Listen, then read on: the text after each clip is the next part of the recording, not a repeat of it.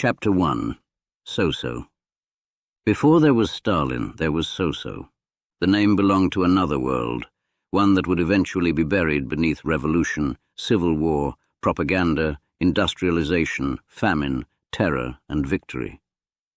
It belonged not to the Kremlin, but to Georgia, not to the 20th century Soviet Union, but to the 19th century Russian Empire, and not to the heavy, carefully manufactured figure who would stare from portraits over factories and railway stations, but to a small Georgian boy growing up in a provincial town beneath the Caucasus Mountains. To begin with, Stalin is therefore to begin too late. The dictator came afterward. The revolutionary came afterward. Even Koba, the hardened underground conspirator whose name would circulate among Bolsheviks and police agents, came afterward.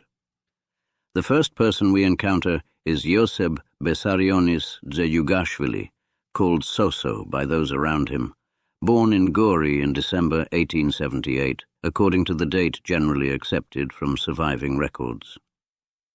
He entered the world not as a Russian, and certainly not as the future ruler of Russia, but as a Georgian subject of an empire whose political center lay hundreds of miles to the north. His first language was Georgian. His childhood landscape was Georgian. His songs, stories, religious traditions, and earliest sense of belonging were formed in Georgia. Russia was already present, but it was present as empire, in administration, education, soldiers, officials, and the institutions through which an enormous state attempted to govern peoples who did not necessarily think of themselves as Russian. Gori was not an obvious birthplace for one of the most powerful men in modern history. It was a small town lying where routes through eastern Georgia converged, surrounded by an ancient landscape of mountains, valleys, vineyards, fields, and villages. Above it stood the old fortress, a stone reminder that conquest was hardly new to this part of the Caucasus. Armies and empires had passed through Georgia for centuries. Persians, Ottomans, and Russians had competed for influence in a country divided by geography and exposed by its position between larger powers. The Georgian kingdoms had gradually come under Russian rule in the opening years of the 19th century, and by the time So-So was born, the imperial presence was established. Yet annexation did not erase Georgian identity. Language survived. The Georgian Orthodox Church had been subordinated to Russian ecclesiastical authority, but religion remained woven into ordinary life. Poetry possessed an importance that outsiders could easily underestimate. Stories of warriors, rebels, kings, and resistance belonged to the cultural atmosphere. The Caucasus was not merely a borderland on a Russian map. For the people living there, it was the center of their own history, and young So-So grew up within that history before he ever encountered Marx. His family occupied none of the comfortable levels of Georgian society. Stalin would later be surrounded by monumental representations of himself, but his beginnings were narrow, precarious, and poor. His father, Bessarion Dzeyugashvili, usually called Beso, was a shoemaker. His mother, Ekaterine Geladze, known as Keke, came from a peasant background and worked relentlessly to keep the household alive. Their earlier children had died in infancy. So-So survived. That simple fact mattered in a world where childhood mortality remained brutally common. Keke became intensely devoted to him, and whatever later mythology was constructed around Stalin's childhood, the basic material circumstances were harsh enough without embellishment. Money was uncertain. Work was physical. Disease was ordinary. Security could disappear quickly. A household such as theirs stood close to the edge, where illness, unemployment, or family breakdown could transform poverty into catastrophe. Beso appears in many accounts as a violent and increasingly alcoholic father, and later recollections describe beatings within the household. Some details have become entangled with legend because almost every episode in Stalin's early life was eventually searched for clues to the dictator he became. This temptation must be resisted. Millions of children experienced poverty, domestic violence, and insecurity without becoming Stalin. Childhood does not provide a simple mechanical explanation for dictatorship, yet neither should the environment be ignored. So grew up where physical force was not abstract. Authority could hurt, men fought, families endured instability. The world was not arranged to protect a poor child from humiliation or violence. Beso's fortunes as a shoemaker deteriorated, and the marriage between his parents became deeply troubled. Keke increasingly concentrated her ambitions upon her surviving son. She wanted something better for him, and in the society available to her, one of the clearest routes upward was the church. Soso himself was not physically untouched by childhood. Smallpox left marks upon his face.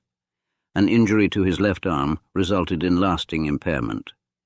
He was relatively short as an adult, and the later official image of Stalin would be carefully managed to disguise physical characteristics inconsistent with the monumental leader presented by propaganda. But there was no monumental leader yet. There was a clever boy in Gori, physically imperfect, intensely watched over by his mother, navigating streets where children formed hierarchies of their own. He sang well. He possessed a strong memory. He showed intellectual ability. He could also be competitive, proud, and difficult. Later acquaintances would remember traits that seemed suggestive when viewed through the knowledge of what came afterward. But memory is treacherous when the child being remembered becomes a dictator. Everyone who once knew Stalin eventually knew how his story ended. Recollections gathered decades later could hardly remain innocent of that knowledge. What can be said with greater confidence is that education changed Soso's horizon. He attended the church school in Gori and distinguished himself academically. For a poor Georgian boy, education was both opportunity and encounter with imperial authority. Russian increasingly became the language required for advancement. The empire did not merely occupy territory with soldiers. It operated through schools, bureaucracies, churches, and linguistic expectations. Russification varied across time and place, but Georgian students could experience the educational system as an intrusion into their culture. The distinction between being educated and being Russianized could become painfully narrow. Soso learned Russian, eventually mastering the language in which much of his revolutionary and political life would be conducted, but he never ceased to carry a Georgian accent. Long before he ruled an empire from Moscow, he had learned one of the central facts of imperial life: language could be power. Georgia itself was changing. Railways and commercial development were connecting the Caucasus more tightly to the wider imperial economy. Tiflis, today's Tbilisi, was becoming a major administrative and cultural center. New social classes were emerging. Workers gathered in workshops, railway facilities, and factories. Intellectuals argued over what Georgia was and what it should become. National consciousness was growing among educated Georgians, expressed through literature, journalism, and cultural revival. Russia was not simply a distant ruler. It was the political structure within which Georgian intellectuals had to define themselves. Some wanted greater cultural autonomy. Some moved toward nationalism. Some imagined reform within the empire. Others would eventually embrace revolutionary ideologies that promised to destroy the social and political order altogether. Before Soso encountered these larger arguments, however, he encountered Georgian literature. Among the works that captured his imagination was The Patricide by Alexander Kazbegi, a Georgian writer whose stories drew upon the mountain world of the Caucasus. One of its heroic figures was Koba, an outlaw and avenger, a man of fierce loyalty and resistance. The name lodged in Soso's imagination. Years later, he would adopt it for himself. This was more than a convenient pseudonym. Revolutionary underground life required false names, but names also allowed reinvention. Yoseb Yugashvili was the son of a struggling shoemaker. So-So was the boy his mother knew. Koba was something chosen. The distinction would become important.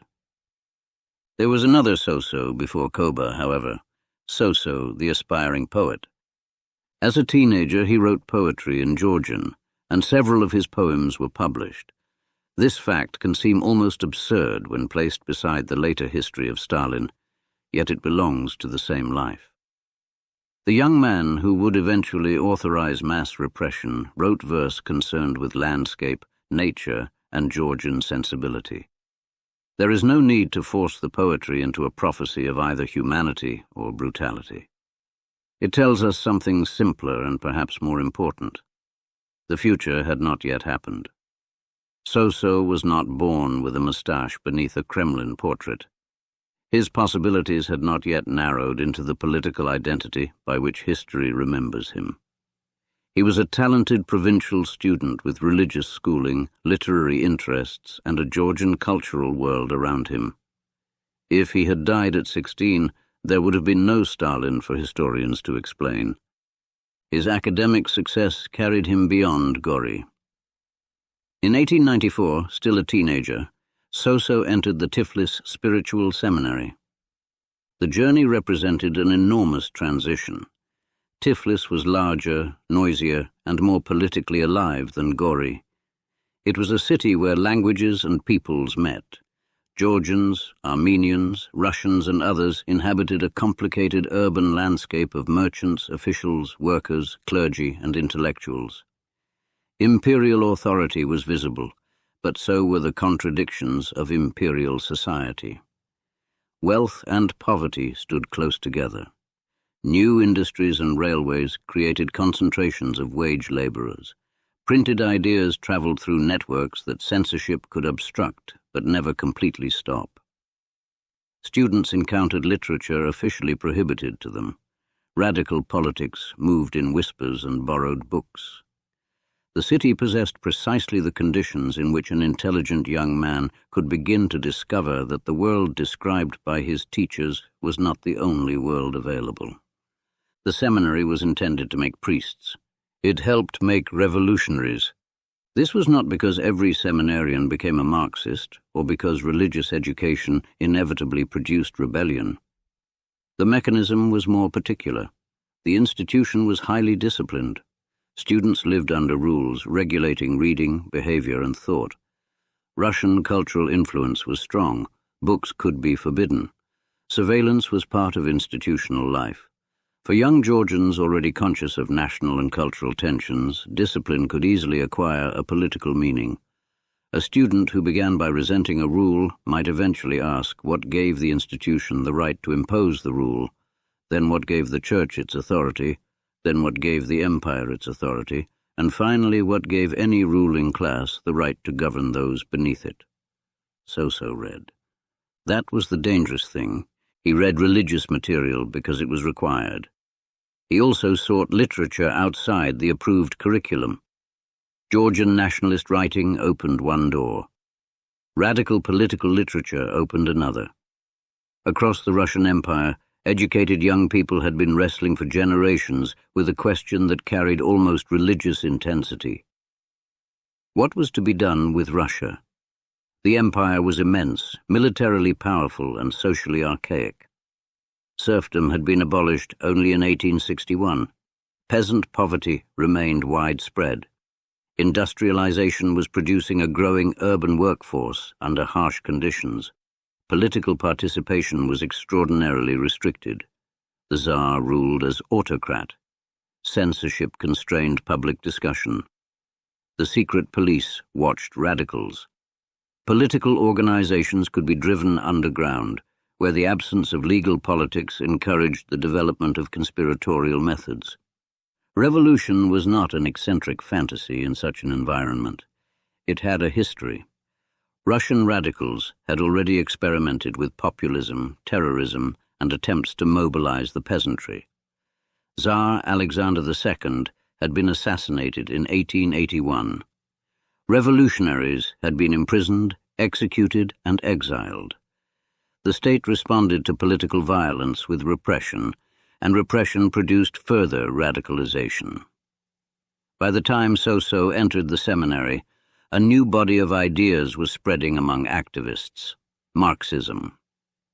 Karl Marx had written primarily about capitalism in industrial societies, and Russia did not fit neatly into the model.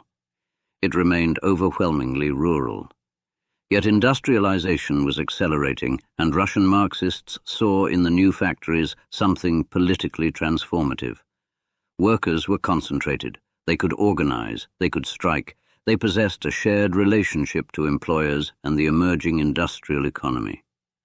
Marxism also offered something that other revolutionary traditions did not always provide: a theory claiming that history itself moved according to comprehensible forces. Capitalism would develop contradictions, classes would struggle, the proletariat would become politically conscious. Revolution was not merely desirable, it could be presented as historically necessary. For a young man educated in religion, there may have been something structurally familiar in such certainty, though we should be careful not to reduce conversion to Marxism to displaced faith. Marxism offered So-So an explanation of power that connected the poverty he had known in Gori with systems far larger than one violent father or one struggling household. It interpreted inequality as structure. It identified classes rather than merely cruel individuals. It turned resentment into analysis and analysis into political purpose. Most importantly for the young revolutionary, it suggested that the existing order could be destroyed. So-So began moving away from the future his mother had imagined for him. Keiki wanted a priest. The empire would receive something else. His involvement with radical circles increased during his seminary years.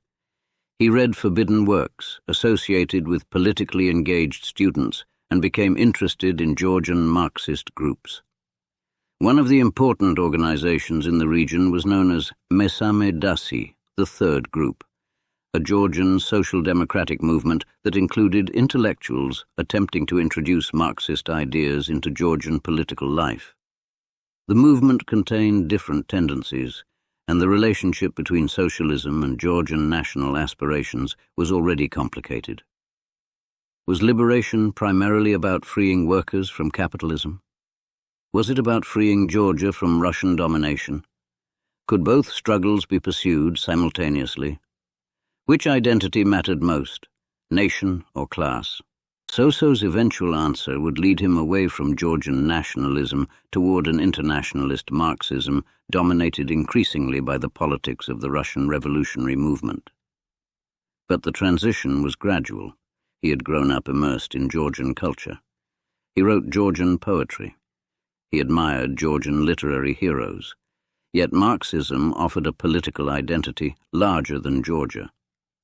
Workers in Tiflis, Baku, Batumi, Moscow, and St. Petersburg could theoretically belong to the same historical struggle. The empire itself, with its railways, industries, and centralized repression, unintentionally created networks through which revolutionaries could imagine a common enemy. The seminarian was becoming an organizer. This mattered because Stalin's later political strength would not primarily lie in great public oratory. He was not Trotsky, capable of electrifying huge crowds with sweeping rhetoric. Nor was he Lenin, whose theoretical arguments and strategic interventions gave him an extraordinary position within Russian Marxism. So-So's talents developed in a different environment: small meetings, personal contacts, secret networks, organizational discipline, the movement of literature, the cultivation of reliable people, the practical requirements of illegal politics. Underground politics rewarded certain characteristics. You needed patience, you needed suspicion, you needed to remember who could be trusted. You needed to understand that the man sitting beside you might be a police informer. You needed false addresses, secret printing arrangements, and coded communication. You needed the ability to disappear. The revolutionary underground was a school before it was an army, and So-So was learning its curriculum. The Tsarist state had good reason to take revolutionary activity seriously. Political opposition was not merely theoretical. Strikes could disrupt industry.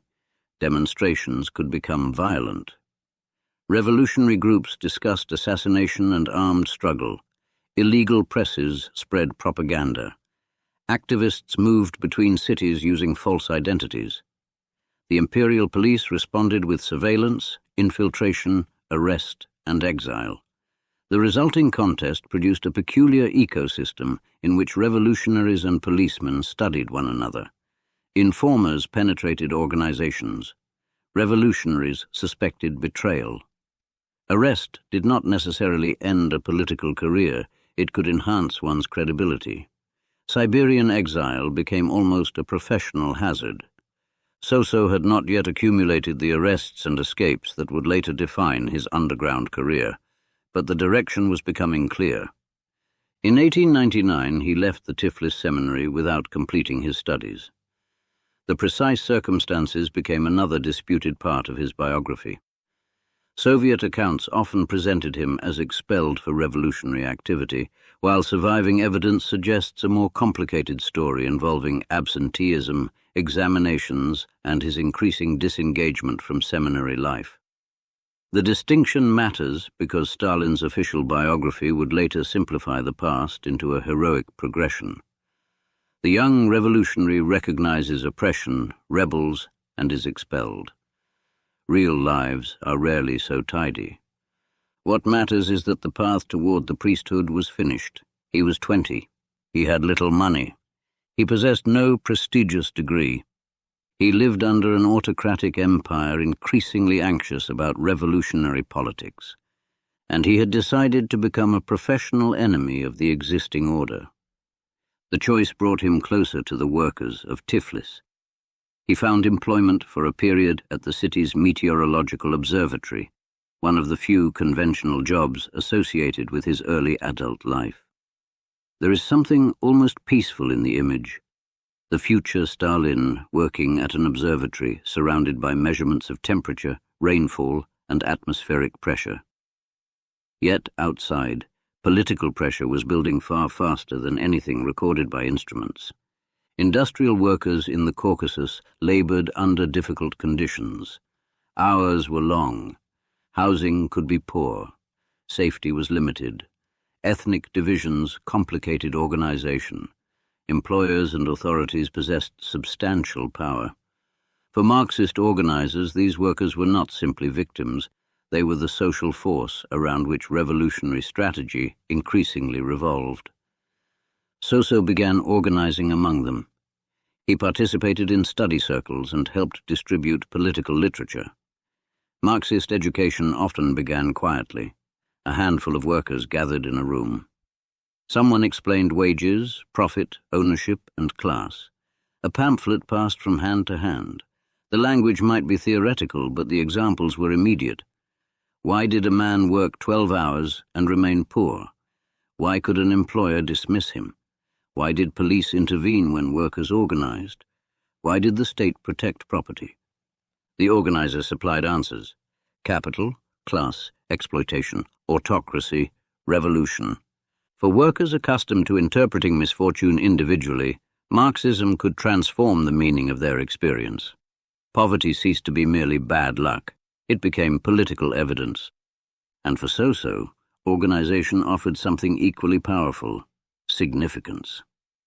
He was no longer merely Beso, the shoemaker's son. He was no longer merely Kiki's gifted child. He was no longer merely the Georgian seminarian writing poetry. He belonged to a movement that claimed to understand history. The transition in identity was beginning. Soon the name Soso would become less useful. The police would learn Yoseb Jugashvili. Comrades would increasingly know another man: Koba.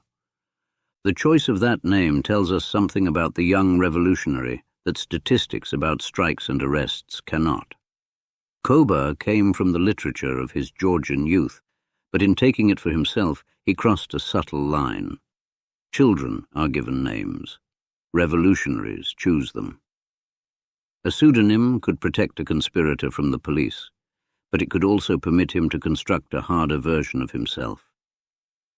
Koba was not the obedient seminarian his mother had hoped to create. Koba did not belong to the shoemaker's household in Gori.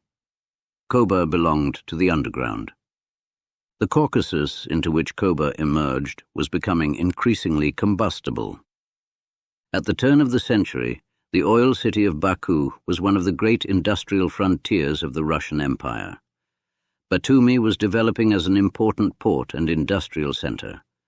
Railways carried petroleum, goods, workers, soldiers, and ideas. Economic modernization was producing enormous fortunes and enormous grievances at the same time. Armenians, Georgians, Russians, Azerbaijanis, and others lived and worked within societies where class and ethnicity could overlap in dangerous ways. A strike might begin over wages and become political. A demonstration could collide with police. National tensions could erupt into violence. Revolutionaries moved through this world seeking opportunities to turn discontent into organization. Koba was good at that kind of work. Not glamorous work, not yet the work of history textbooks, rooms smelling of tobacco and damp clothing, pamphlets hidden beneath coats, meetings interrupted by rumors of police, workers waiting after dark, messages carried between men who used names that were not their names. Printing equipment moved before a raid, money collected, addresses memorized and abandoned, a knock at the door capable of changing a life. This is where the future Stalin must first be sought, not at Yalta beside Churchill and Roosevelt, not standing above Lenin's mausoleum, not signing execution lists in the Kremlin, not examining military maps while German armies approached Moscow.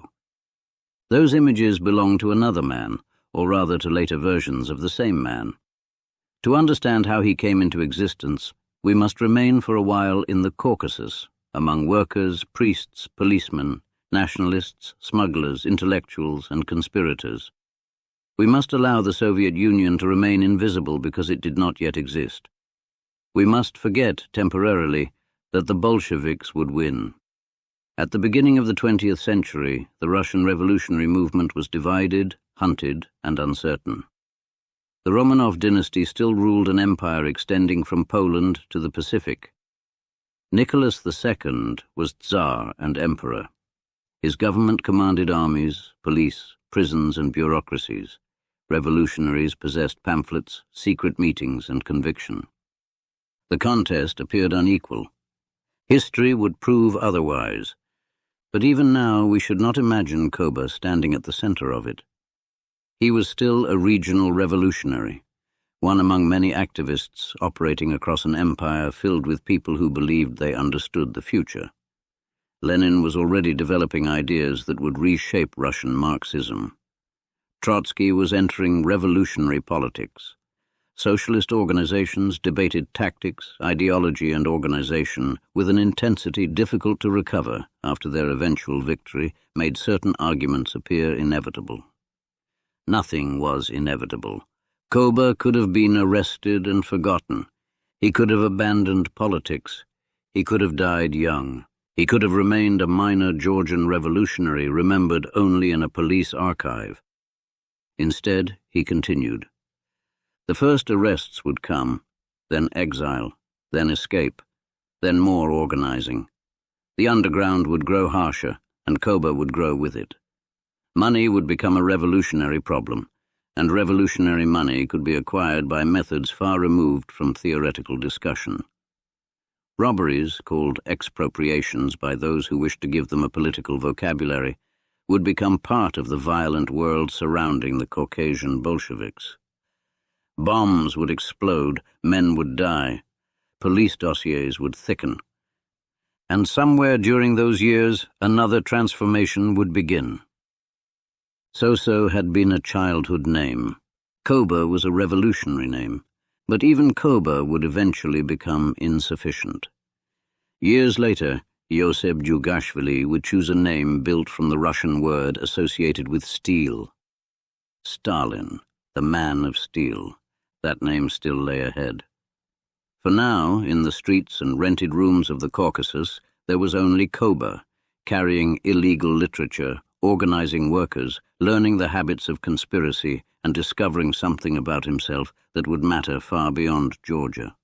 He was comfortable in organizations where information was scarce, loyalty uncertain, and power hidden. The seminary had taught discipline. The empire taught secrecy.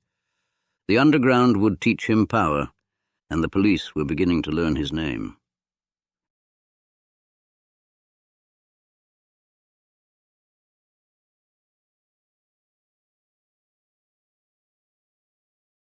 Chapter 2. Koba. By the opening years of the 20th century, the boy called Soso was disappearing. He did not vanish all at once. His mother still knew him by the old name, and Gori remained behind him with its fortress, its church bells, its narrow streets, and the memory of a shoemaker's household in which ambition and poverty had lived uncomfortably together. He was still Ioseb Yughashvili on official documents when official documents could find him. But underground movements have their own geography and their own language, and the young man who moved through the workers' districts of Tiflis was entering a society in which names were temporary things. A revolutionary might possess one name for the police, another for a landlord, another for comrades, and another for correspondence. Identity became something carried lightly because the state was always attempting to seize it. Among the names Yughashvili adopted, one mattered more than the others. He had taken it from the Georgian literature of his youth. Koba, the avenger, the outlaw, a man outside ordinary authority. It was an adolescent choice in one sense, almost romantic, but it would endure because the life he was entering increasingly resembled the world the name implied. Koba would live in rented rooms, railway compartments, workers' quarters, prisons, and places of exile. He would speak to men who expected arrest. He would learn that organizations could survive only if individuals obeyed them. He would discover that ideology without money accomplished very little, that loyalty was never completely certain, and that violence could be transformed by political language into necessity. Stalin was still years away. Koba came first. The Caucasus was a good place to learn revolution because almost everything there was under pressure. The Russian Empire had imposed political unity upon a region that possessed little natural unity of its own. Mountains divided communities as effectively as borders. Georgians, Armenians, Azerbaijanis, Russians, and many smaller peoples lived within overlapping worlds of religion, language, commerce, and memory. Imperial administrators attempted to govern them from above, while industrialization was rearranging life from below. Railways cut across older landscapes. Oil transformed Baku into one of the great industrial cities of the age. Batumi became a major Black Sea port through which petroleum products flowed toward international markets. Tiflis remained the administrative center of Russian Transcaucasia, a city in which imperial officials and revolutionary conspirators could pass through the same streets without inhabiting the same political universe. Into this world came Marxism, carrying a vocabulary that promised to make sense of disorder. Nationality mattered, Marxists argued, but beneath nationality stood class. A Georgian worker and an Armenian worker might worship in different churches, speak different languages, and inherit different histories, yet both sold their labor. A Russian employer and a Georgian employer might quarrel over culture while sharing an economic interest in wages remaining low. The argument had tremendous appeal precisely because the Caucasus was so divided. Marxism proposed that beneath the visible complexity existed a simpler conflict: workers against capital, revolution against reaction, history against those attempting to stop it. Koba absorbed this way of seeing the world with increasing seriousness. He was not yet a major theorist. His importance came from usefulness. The revolutionary underground needed people who could perform practical work without requiring applause. Someone had to organize meetings. Someone had to find rooms. Someone had to distribute literature. Someone had to maintain connections between groups whose members could not safely advertise their existence. Someone had to speak to workers in language that connected abstract theory with wages, hours, foremen, and police. Kober could do these things. He possessed patience, memory, and a capacity for sustained political work. He could be abrasive, and contemporaries would later remember his resentments and quarrels, but underground politics did not necessarily reward charm. It rewarded persistence. There was also a hardness developing in him that suited the environment. The romantic revolutionary imagined himself defying tyranny in a dramatic gesture. The practical revolutionary spent hours arranging things: lists, contacts, money, literature, safe places, meetings. The work could be monotonous until suddenly it became dangerous. A policeman appeared at a door. A comrade failed to arrive. A meeting place had been compromised. Someone had talked.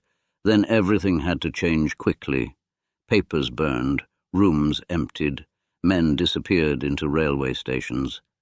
The empire had been fighting such people for decades and had developed institutions for the purpose. The Department of Police and its security apparatus maintained surveillance networks, employed informers, and followed suspected revolutionaries. The secret police became known popularly through the Okhrana, and its agents penetrated revolutionary organizations with disturbing effectiveness. The underground therefore existed in a permanent atmosphere of uncertainty. A trusted comrade might be brave, foolish, frightened, or paid by the police. There was rarely any immediate way to know which. Suspicion became rational. That fact would matter. It is tempting to look at the later Stalin, obsessed with conspiracies, demanding confessions, searching constantly for hidden enemies, and trace everything backward to these years. The line is not so simple. The mass terror of the 1930s cannot be explained merely by the habits of a young conspirator. Yet the underground did teach lessons that could survive long after the circumstances producing them had vanished. Organizations were infiltrated. People did betray one another. Governments did employ secret agents. Information was power. Secrecy could preserve life. Loyalty had to be tested. An enemy did not always announce himself as an enemy.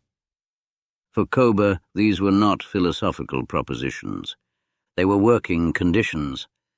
By 1901, the police were taking a serious interest in him. He moved increasingly into clandestine existence, leaving the meteorological observatory and becoming, in practical terms, a professional revolutionary. This was an unusual occupation because it produced almost nothing recognizable as a normal life. There was no stable career, no respectable household, and no dependable salary. A revolutionary depended upon party resources, supporters, and improvisation.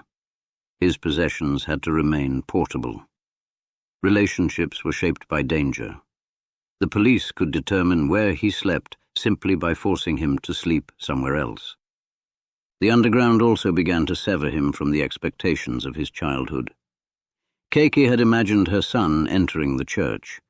Instead, he had entered a movement that regarded religion as part of the social order it intended to overturn. The seminary student who had once sung in a choir was now helping organize opposition to the Tsar. This transformation was not unique. Imperial Russia produced generations of educated young people who passed from religious or respectable institutions into radical politics. The state's refusal to permit meaningful political participation created a peculiar consequence. Opposition tended to become revolutionary because legal channels through which it might have developed were narrow or non-existent. When there is no parliament capable of replacing a government, politics begins to imagine replacing the system. Kober moved southwest to Batumi, and there the revolution became more physical. Batumi smelled of the sea, petroleum, machinery, and labor. Its port connected the Caucasus to international commerce, and industrial enterprises had drawn workers into difficult conditions. Among the most important operations were those associated with the Rothschild oil interests and the refinery of the Nobel Enterprise. Industrial capitalism in Batumi was not an abstraction from a Marxist text. It was visible in tanks, workshops, docks, and exhausted men. Workers could see wealth leaving through the port while their own lives remained insecure. Koba organized among them. His precise role in every incident is difficult to reconstruct because underground movements generate competing memories, partisan accounts, and later political mythology. Stalin's official biographies would inflate his revolutionary importance, while enemies sometimes minimized it. The historian has to move between these distortions. What is clear is that Koba participated actively in labor agitation and revolutionary organization in Batumi, helping produce leaflets and encouraging worker mobilization. In early 1902, tensions intensified around dismissals at the Rothschild refinery. Workers protested. Arrests followed. A demonstration was organized demanding the release of detained workers. The authorities responded with force. On March 9, 1902, according to the old Russian calendar then in use, demonstrators confronted troops and police. Shots were fired. Workers were killed. The number of dead was small compared with the slaughter that would later define Russia's revolutionary era, but numbers can conceal the psychological scale of an event. Imagine the worker who has spent years beneath the authority of a foreman suddenly standing in a street beside hundreds of others. For perhaps the first time he experiences collective power.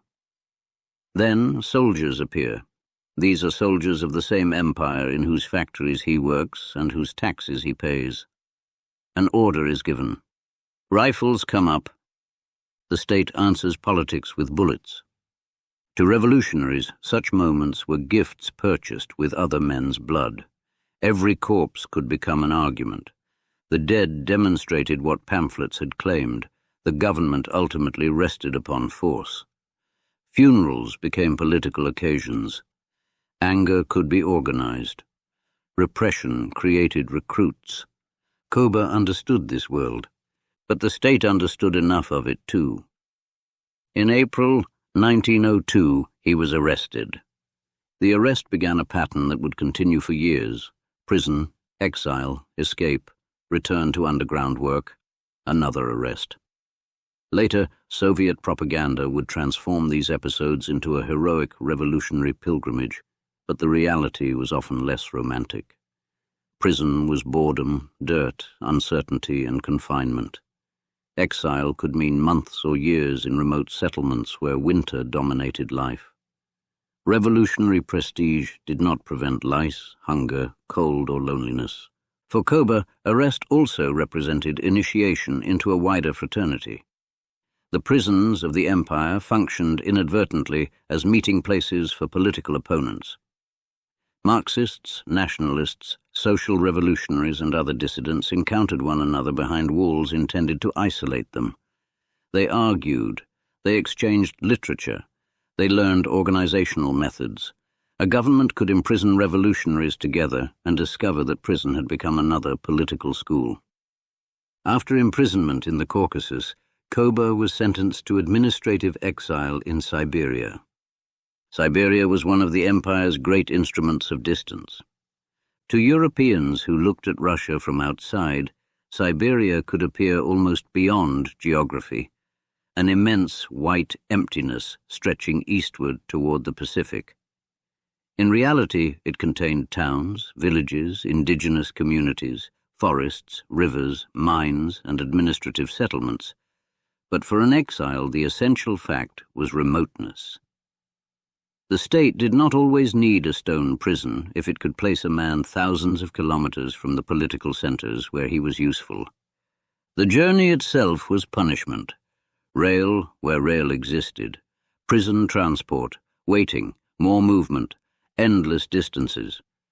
As the settlements thinned and the cold strengthened, the empire demonstrated its size not through maps, but through exhaustion. A man could travel for weeks and remain within the same state. Koba was sent to Novaya Uda in eastern Siberia. Winter there was not the decorative winter of paintings. Cold entered wood, clothing, and bone. roads hardened, breath froze against facial hair. Darkness lengthened. For an exile from Georgia, the climate itself must have emphasized how completely the government had displaced him from the Caucasus. But administrative exile contained a weakness. It depended upon distance more than walls. Political exiles were often able to escape, particularly if they possessed money, contacts, and determination. The empire was enormous, and enormous states can be difficult to police everywhere at once. Papers could be obtained. Routes could be learned. Railway networks that carried prisoners east could carry escapees west. Koba escaped. He returned to the Caucasus in 1904. The cycle had begun. He was 25 years old. Already he had abandoned one career, entered illegal politics, organized workers, experienced a violent confrontation with imperial authority, been arrested, imprisoned, transported across the empire, and escaped from Siberian exile. These experiences did not yet make him exceptional among Russian revolutionaries. Many possessed biographies equally dramatic. Some had endured worse. What distinguished Koba would become apparent only gradually. He continued. While Koba had been moving between Batumi prison and Siberia, Russian Marxism had undergone a division whose consequences would be immense. In 1903, the Russian Social Democratic Labour Party split. The immediate disagreements involved questions of organization and party membership, but beneath them lay competing ideas about what a revolutionary movement should become. Vladimir Lenin advocated a highly disciplined organization of committed revolutionaries capable of operating under the conditions imposed by autocracy. His opponents resisted aspects of this conception and the methods by which Lenin pursued control. The factions became known as Bolsheviks and Mensheviks, terms originally derived from temporary majorities and minorities at the party congress, but eventually hardened into political identities. Koba aligned himself with the Bolsheviks. This decision was crucial. Lenin's vision of revolutionary organization suited many of the habits Koba had already acquired. A clandestine movement could not operate like an open debating society. Police infiltration was real. Arrest was constant. Communications were difficult. A professional revolutionary had to submit personal convenience to organizational necessity. Discipline was not merely desirable. It could be presented as the condition of survival. In Georgia, however, Menshevism became particularly strong. Georgian Marxism developed a substantial popular base, and many Georgian Social Democrats preferred the Menshevik tendency. Koba therefore found himself politically isolated even within his native environment. The Georgian who had moved away from nationalism now aligned himself with a faction that often placed him against other Georgian socialists. This too was formative. Politics became not simply revolutionaries against the state, but revolutionaries against other revolutionaries. The enemy could stand beside you on the left. Arguments over doctrine, tactics, and organization became ferocious because participants believed history itself was at stake. To outsiders, disputes about committees and membership rules could appear absurdly technical. To professional revolutionaries, they concerned who would control the movement that intended to control the future. Then, in 1905, the future seemed suddenly to arrive. The Russian Empire began to crack. The causes were numerous. Rapid industrialization had created social pressures. Peasant grievances remained unresolved. Political opposition was growing. The disastrous war against Japan exposed weaknesses in the state and humiliated the government. Then, in January 1905, workers in St. Petersburg marched toward the Winter Palace carrying petitions and religious images, hoping to appeal directly to Tsar Nicholas II. Troops fired upon them. Bloody Sunday shattered one of the remaining illusions of paternal autocracy. Strikes spread. Peasants attacked estates, national movements intensified, sailors mutinied, workers formed councils, Soviets, to coordinate action. Across the empire, authority suddenly seemed less permanent. In the Caucasus, the crisis combined with existing social and ethnic tensions to produce extraordinary disorder. Strikes disrupted industry. Armed groups appeared. Government control weakened in places. Violence between Armenians and Azerbaijanis tore through communities. Georgian districts experienced revolutionary mobilization on a scale far beyond the small underground circles of previous years. For Koba, 1905 was an education no seminary could have provided. A revolution was no longer something printed in a book. It was happening around him. And revolutions were messy. Workers did not always behave according to theory. Peasants pursued local grievances. National identities competed with class solidarity. Crowds could be courageous in the morning and frightened by evening. Government officials could disappear temporarily and return behind troops. Political organizations needed weapons, money, printing presses, messengers and men willing to use violence. The revolutionary discovered logistics. That lesson would stay with him. The 1905 revolution also brought Koba into closer contact with the wider Bolshevik movement. In December, he traveled to a Bolshevik conference in Tampere, in Finland, then an autonomous Grand Duchy within the Russian Empire. There, according to later accounts, he met Lenin. The meeting would acquire enormous retrospective significance because Lenin and Stalin would eventually become the two names most closely associated with the creation and consolidation of the Soviet state. But in 1905, the relationship was radically unequal.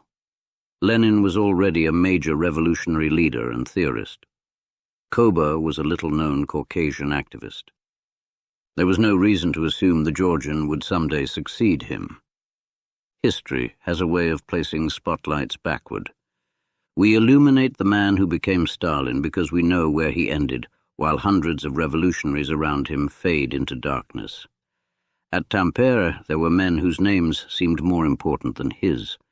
Some would later die in the revolution, some would oppose the Bolsheviks, some would be executed by Stalin, some would simply be forgotten. Koba returned to the Caucasus. The revolution of 1905 failed to overthrow the Tsar. Nicholas II conceded a parliament, the Duma, and issued promises of political rights, but the autocracy survived. Troops reasserted control. Revolutionary organizations were driven underground again.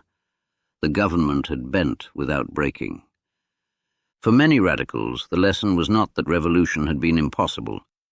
It was that they had been insufficiently prepared. The movement needed stronger organization. It needed discipline, it needed weapons, and it needed money. Money was a problem every underground movement eventually confronted. Professional revolutionaries needed food, travel, and accommodation. Newspapers required presses, ink, and paper. Weapons had to be purchased. Prisoners needed assistance. Escapees needed documents. Conferences required journeys across countries. An organization dedicated to abolishing capitalism discovered that revolution was expensive. There were legal and semi-legal ways to raise funds through donations and supporters. There were also other ways. The revolutionary vocabulary supplied a useful word, expropriation. It sounded theoretical. What it could mean was armed robbery. Bolshevik attitudes toward such operations were complicated and changed over time, especially as party congresses attempted to restrict them.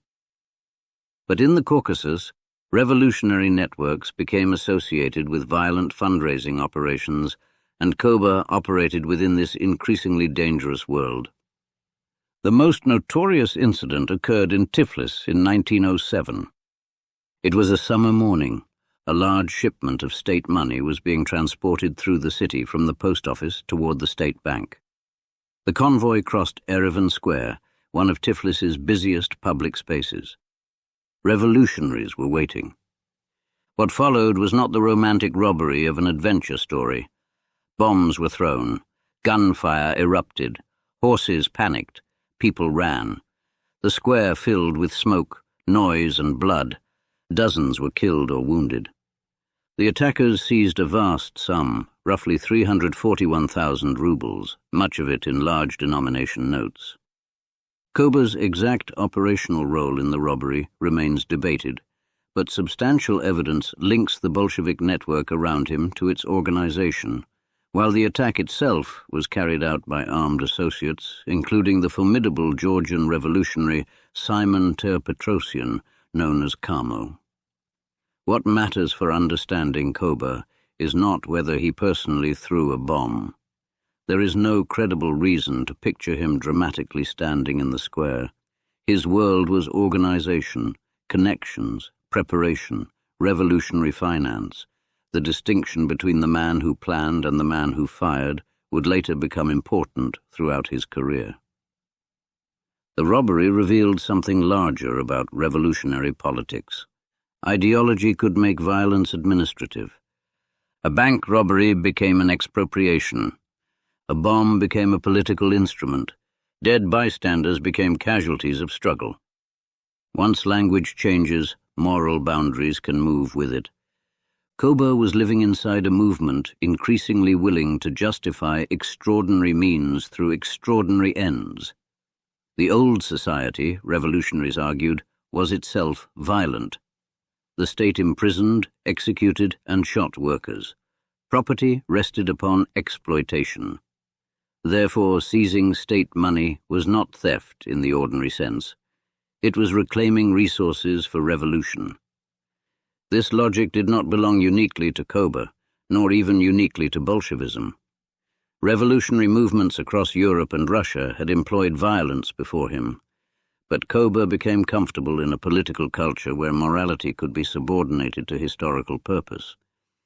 The consequences of the Tiflis robbery reached beyond Georgia. The stolen, large-denomination notes were difficult to exchange because their serial numbers were known, and attempts to cash them abroad created scandal. Bolshevik leaders became entangled in controversy. The operation exposed tensions between official party decisions and clandestine practices. Koba nevertheless survived. Again. Police surveillance intensified, arrest followed arrest, exile followed exile. He married Ekaterina Svanidze, known as Kato, in 1906, and for a brief period there was something resembling domestic life. She came from a family connected to his revolutionary circles. Their son Yakov was born in 1907. Then Kato became ill. She died later that year, probably of typhus. She was young. Whatever emotional armor Koba had developed did not make him immune to the loss. Accounts of her funeral describe genuine grief. Later recollections attribute dramatic statements to him about the death destroying his remaining warm feelings, although such quotations should be treated cautiously. People reconstruct turning points after the fact, especially when the bereaved husband later becomes Stalin. Still, the event mattered. A wife was dead, a small son remained. Koba did not settle into fatherhood. The revolution came first. Yakov was largely raised by relatives in Georgia, while his father continued underground political work. This choice offers a clearer window into Koba than any questionable funeral quotation. He had entered a form of politics that demanded total commitment, and he accepted the demand. Family could be separated from mission. Ordinary obligations could be postponed indefinitely because history was supposedly approaching its decisive moment. The professional revolutionary had become a man without a conventional home. That made him difficult to capture permanently. It also made him difficult to anchor. Between 1908 and 1913, arrests and exiles accumulated. Baku became another important arena of his activity. The oil city was harsher than Tiflis, blackened by industry and crowded with workers whose lives existed beside enormous concentrations of wealth. Derricks covered parts of the landscape. Petroleum soaked soil and air. Fires could turn the night sky orange. Workers labored amid machinery, heat and fumes. Ethnic communities lived beside one another uneasily. It was capitalism in a raw form, the kind of place in which Marxist descriptions of class conflict required little imagination. Koba organized, wrote and fought factional battles. He was arrested, he was exiled, he escaped, he returned. Again.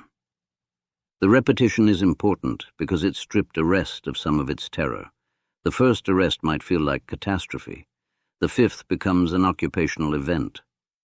A man learns how police question prisoners, how transport works, which documents matter, how exile settlements are supervised, which routes lead back west. The state was training its enemy. Koba was also becoming known to Lenin. Not famous, useful. That distinction matters enormously. Revolutionary movements contain brilliant speakers and famous intellectuals, but they also require people who make organizations function. Lenin increasingly valued individuals capable of maintaining Bolshevik activity under difficult conditions. Koba's work in the Caucasus, his factional loyalty, and his organizational experience gradually brought him upward. Yet his identity was changing again. Koba was deeply Georgian as a cultural creation. The name itself belonged to Georgian literature. But his political ambitions now extended across the empire. He needed a persona that could travel beyond the Caucasus. In 1912 and 1913, while rising within Bolshevik circles, Yughashvili began using another pseudonym with increasing regularity: Stalin. The name was constructed from stal, steel. It was Russian rather than Georgian in resonance, hard, industrial, impersonal, a name for a different stage. This was not merely cosmetic. Revolutionary pseudonyms were common, and Lenin himself was Vladimir Ulyanov. Yet Yughashvili's sequence of names maps remarkably well onto the stages of his development. Sozo belonged to family. Koba belonged to rebellion. Stalin would belong to power. Before that power could arrive, however, the empire would send him farther away than ever before. In 1913, the police arrested him once again. This time the authorities were less careless about where they sent him. He was transported deep into northern Siberia to the Turukhansk region, near the Arctic Circle. Escape would be far more difficult. Winter there could reduce the world to snow, forest, frozen rivers, and darkness. Settlements were separated by enormous distances. The cold was not simply uncomfortable, it governed movement itself. Koba had escaped exile before. Stalin would not escape this one so easily. He would remain in Siberia for years, and while he waited in that frozen isolation, the world beyond him would begin to destroy itself. In 1914, Europe went to war. Millions of men entered armies. Empires mobilized. The Russian state that had pursued Koba through safe houses, prisons, and exile settlements now committed itself to a conflict of unimaginable scale. At first, the Romanov dynasty still appeared enormous. The Tsar still sat upon his throne. The army still marched beneath imperial banners. The police still maintained files on revolutionaries. And somewhere in Siberia sat a Georgian exile who had spent most of his adult life fighting a government that seemed far stronger than he was. 3 years later, that government would be gone. Soso had disappeared. Koba had almost completed his work. The name Stalin was waiting, and Russia was moving toward the year that would make it matter.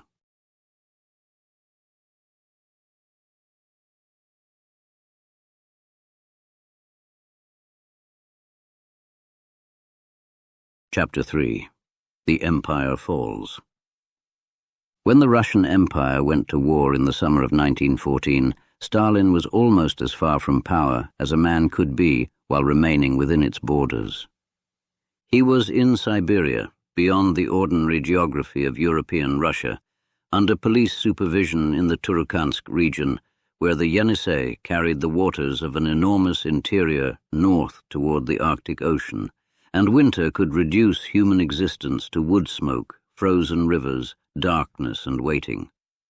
There were no crowds for him to organize, no factory gates at which to distribute leaflets, no convenient railway station from which to disappear after an arrest. The authorities had learned from his earlier escapes. This time they had sent him somewhere where distance itself served as a prison wall. He was 35 years old and still, by any reasonable measure, a minor revolutionary. Lenin was known across the socialist movement. Trotsky was an internationally recognized writer and orator. Other Bolsheviks possessed reputations built through theory, organization, imprisonment, and exile. Stalin, he was now increasingly using that name, was respected within the party for practical underground work. But nothing in 1914 suggested that history was preparing to place the Russian Empire in his hands. Indeed, there seemed every possibility that history might simply leave him in Siberia. The land around Turukhansk was indifferent to politics. That was one of its cruelties. Men in St. Petersburg argued about war and empire. Generals moved divisions across maps. Diplomats exchanged telegrams and newspapers printed patriotic proclamations, but the northern wilderness cared nothing for them. Rivers froze. Snow accumulated against wooden houses. Animals moved through forests according to older laws. The exile who had spent years believing history was accelerating could look across a frozen landscape and see no acceleration at all. A human life might be consumed there without leaving a mark. The revolution could come or fail to come. The forest would remain. Stalin shared this world with other political exiles, including Bolsheviks, who would later occupy important positions in the Soviet state. Among them was Yakov Sverdlov, an exceptionally capable organizer. Exile communities were political microcosms. Men who agreed that the Tsarist order should be destroyed could quarrel bitterly over tactics, personalities, money, and doctrine. The romantic image of revolutionaries united by common suffering dissolves quickly when examined closely. They could be jealous, petty, competitive, and suspicious. They read newspapers when newspapers arrived. They debated events that were already weeks old. They hunted, fished, wrote letters, and waited for remittances. They attempted to maintain intellectual lives in places where simply keeping warm demanded labor. Stalin adapted. He had always adapted. The Georgian boy had adapted to Russian schooling. The seminarian had adapted to forbidden politics. The underground organizer had adapted to police surveillance. The prisoner had adapted to confinement. The exile had adapted to distance. This quality did not make him the most brilliant man in the Bolshevik movement, but brilliance was not the only political resource. Stalin endured circumstances that broke continuity in other men's lives. He could wait. War gave him something worth waiting for.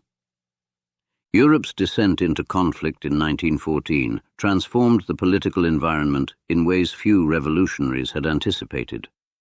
The assassination of Archduke Franz Ferdinand in Sarajevo triggered a chain of mobilizations and declarations of war, but the deeper causes lay in alliances, imperial rivalry, nationalism, military planning, and the dangerous confidence of governments that believed war could be controlled.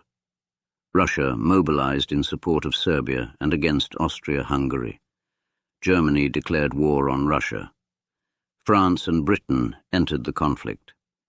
Soon millions of men were moving toward fronts extending across Europe.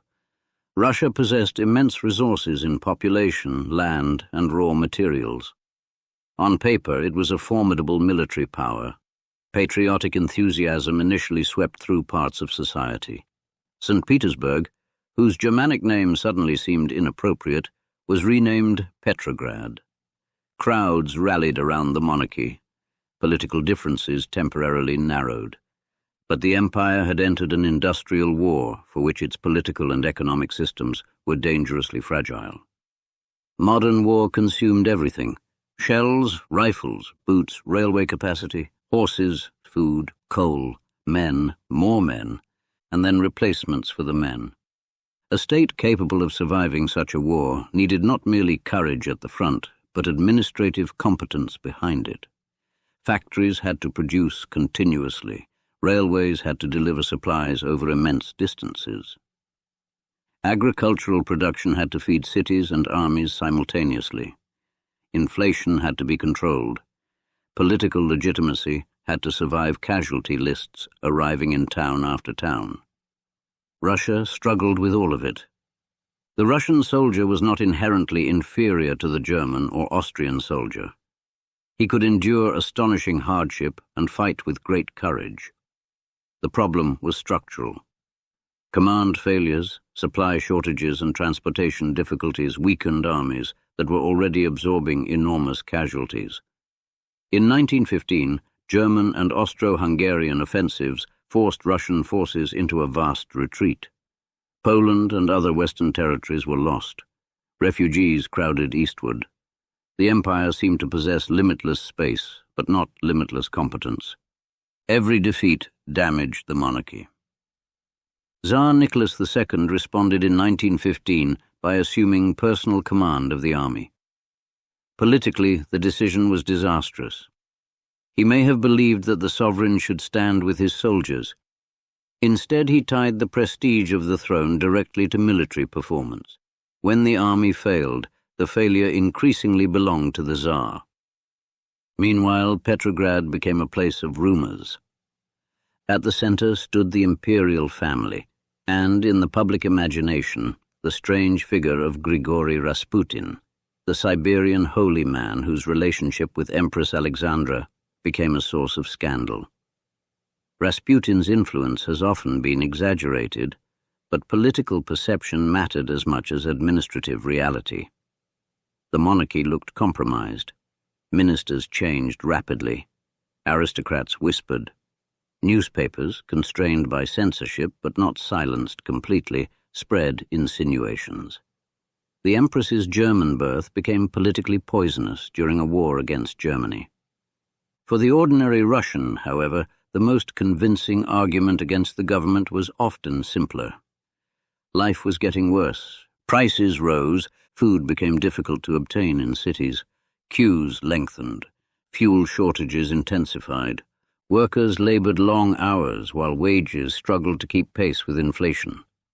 Families received news that husbands and sons had been killed, wounded, or captured. The war that had begun with flags became a struggle over bread. Far away in Siberia, Stalin followed what news he could obtain. The conflict divided the international socialist movement. Many European socialist parties supported their national governments in 1914, shocking Marxists who had expected workers to resist a war between capitalist states. Lenin took an uncompromising position. The imperialist war, he argued, should be transformed into revolutionary civil war.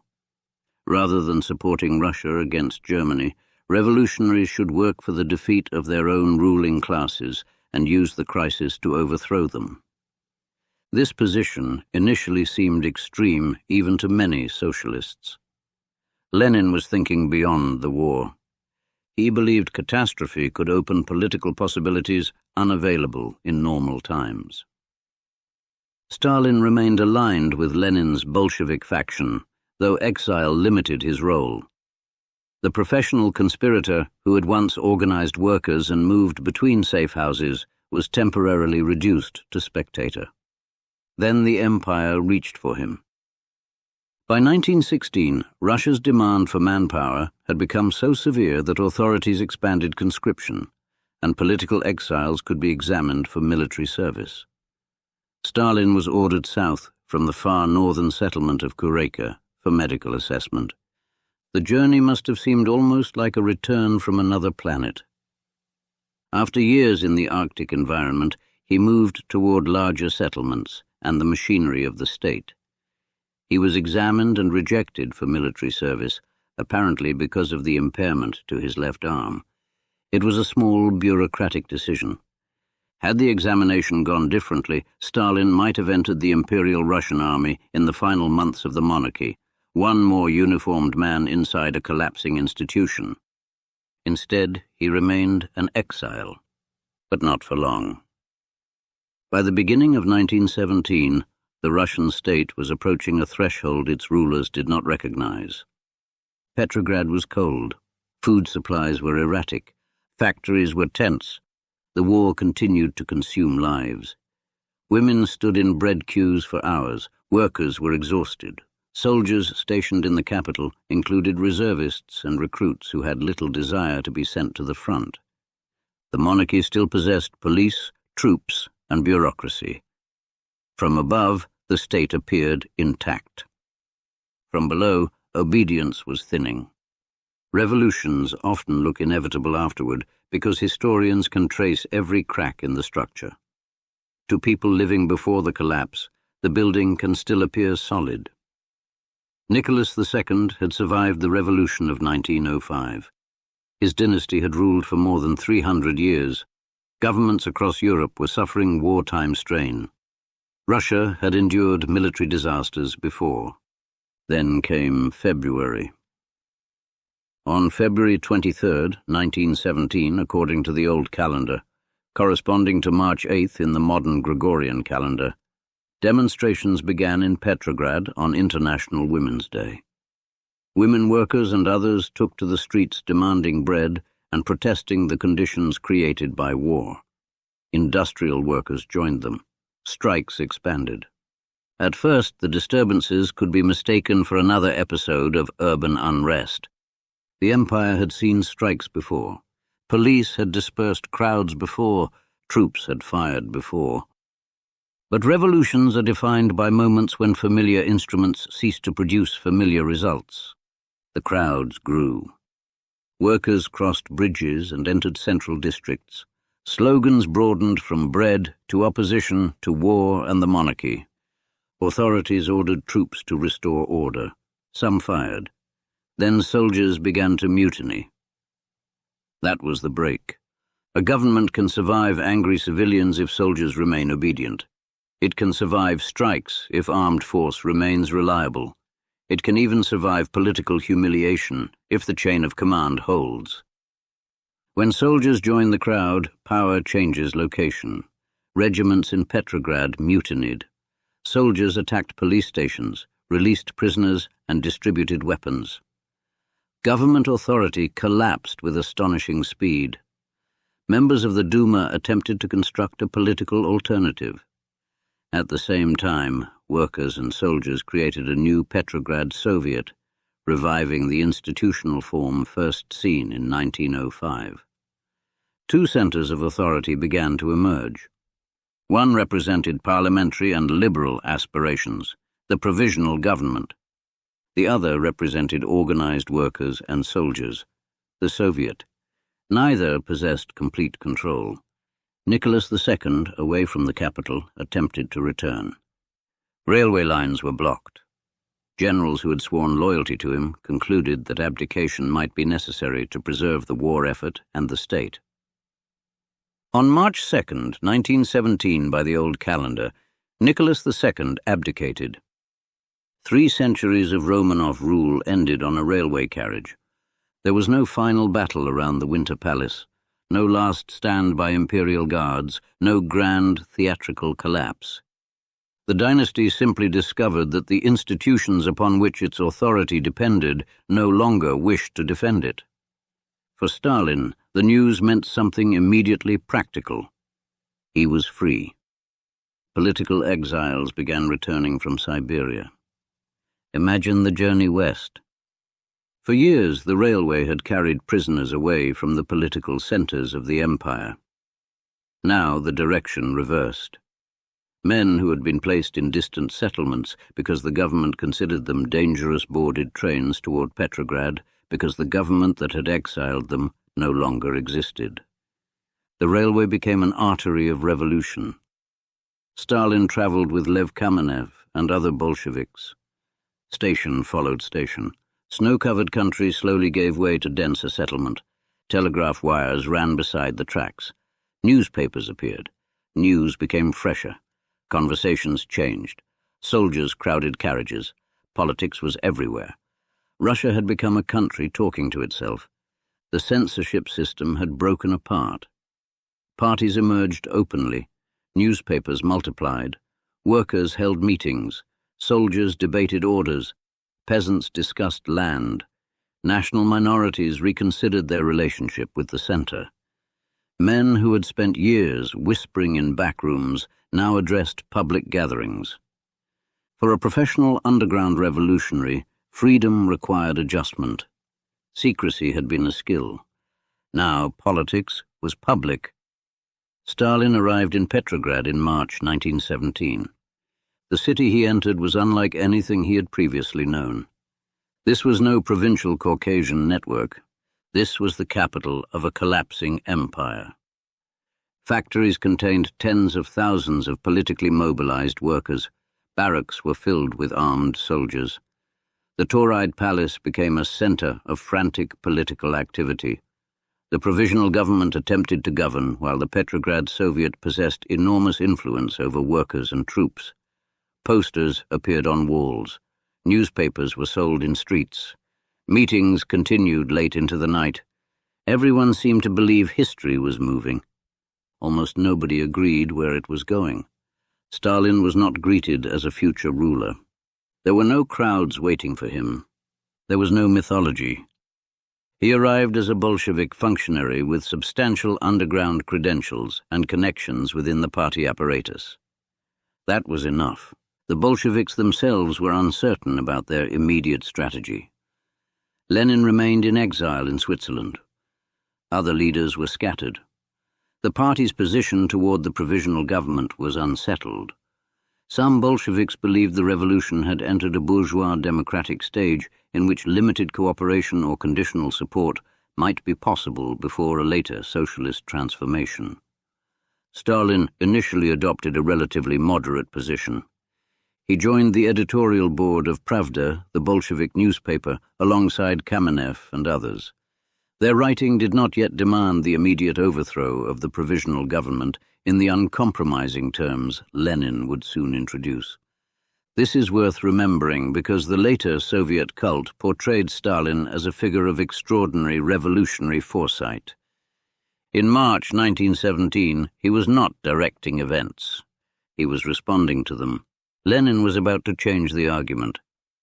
Getting Lenin back to Russia presented an unusual geopolitical problem. He was in Switzerland. Russia was at war with Germany.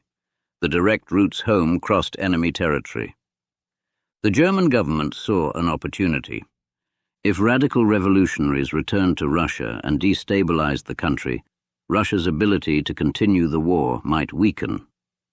Germany therefore permitted Lenin and a group of émigrés to travel across German territory in the famous sealed train arrangement.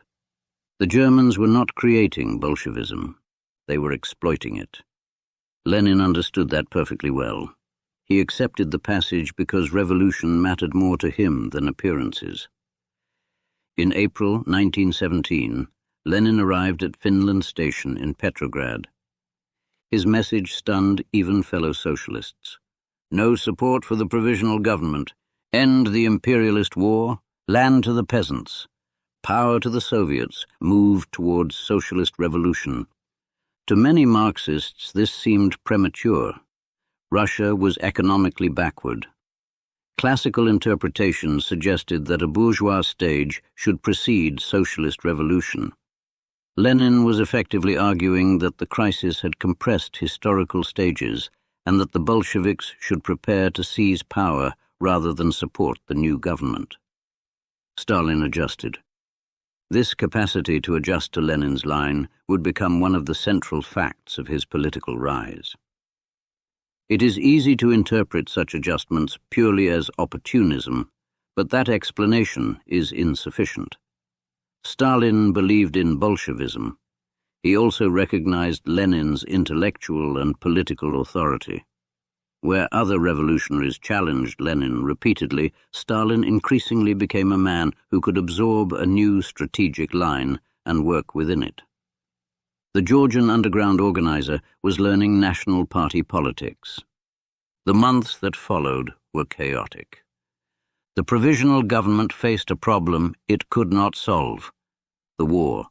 Millions of Russians had expected the February Revolution to bring peace, or at least a fundamental change in the conditions of the war.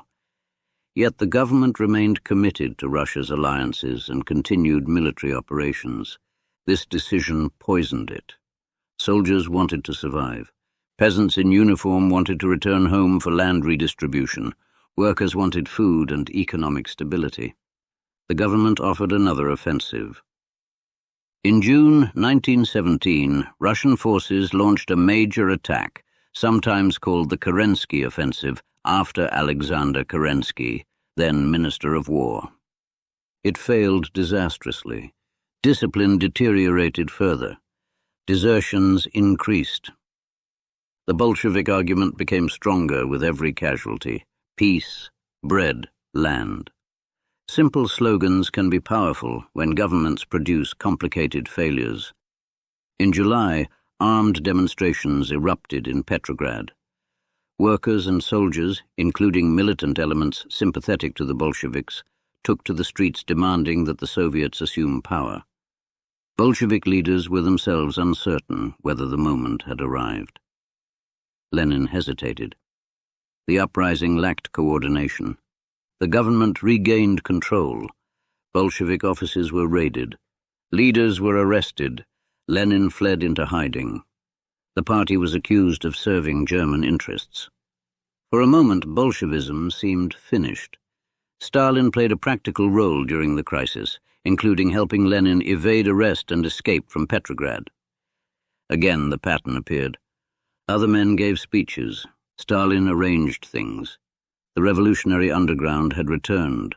Safe routes, hidden movements, information, reliability. Skills acquired under the Tsar proved useful under the Republic. Then Russia lurched again.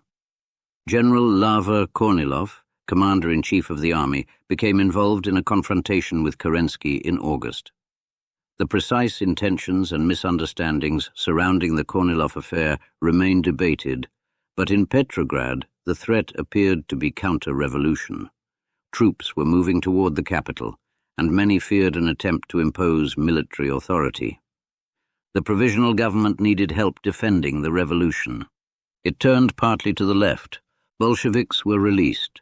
Workers were armed. Railway workers obstructed Kornilov's forces. Agitators persuaded troops not to advance. The threat collapsed. The political consequences were enormous. The Bolsheviks, recently denounced as traitors, could now present themselves as defenders of the revolution. Their support surged. By September, they held majorities in important Soviets, including Petrograd and Moscow. Trotsky, who had joined the Bolsheviks during 1917, became chairman of the Petrograd Soviet. Trotsky was everything Stalin was not in public: brilliant, electric, a speaker capable of holding enormous crowds. He seemed made for revolution in its theatrical phase. Stalin remained comparatively obscure. But revolutions eventually moved from speeches to institutions. Lenin, still hiding, pushed relentlessly for an armed seizure of power. Some Bolshevik leaders opposed him. Kamenev and Grigory Zinoviev believed an insurrection was dangerously premature. Stalin supported Lenin. The decision approached. October came cold to Petrograd. The provisional government still occupied the Winter Palace. Kerensky still called himself head of government. Ministers still issued orders.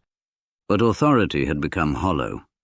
The Bolsheviks controlled key organizations among workers and soldiers.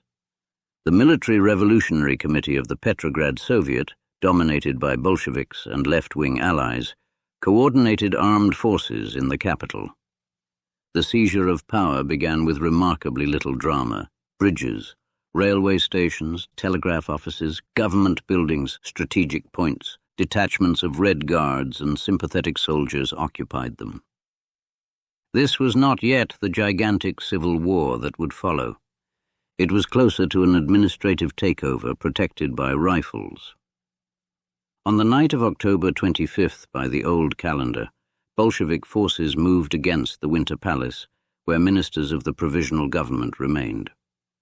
The cruiser Aurora fired a blank shot that later became one of the great symbols of Soviet revolutionary mythology. The palace was entered. The ministers were arrested. Kerensky had already left. The provisional government ceased to exist. Lenin emerged from hiding. The Bolsheviks declared that power had passed to the Soviets. Russia had changed governments for the second time in 8 months. Stalin was there, but he was not the central hero of October. Later Soviet history under Stalin would rewrite this fact. Paintings, films, and official texts magnified his role and diminished those of men who became his enemies, especially Trotsky. The actual revolution was more complicated. Lenin supplied the decisive strategic pressure for insurrection. Trotsky played a central organizational and public role through the Petrograd Soviet and Military Revolutionary Committee. Stalin participated as a senior Bolshevik, worked on party communications, and supported Lenin's cause, but he did not command the uprising. This distinction matters because Stalin's rise cannot be understood if we make him powerful too early. He was not yet Stalin the dictator, he was Stalin the party worker, and that man was about to become far more important. The Bolsheviks had taken the capital, they had not taken Russia. Across an empire covering 1/6 of the Earth's land surface, millions of people had never heard Stalin's name and had only the vaguest understanding of Bolshevism. Peasants wanted land. National movements wanted autonomy or independence. Officers wanted military order. Liberals wanted parliamentary government. Socialists disagreed bitterly among themselves. Cossacks mobilized. Generals began considering resistance. The Bolsheviks controlled telegraph offices. They did not control history. Within weeks, Russia began sliding towards civil war. The old imperial army disintegrated. The economy deteriorated. German armies remained on Russian territory. The new government faced hunger, rebellion, and international isolation. Lenin's party would have to create a state while fighting for its survival. That struggle would transform everyone involved. It would transform Lenin. It would transform Trotsky. It would transform the revolution itself. And it would transform Stalin more profoundly than anything since he had left the seminary. The underground had taught him secrecy. Exile had taught him endurance. 1917 had taught him that governments could collapse with astonishing speed. The coming civil war would teach him something darker. Power did not belong to the man who possessed the best argument. Power belonged to the organization capable of imposing its decisions when arguments ended. For the first time in his life, Stalin was no longer fighting merely to destroy a state. He was helping build one, and the state being built would be born in war.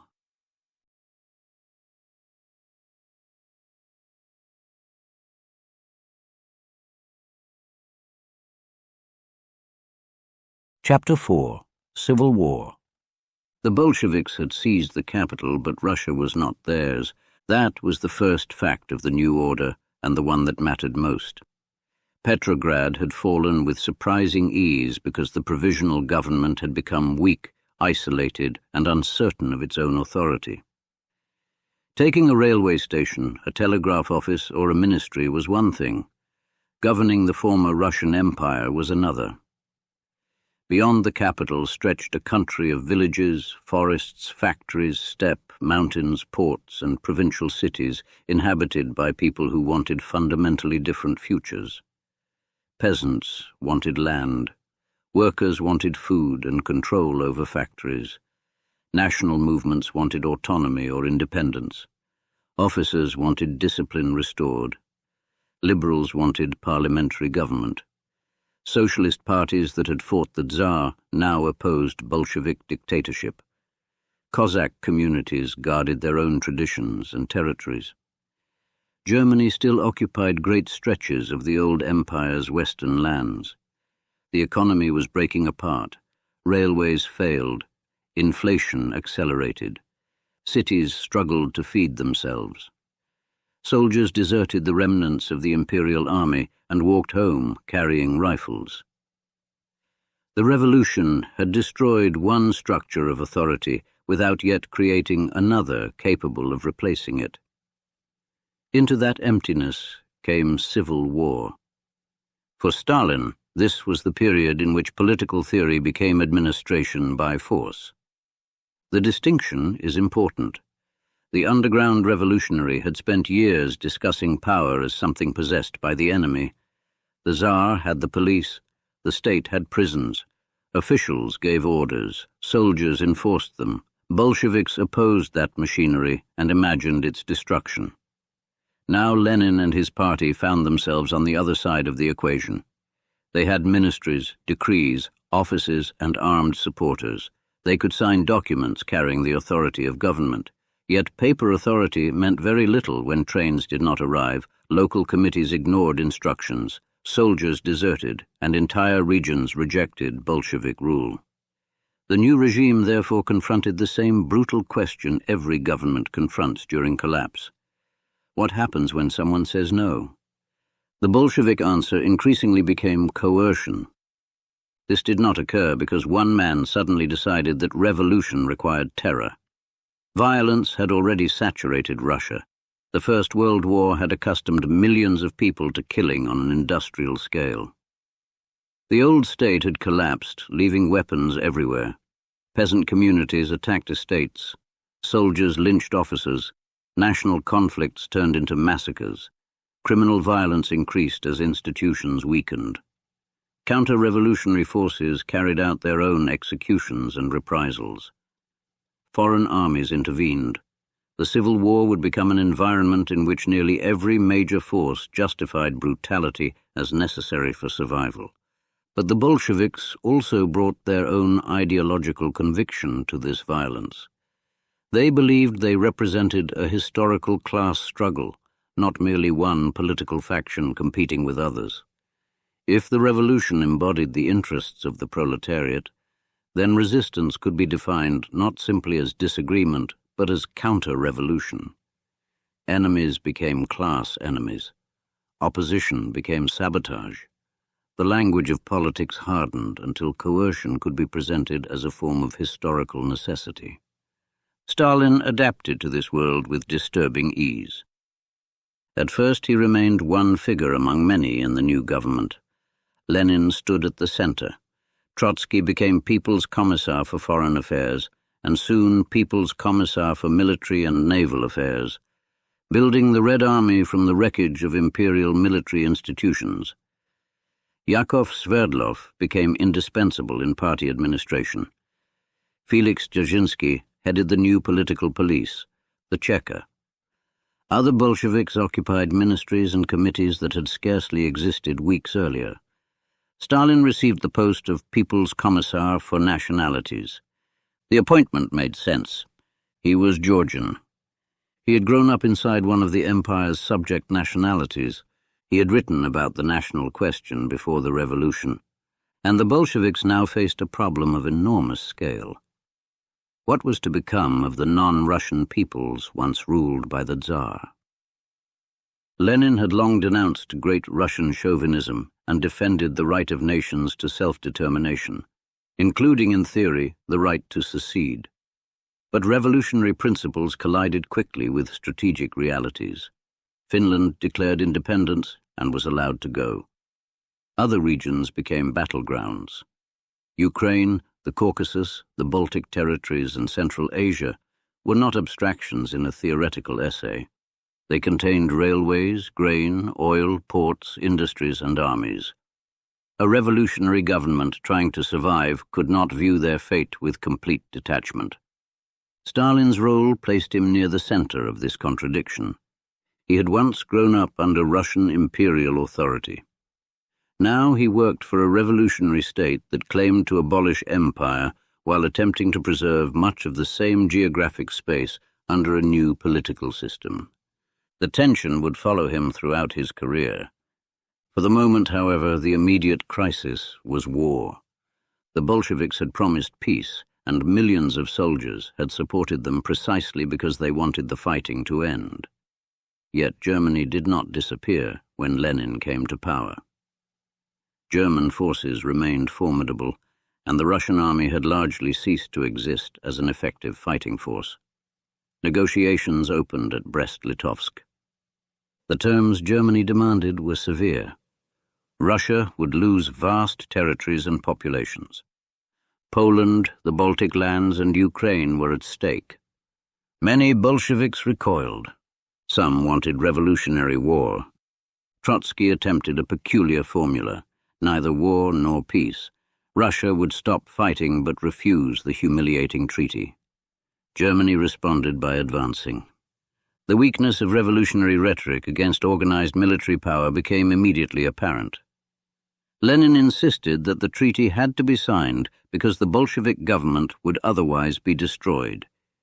He was willing to sacrifice territory for time. In March 1918, Soviet Russia signed the Treaty of Brest-Litovsk. The concessions were immense.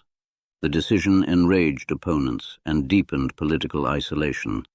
But Lenin had made a calculation that would become characteristic of Bolshevik statecraft: survival first, ideology afterward. A government that ceased to exist could recover nothing. Stalin supported the peace. This mattered because it revealed an important aspect of his politics.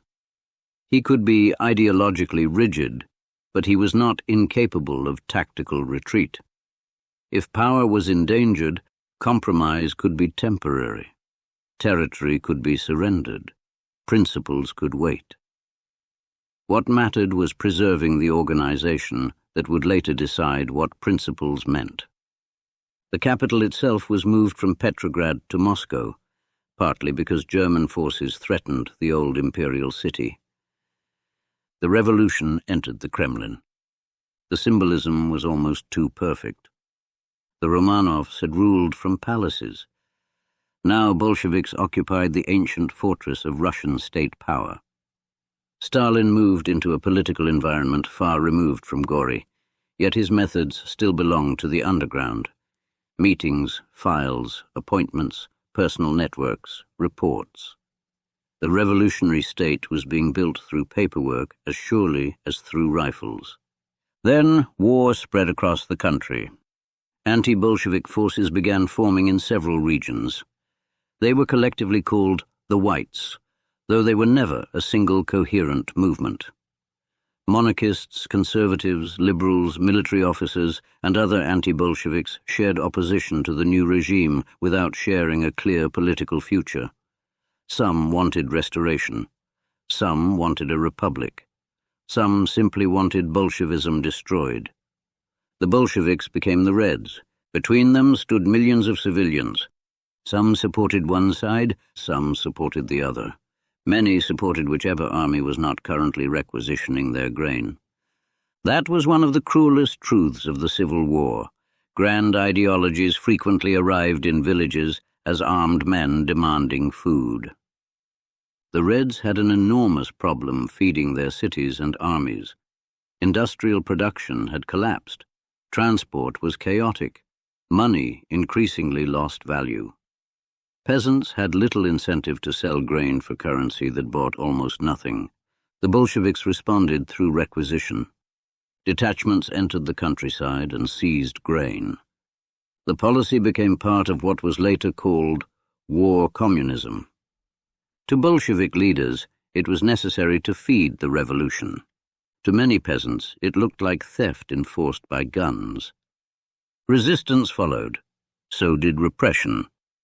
Stalin now began to acquire responsibilities that took him away from the relatively abstract work of nationality policy and placed him inside the military emergency. In 1918, he was sent to Tsaritsyn. The city lay on the Volga, far to the southeast of Moscow, at a strategic junction connecting central Russia with grain-producing regions and the Caucasus.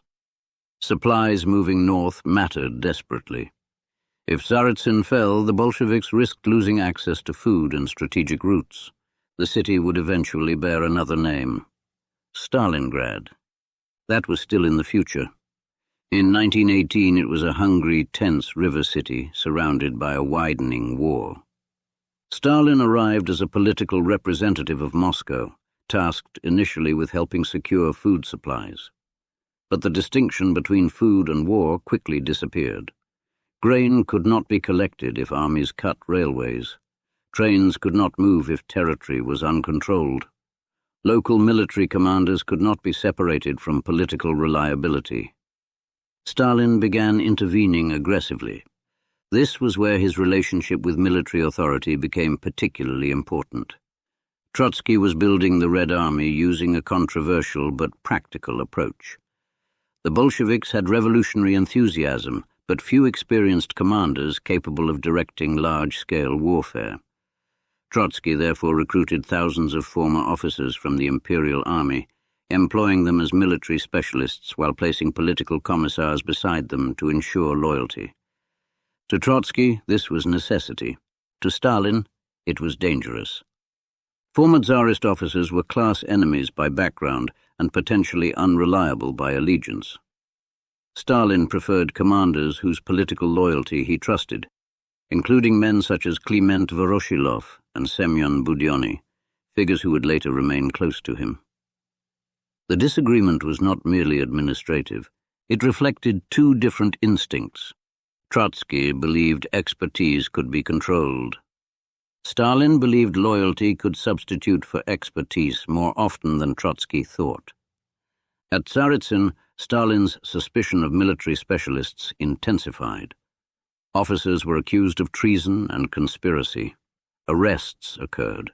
Men were removed. Some were executed. The Civil War provided the perfect environment for paranoia because betrayal was real. Officers did defect, plots did exist, armies did collapse because commanders changed sides. Yet the existence of real conspiracies could justify imagining conspiracies everywhere. Stalin moved increasingly toward the conclusion that political reliability was not one consideration among several. It was the foundation of everything. This would become one of the central characteristics of his later rule. At Tsaritsyn, his methods alarmed Moscow. Trotsky clashed with him. Orders were disputed. Stalin resisted military arrangements he disliked and promoted his own allies. Lenin at times supported him, but also attempted to restrain conflicts that threatened military effectiveness. The rivalry with Trotsky deepened. This relationship deserves careful attention because later Soviet history would turn Trotsky into almost a demon, erasing photographs and rewriting narratives to make Stalin Lenin's obvious heir. In 1918, the balance was very different. Trotsky was one of the most famous men in the revolution. He created and led the Red Army. He traveled across the fronts in an armored train that functioned almost as a mobile command center, equipped with communications equipment, staff, supplies, and even printing facilities. He arrived where morale had collapsed, gave speeches, reorganized units, and demanded discipline. He was brilliant, theatrical, and arrogant. Stalin disliked him. Trotsky disliked Stalin. Their conflict was partly ideological, partly administrative, and partly personal. Stalin saw Trotsky as a later rival to Bolshevism who possessed enormous prestige and behaved as though intellectual superiority granted authority. Trotsky saw Stalin as provincial, crude, and insubordinate. Neither understood yet that their rivalry would eventually become a struggle for succession. The Civil War was creating political memories that would later become weapons. Who had been loyal? Who had failed? Who had disobeyed? Who had saved a city? Who had lost one? Revolutionaries were accumulating dossiers in their heads. Stalin was very good at remembering. By late 1918 and 1919, the war expanded into a vast conflict. In Siberia, Admiral Alexander Kolchak emerged as a leading white ruler. In southern Russia, General Anton Denikin commanded formidable anti-Bolshevik forces. In the northwest, General Nikolai Yudenich threatened Petrograd. Foreign powers, including Britain, France, the United States, and Japan, intervened in varying degrees, motivated by hostility to Bolshevism, concern over wartime supplies, and hopes of influencing Russia's future. The Bolsheviks portrayed themselves as defenders of the revolution against both internal counter-revolution and foreign imperialism. The Whites portrayed themselves as saviors of Russia from Bolshevik tyranny. Both sides committed atrocities. The Red Terror became official policy after a wave of violence in 1918, including an assassination attempt against Lenin and the killing of other Bolshevik officials. The Cheka expanded rapidly. Hostages were taken. Suspected enemies were executed without conventional judicial procedure. White forces carried out mass reprisals of their own, including killings of suspected Bolsheviks, workers, and Jews. Anti-Semitic pogroms became particularly horrific in Ukraine and other areas under various anti-Bolshevik and nationalist formations. Civil war brutalized political language because every side could point to the crimes of its enemies as justification for its own. Stalin accepted terror as legitimate. There is little evidence that he regarded coercion as a regrettable temporary departure from revolutionary morality. He appears instead to have understood it as an ordinary instrument of political struggle when circumstances required it. That does not mean the future purges of the 1930s were already predetermined. But one of the psychological barriers had fallen. Killing political enemies could be administrative. Lists could produce deaths. Suspicion could produce arrests. Emergency could suspend procedure. Results could justify methods. The Civil War was teaching the Bolsheviks how to govern through exception. Emergencies, however, have a habit of becoming institutions. In 1919, Stalin was sent to several fronts and crisis zones, including Petrograd and the Western Front. Lenin increasingly used him as a troubleshooter. This is one of the most important stages in his rise. Stalin was not the regime's greatest military strategist. He was not its most compelling speaker. He was not its leading theoretician. But Lenin trusted him with difficult assignments. Find out what is wrong, restore discipline, replace unreliable officials, secure supplies, report back. A man who performs such tasks begins to learn the state from the inside. He learns who controls railways, who controls appointments, which provincial officials are competent, which commanders are loyal, which committees fail, which people can be pressured, which people must be removed. This form of knowledge rarely appears dramatic in biographies, but it can matter more than public fame. Power lives in personnel. Stalin was learning personnel. The Red Army, meanwhile, became far more effective. Trotsky imposed discipline with extraordinary severity. Desertion could be punished harshly. Former imperial officers commanded units. Political commissars monitored them. Conscription filled the ranks. The Bolsheviks possessed several structural advantages. They controlled the central industrial regions of Russia. They held Moscow and Petrograd. They possessed a more compact territory than their enemies. Railway networks radiated from the center, allowing troops to be shifted between fronts. The Whites were geographically scattered and politically divided. Their inability to offer peasants an attractive land policy damaged them badly.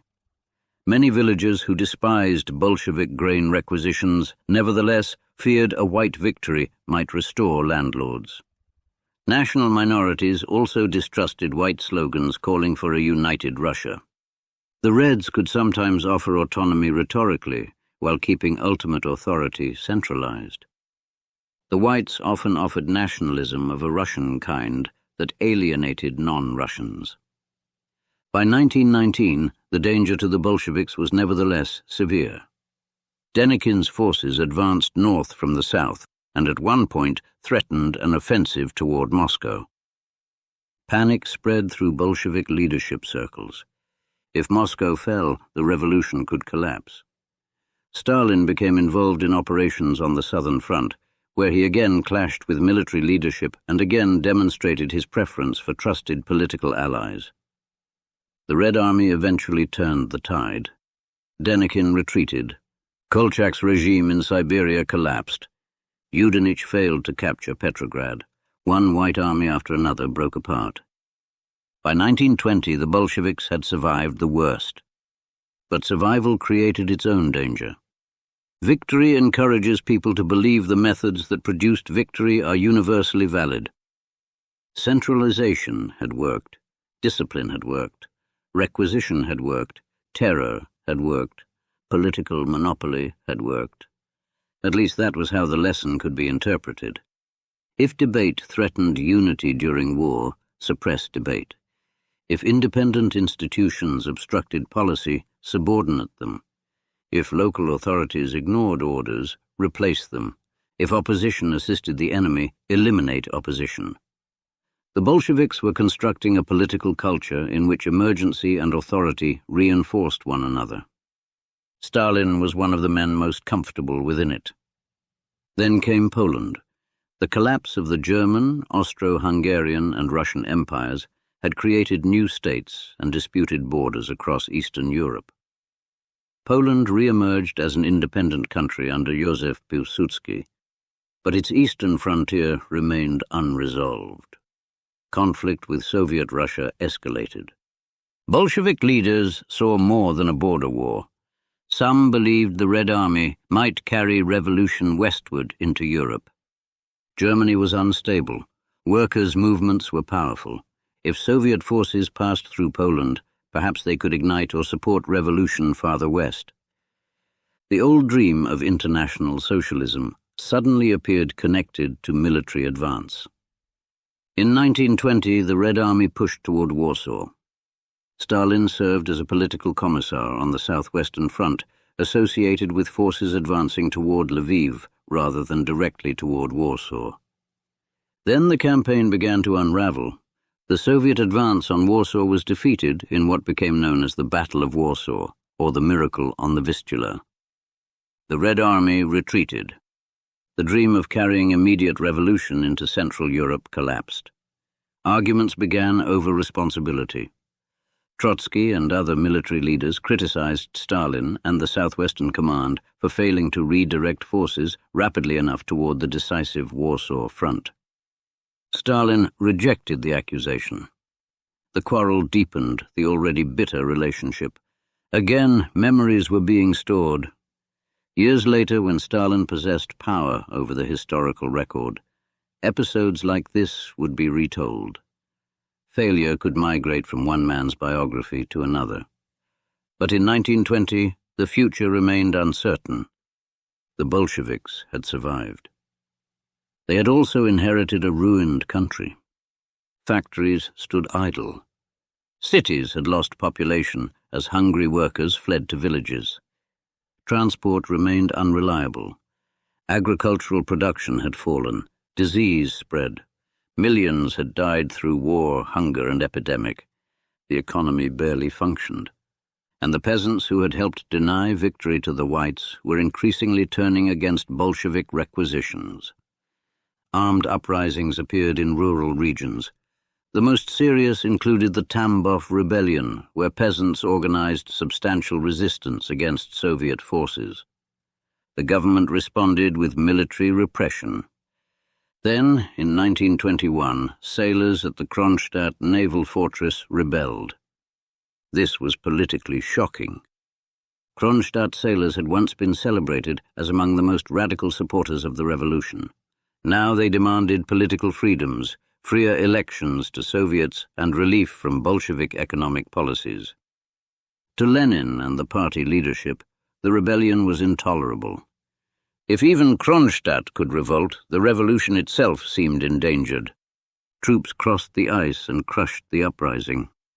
Former revolutionary heroes fired upon former revolutionary heroes. The Civil War had reached a grim conclusion. Lenin recognized that war communism could not continue.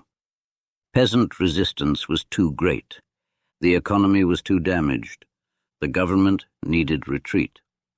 In 1921, the new economic policy, or NEP, replaced grain requisitioning with a tax and allowed significant elements of private trade and small-scale enterprise to return. To some Bolsheviks, this looked like betrayal. Capitalism was coming back. Lenin insisted it was temporary. Again, survival before purity. Stalin accepted the retreat. He had now seen Bolshevik government move through astonishing transformations in only 4 years. Revolutionary insurrection, peace with Germany, civil war, terror, economic centralization, military mobilization, then partial retreat toward markets. The ideology could change its immediate policy without surrendering control. This was another lesson. The party was permanent. Policy was adjustable. At the same time, political pluralism narrowed dramatically. The Constituent Assembly had already been dispersed in early 1918 after the Bolsheviks failed to win a majority. Rival socialist parties were suppressed or marginalized. Independent political organization became increasingly dangerous. Within the Bolshevik Party itself, factionalism became a problem. At the 10th Party Congress in 1921, Lenin supported a ban on organized factions inside the party. The decision was presented as necessary to preserve unity in a moment of crisis. It would have consequences far beyond the crisis. Once opposition parties are eliminated and organized factions inside the ruling party are prohibited, political disagreement has fewer legitimate places to exist. Power moves inward. Appointments become more important. Control over the party machinery becomes more important. The person who knows the organization becomes more important. Stalin had spent his entire adult life preparing for precisely that kind of politics. In 1922, he received a position whose title sounded bureaucratic and unimpressive, General Secretary of the Communist Party. It did not sound like dictator. It did not even sound like the most powerful job in the party. Lenin remained the towering leader of the revolution. Trotsky remained famous. Other senior Bolsheviks possessed enormous prestige. The General Secretary oversaw organizational work, appointments, records, personnel, information flowing through the party. It was the sort of position a brilliant orator might find tedious. Stalin did not. The Civil War had taught him that the state depended upon reliable men placed in the right positions. Now he would help decide who those men were.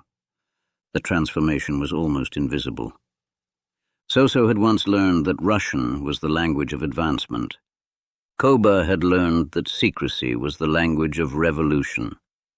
Stalin was about to learn that appointments were the language of power. He had survived the underground. He had survived arrest and exile. He had survived revolution. He had survived civil war. Around him were men more famous, more eloquent, and more intellectually celebrated than he was. But the war had changed the kind of political system in which all of them now lived. It was centralized, suspicious, disciplined, violent, administrative, and increasingly controlled by a single party. This was no longer merely a movement trying to overthrow Russia. It was a state. Stalin had spent 20 years learning how to operate in shadows. Now the shadows had moved into government, and behind a modest office door in Moscow, the former Georgian seminarian had begun keeping track of who served where.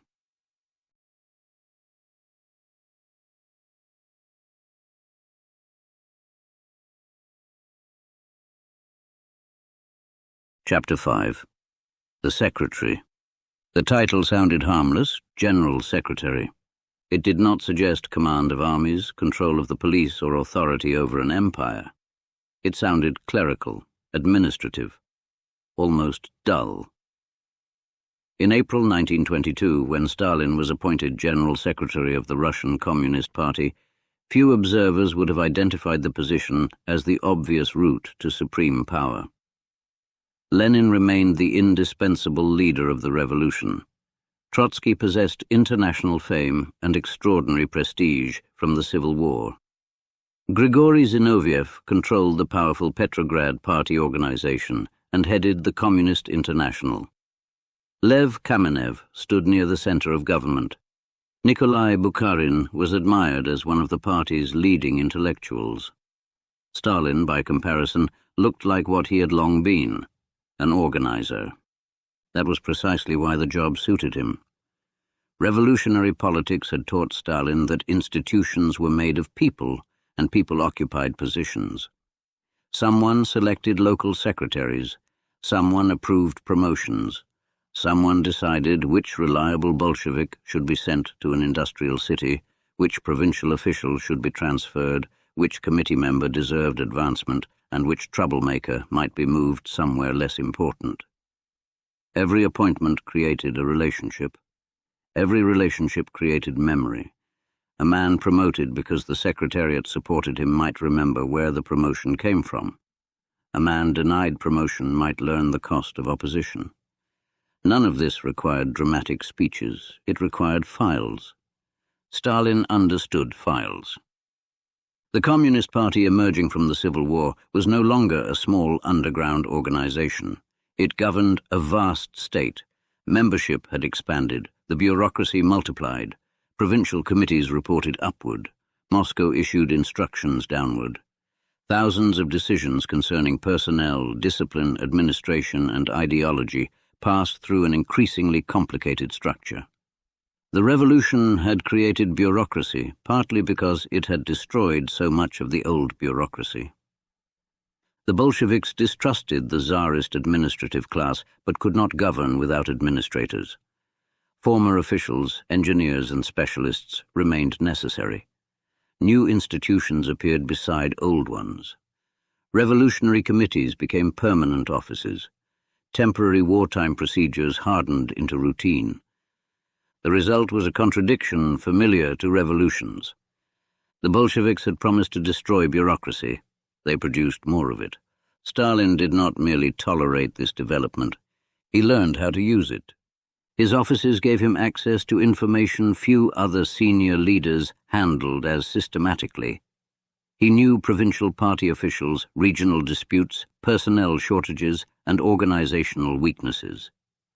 While Trotsky might address thousands of people, Stalin could know which district secretary controlled the meeting hall.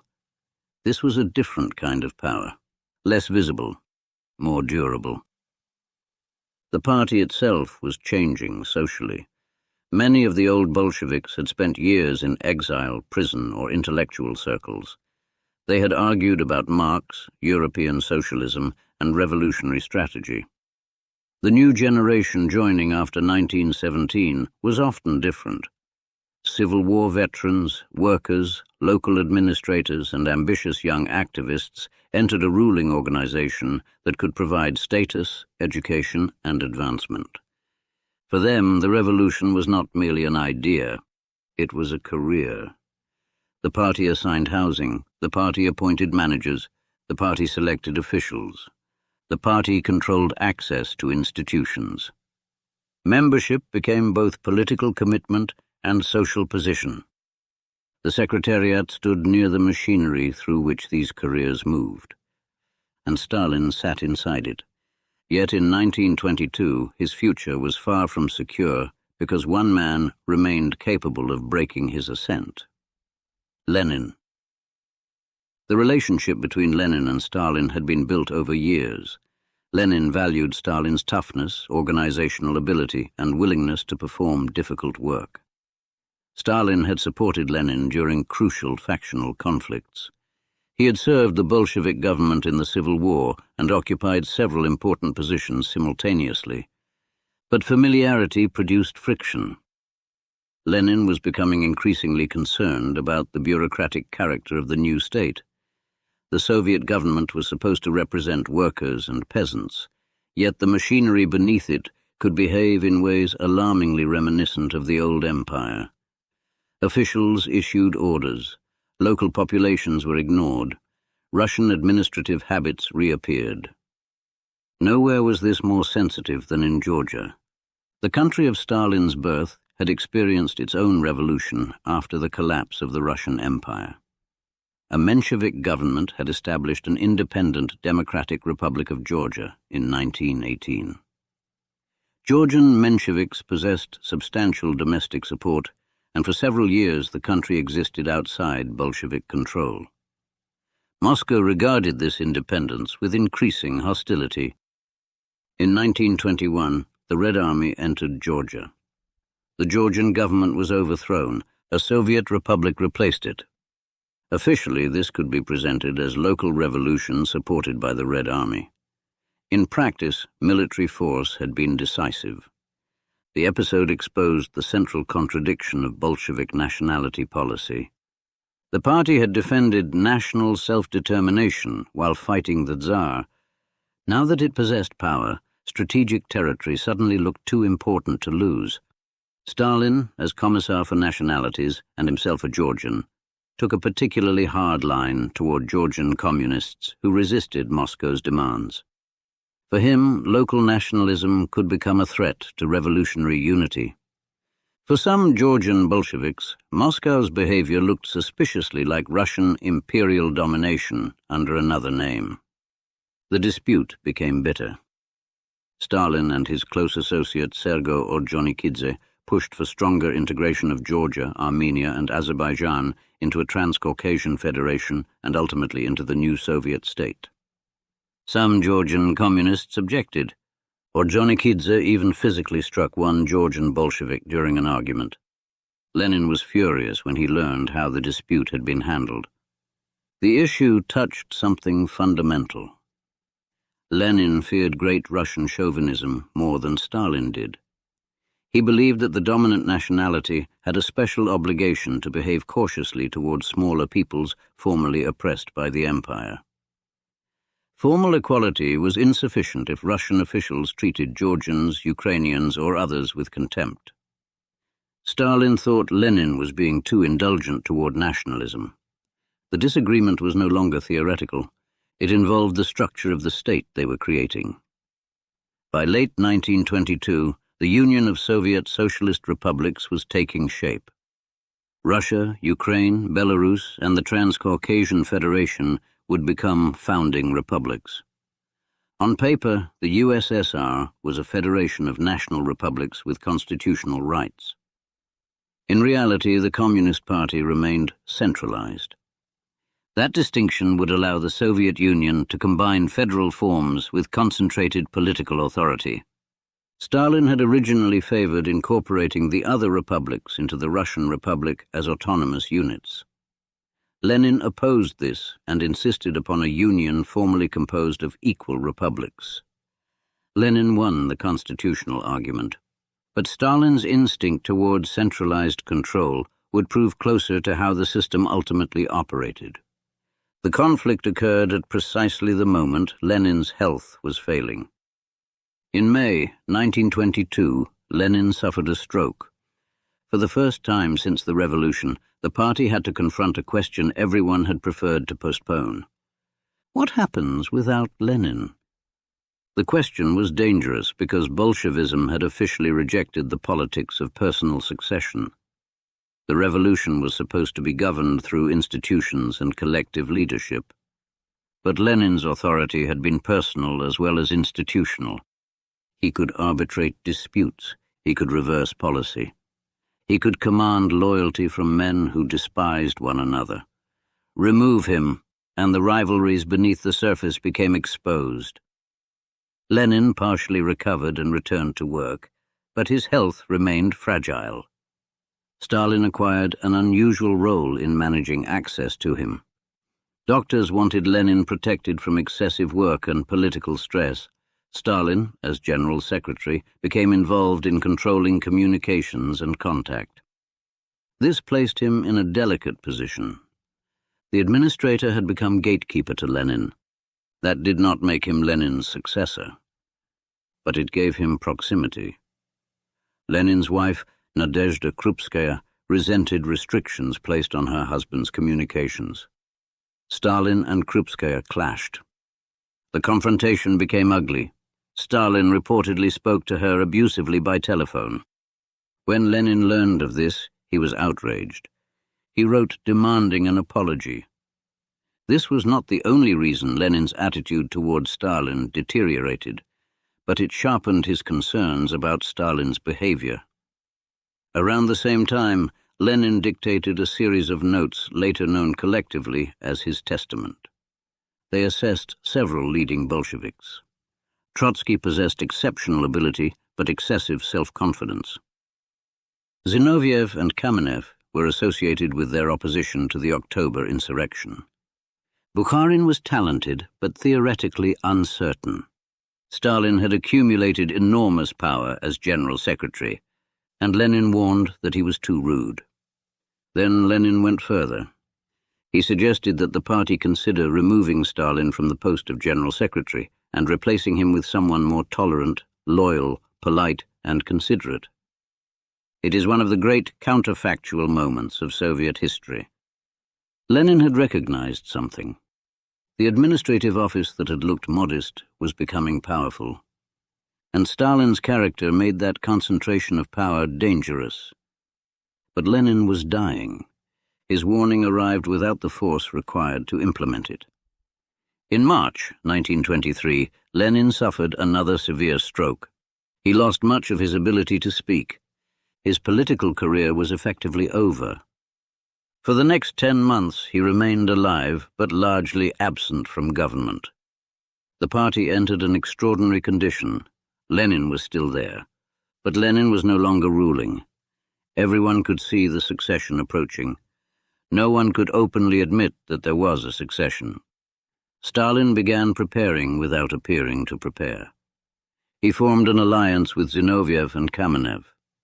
The arrangement became known as the Triumvirate or Troika. Its immediate target was Trotsky. This was an alliance built less from friendship than shared concern. Zinoviev and Kamenev feared Trotsky's prestige. Stalin disliked him from Civil War conflicts. Trotsky possessed the qualities that made him an obvious successor to outsiders. He had been central to the October Revolution. He had created the Red Army. He was internationally famous. He was a powerful writer and speaker. What he lacked was an organizational base equal to his public reputation. Trotsky had joined the Bolsheviks only in 1917 after years of disagreement with Lenin. Many old Bolsheviks never forgot this. Stalin remembered it constantly. The party valued revolutionary seniority. A man's biography mattered. Who had been with Lenin before 1917? Who had opposed him? Who had supported the insurrection? Who had wavered? Past arguments became political assets. Stalin presented himself not as the brilliant alternative to Lenin, but as the loyal continuation of Leninism.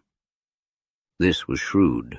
Nobody could replace Lenin by pretending to be another Lenin. But someone could become guardian of Lenin's legacy. Trotsky made serious mistakes. He was intellectually formidable, but politically isolated. He often treated colleagues with an arrogance that made cooperation difficult. He underestimated Stalin. To Trotsky, Stalin seemed mediocre. The judgment was not entirely absurd. Stalin was not the party's best theorist. He was not its best writer. He was not its best military mind. He was not its best speaker. But politics does not award power according to intellectual ranking. Trotsky saw mediocrity where he should have seen method. Stalin understood the organization. He understood committees. He understood appointments. He understood resentments. And, perhaps most importantly, he understood patience. Lenin died on January 21, 1924. The revolution lost its founder. The public response was enormous. Crowds gathered in freezing weather. Workers, soldiers, and party members mourned. The Bolshevik state began transforming Lenin from political leader into sacred symbol. His body was preserved. A mausoleum would eventually stand on Red Square. Leninism became doctrine. The atheist revolution acquired relics. Stalin placed himself prominently within the mourning. Trotsky did not attend the funeral. The circumstances have remained controversial. Trotsky was away in the Caucasus, recovering from illness, and later claimed Stalin misinformed him about the funeral date, making it impossible to return in time. Whatever the precise responsibility, the political effect was damaging. Stalin was present. Trotsky was absent. Images matter. Ceremony matters. In a system supposedly governed by historical materialism, symbolism mattered enormously. Stalin delivered speeches presenting Lenin as something close to a revolutionary prophet. He spoke of commandments. He promised fidelity. The language was strikingly religious for a man who had abandoned the seminary. Perhaps the old education had not disappeared entirely. He understood ritual. He understood the power of repeated formulas. Lenin's authority could no longer be exercised by Lenin. Therefore, it could be claimed by those who spoke in his name. The first major struggle after Lenin's death centered on Trotsky and a debate over the direction of the revolution. Trotsky and his supporters criticized growing bureaucracy and the lack of internal party democracy. They also worried that the revolutionary leadership was becoming conservative. Stalin, Zinoviev, and Kamenev defended the existing party apparatus. Because they controlled key organizational mechanisms, they entered the struggle with a substantial advantage. Party congresses were not neutral arenas. Delegates came through party organizations. Party organizations were influenced by appointments. Appointments passed through the apparatus. Stalin's power did not require him to order delegates how to vote in the crude manner of a later dictatorship. The structure itself could shape outcomes. This was something Trotsky had failed to build. Stalin also began developing an ideological position that would become central to his rise. Socialism in one country. Classical Marxism had generally treated socialism as an international project, and the Bolsheviks had originally expected the Russian Revolution to trigger revolutions in more advanced European states. For a time, this seemed plausible. Germany experienced revolutionary upheaval. Communist movements appeared elsewhere. The Communist International was created to coordinate world revolution. But one uprising after another failed. The Soviet Union remained isolated. Stalin drew a practical conclusion. Socialism could be built within the USSR, even if revolutions elsewhere did not immediately succeed. Trotsky opposed this approach and emphasized what became known as permanent revolution, arguing that Soviet survival ultimately depended upon international revolutionary development. The disagreement was theoretical. It was also politically brilliant for Stalin. Socialism in one country could sound like realism. After years of war, famine, and sacrifice, many party members wanted stability.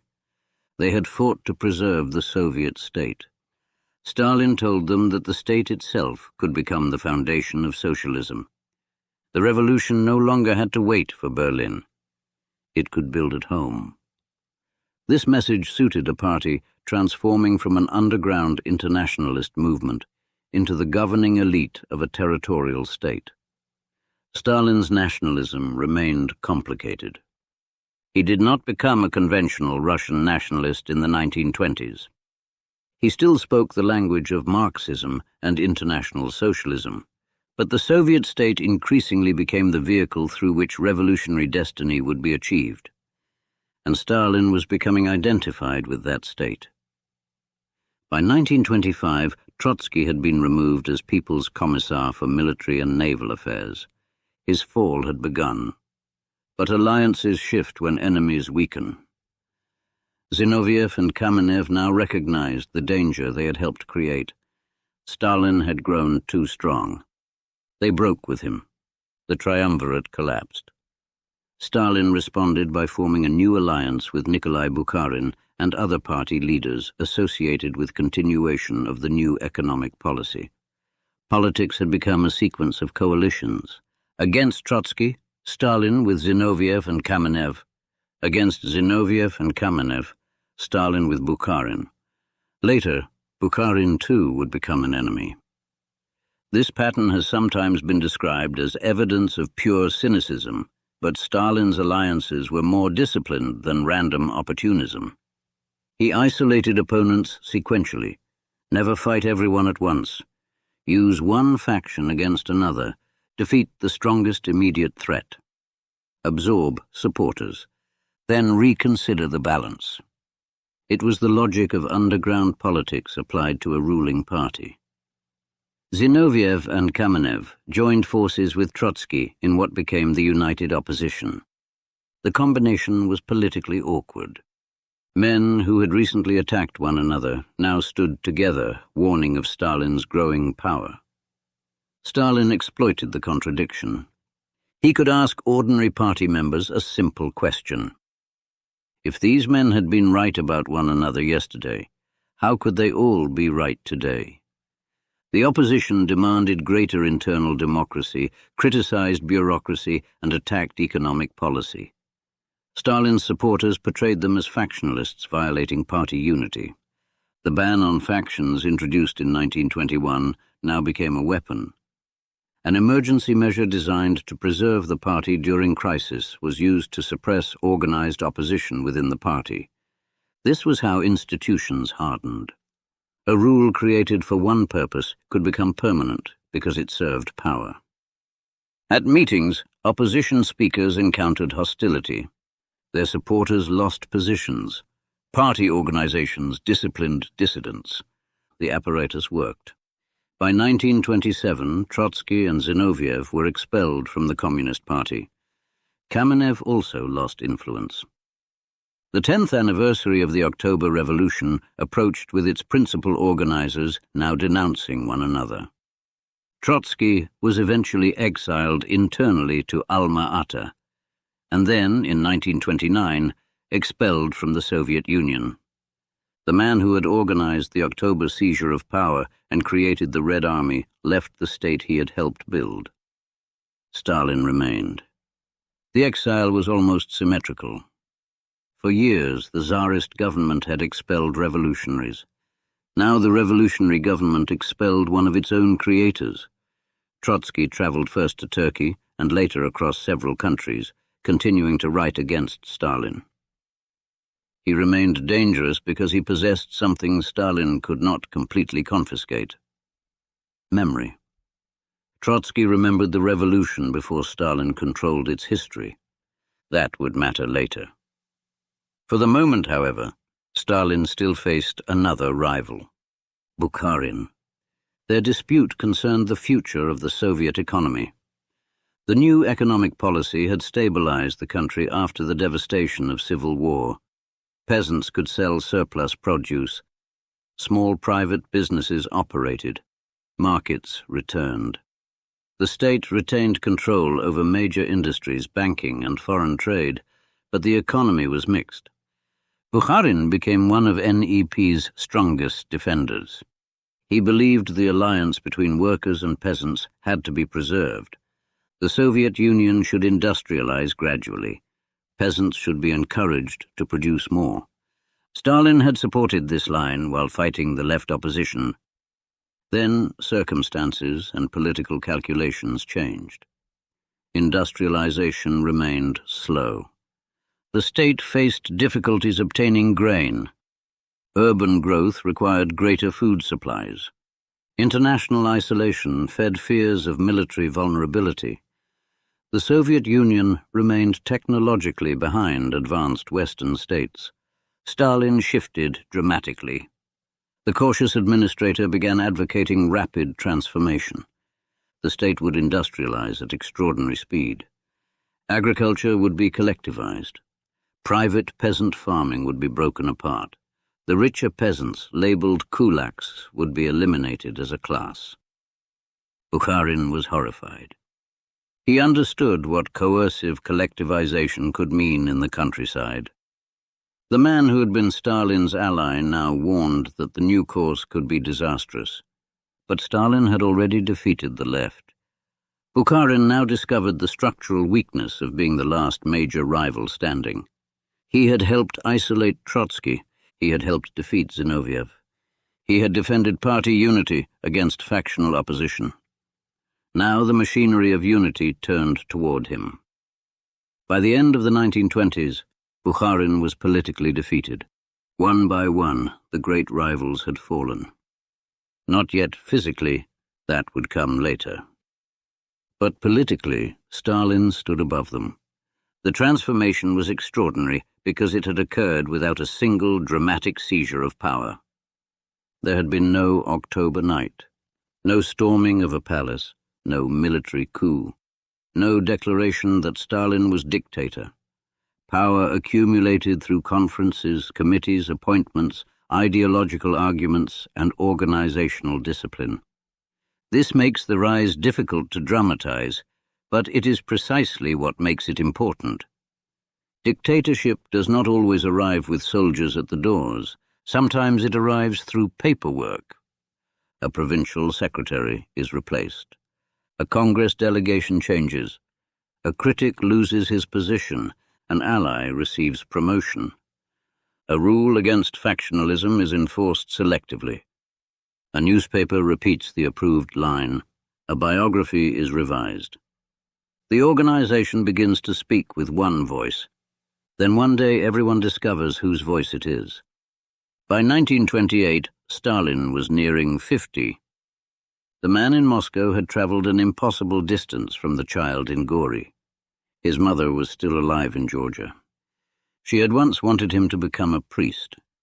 Instead, he now occupied offices within a state committed officially to atheism. The irony was enormous, but something from the seminary had survived. Discipline, orthodoxy, texts that required correct interpretation, heretics, confession, institutional hierarchy. It would be too simple to claim that Stalin merely transferred religious habits into communist politics, yet the similarities in form are difficult not to notice. Bolshevism increasingly possessed doctrines that could be interpreted correctly or incorrectly. Deviations had names. Opposition could become heresy. Party history became scripture. And Stalin was positioning himself as its authorized interpreter.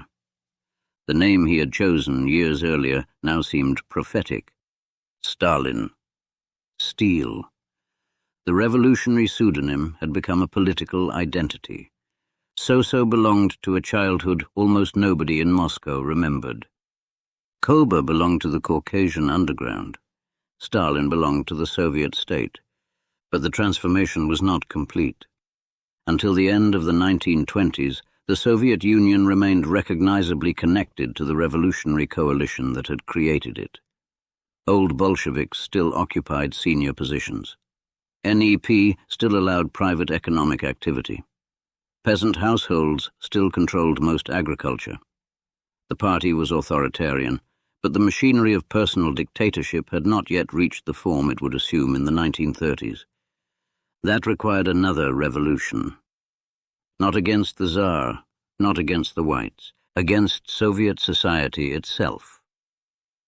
Stalin looked at the country he now dominated politically and saw backwardness. The West possessed larger industries. Germany had nearly destroyed Russia once. Another war could come. The Soviet countryside remained composed of millions of independent peasant households that the state could not fully control. Grain procurement crises exposed the vulnerability. To Stalin, delay became danger. The country had to move. Fast. The cost would be immense. Villages would be transformed. Families would be uprooted. Livestock would disappear. Resistance would be crushed. Hunger would spread across vast regions. Millions of people would become casualties of a state project conducted in the language of modernization and class war. The General Secretary, who had spent the 1920s learning to control the party, was about to discover what could be done once the party controlled the country. The revolution of 1917 had overthrown an empire. The revolution Stalin was preparing would reach into barns, kitchens, fields, and homes.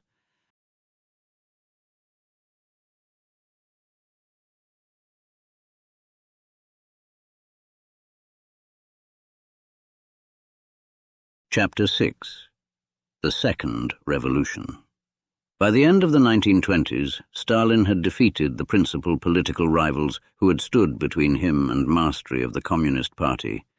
Yet the country beneath that party remained stubbornly unlike the future he imagined. Most Soviet citizens still lived in villages. Agriculture remained fragmented across millions of peasant households. Industrial production had recovered from the disasters of revolution and civil war. But the Soviet Union still lagged far behind the major industrial powers of Europe and North America.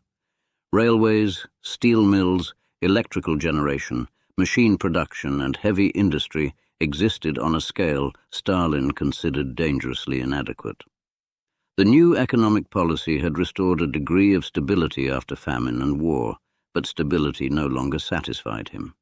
He increasingly viewed gradual development as a form of strategic weakness. The Soviet Union, he believed, had only a short period in which to transform itself before hostile capitalist powers exploited its backwardness. The language was urgent, military, and unforgiving. Russia had been beaten in the past because it had been weak. The Soviet state would either catch up or be crushed. The coming transformation would dwarf the political maneuvers of the previous decade. Stalin had taken control of the party through committee rooms, appointments, and alliances. Now he intended to remake the economy through targets, coercion, and mass mobilization. The scale was almost impossible to grasp. Entire industries would be created. New cities would rise around factories. Rivers would be dammed. Mines would expand. Railway systems would be pushed harder. Millions of peasants would be forced into collective farms. Private trade would be restricted. Social classes would be identified, categorized, and attacked.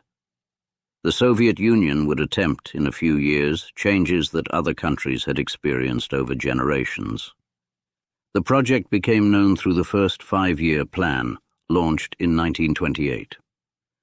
Planning had existed earlier in the Soviet economy, but this was something more ambitious. The state would establish production goals across major sectors and drive institutions toward them. Steel, coal, machinery, and electrical power became almost sacred quantities. Statistics acquired political force. A factory manager did not merely produce steel, he fulfilled or failed the plan. An official reporting poor results did not merely describe an economic problem. He risked appearing politically unreliable. Production became a test of loyalty. The language of industrialization resembled wartime mobilization because many leaders consciously understood it that way. Newspapers glorified construction sites. Workers were urged to exceed norms.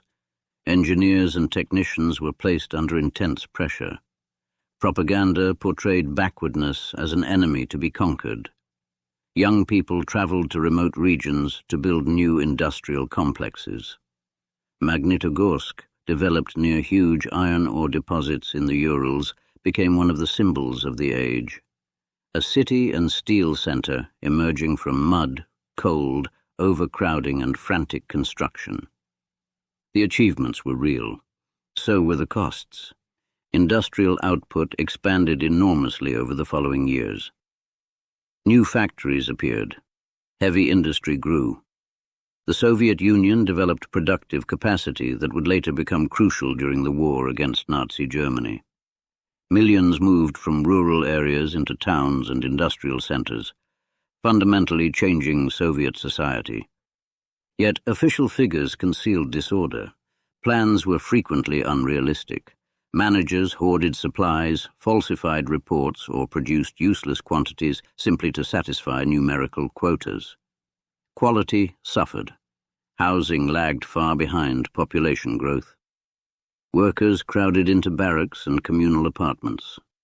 Consumer goods became scarce because heavy industry received priority. Machinery sometimes arrived without spare parts.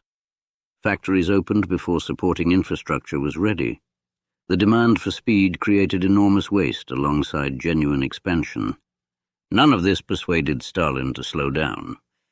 Difficulty confirmed the need for greater pressure. That response became characteristic of the system he was constructing. When policies produced disruption, failure could be blamed on insufficient discipline, local incompetence, or deliberate sabotage. The possibility that a policy itself might be badly designed became increasingly dangerous to express. The countryside posed an even greater challenge. The Bolsheviks had never been comfortable with the peasantry. Marxist theory placed industrial workers at the center of revolutionary change, while peasants occupied a more ambiguous position. They had supported the destruction of large estates in 1917 because they wanted land, but most did not dream of collective agriculture. Their aspiration was often simple: control a household farm, feed a family, sell surplus when advantageous, and remain free from outsiders demanding grain. The revolutionary state wanted something very different. Cities needed food. Exports of grain could earn foreign currency used to purchase industrial machinery. Government planners wanted predictable supplies. Millions of small farms were difficult to supervise. A peasant household could consume its own grain, store it, or refuse to sell if prices seemed too low. From Moscow, that independence looked increasingly intolerable. In 1927 and 1928, grain procurement difficulties sharpened the conflict. The government struggled to obtain enough grain at the prices it offered. Stalin traveled into producing regions and pressed local officials to use tougher methods. He interpreted the shortages in class terms. Wealthier peasants, broadly categorized as kulaks, were accused of hoarding grain and holding the state hostage. The category itself was dangerously flexible.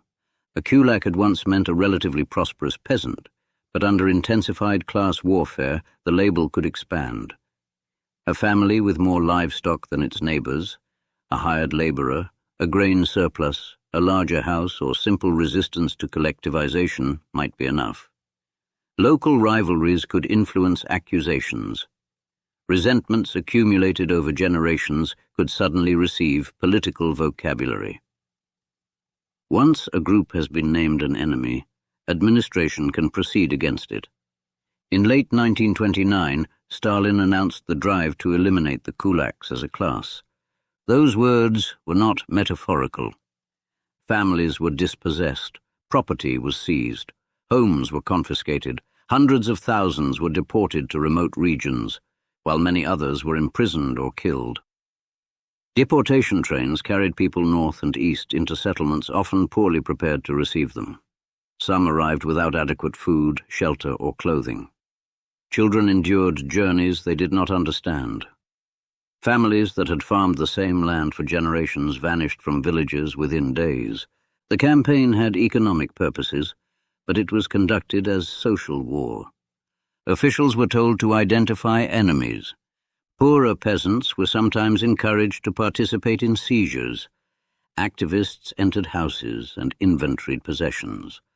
Livestock, tools, grain, furniture, and clothing could all become subject to confiscation. The village ceased to be merely a place of agricultural production. It became a political battlefield in which every household could be assigned a class identity. Collectivization followed. Instead of millions of independent farms, the state pushed peasants into large collective farms known as kolkhozy. Land, animals, and equipment were pooled under collective administration. In principle, mechanization and larger-scale farming would increase productivity. Tractors became symbols of socialist modernization. Machine tractor stations supplied equipment and also extended state oversight into rural areas. For many peasants, collectivization looked less like modernization than dispossession. They resisted in ways large and small. Some refused to join. Some slaughtered livestock rather than surrender it to the collective. Others destroyed property, hid grain, or fled. Women sometimes gathered in protests, calculating that authorities might hesitate to use force against them. Officials responded with arrests, threats, and escalating coercion. The upheaval became so extreme that Stalin briefly retreated. In March 1930, he published an article titled "Dizzy with Success," blaming overzealous local officials for abuses committed during collectivization. The maneuver was revealing. The policy had originated from the center. The pressure had come from the center. Yet excesses were attributed downward. For a short time, some peasants left collective farms. Then the campaign resumed. By the early 1930s, most peasant agriculture had been collectivized. The state had broken the independent rural order that had survived revolution, civil war, and NEP. But agriculture did not respond to coercion by becoming immediately efficient. Livestock numbers collapsed as peasants slaughtered animals. Experienced farmers were deported. Labor incentives deteriorated. Administrative confusion spread. Procurement demands remained severe. Officials often removed grain even when local populations needed it for survival. Then came famine. The famine of 1932 to 33 struck several parts of the Soviet Union, including Ukraine, Kazakhstan, the North Caucasus, and areas of Russia. Its causes remain the subject of extensive historical study, but the destructive combination is clear: forced collectivization, unrealistic procurement demands, disruption of agriculture, punitive policies, and state decisions that restricted the ability of starving populations to obtain relief. Ukraine suffered terribly. Villages ran out of food. Families consumed seed grain. People searched fields for scraps. Livestock had already been reduced. Movement was restricted in ways that prevented many starving peasants from leaving affected regions freely. Authorities punished gleaning and theft of socialist property with extraordinary severity. Reports traveled upward. The leadership knew famine conditions existed. Grain collection nevertheless continued. Millions died across the Soviet Union. In Kazakhstan, collectivization and the destruction of traditional nomadic pastoral life produced catastrophic mortality and displacement. Among Ukrainians, the famine became inseparable from questions of national repression because Soviet authorities simultaneously attacked elements of Ukrainian political and cultural autonomy. The Ukrainian term Holodomor would later be widely used for the famine there, and many states and scholars recognize it as genocide, while historical debates continue over the precise question of intent and legal classification. Whatever terminology is applied, the human reality was ghastly. Hunger does not arrive dramatically, it reduces people. Strength goes first. Then concentration. Then the body consumes itself. A household that once argued about politics begins thinking only about food.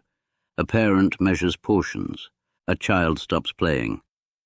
Doors stay closed because nobody has energy to visit neighbors. A village becomes quiet.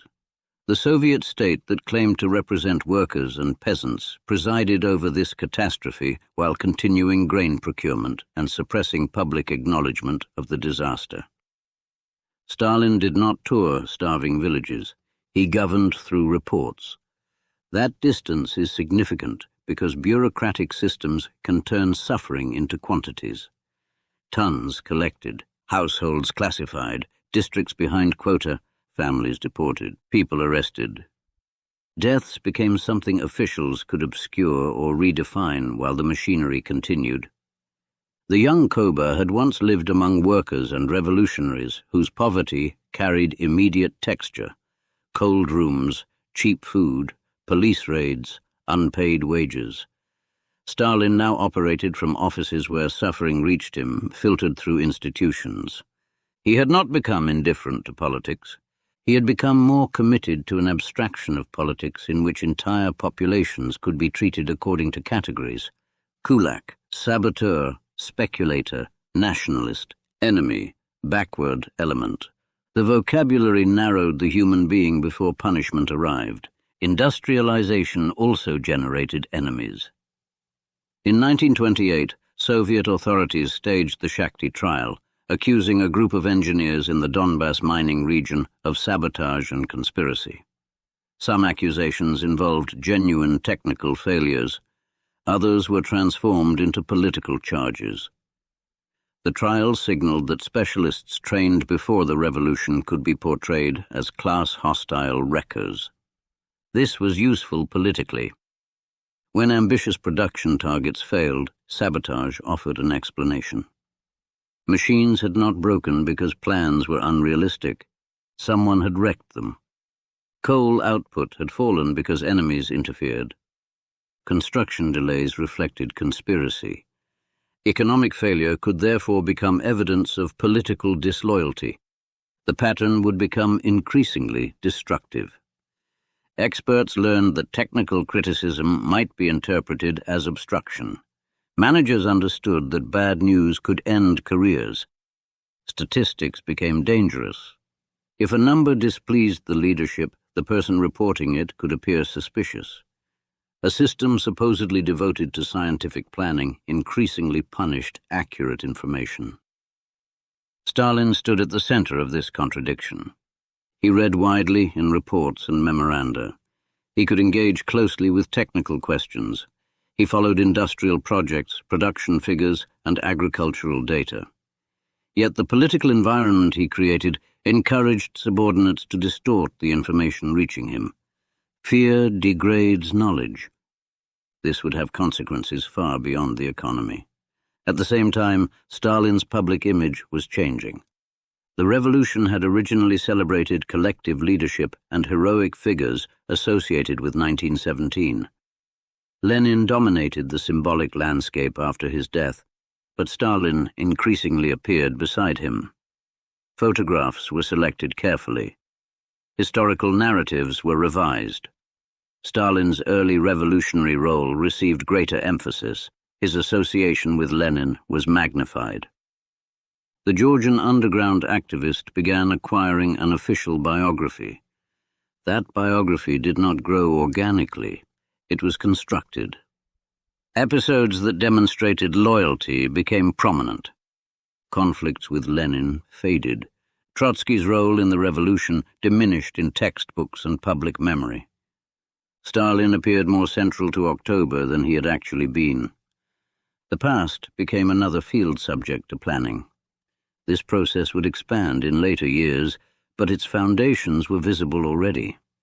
The man who once selected his own pseudonym was now participating in the selection of his historical identity.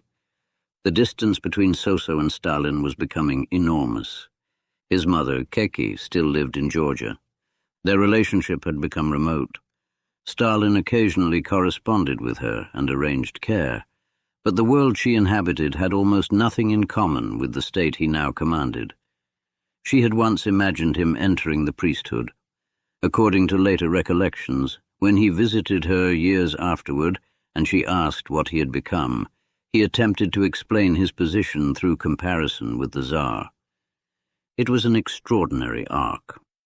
The shoemaker's son had helped overthrow monarchy only to acquire a scale of personal authority no Romanov ruler of the late empire had possessed. Yet even at the beginning of the 1930s, Stalin's supremacy was not absolute in every sense. Senior Bolsheviks still possessed prestige. Party institutions still contained discussion. Economic failures generated criticism. Collectivization had created enormous resentment. Some officials privately questioned the pace and brutality of policy. One figure in particular emerged as an increasingly prominent alternative center of popularity: Sergei Kirov. Kirov was a senior Bolshevik and head of the party organization in Leningrad, the city formerly known as Petrograd. He was personally loyal to Stalin in public, but he had a warmer style and enjoyed considerable popularity among party officials. Later claims that Kirov represented an organized alternative to Stalin have often been exaggerated, and the evidence does not support a simple picture of two rivals competing openly for leadership. Still, his standing was significant.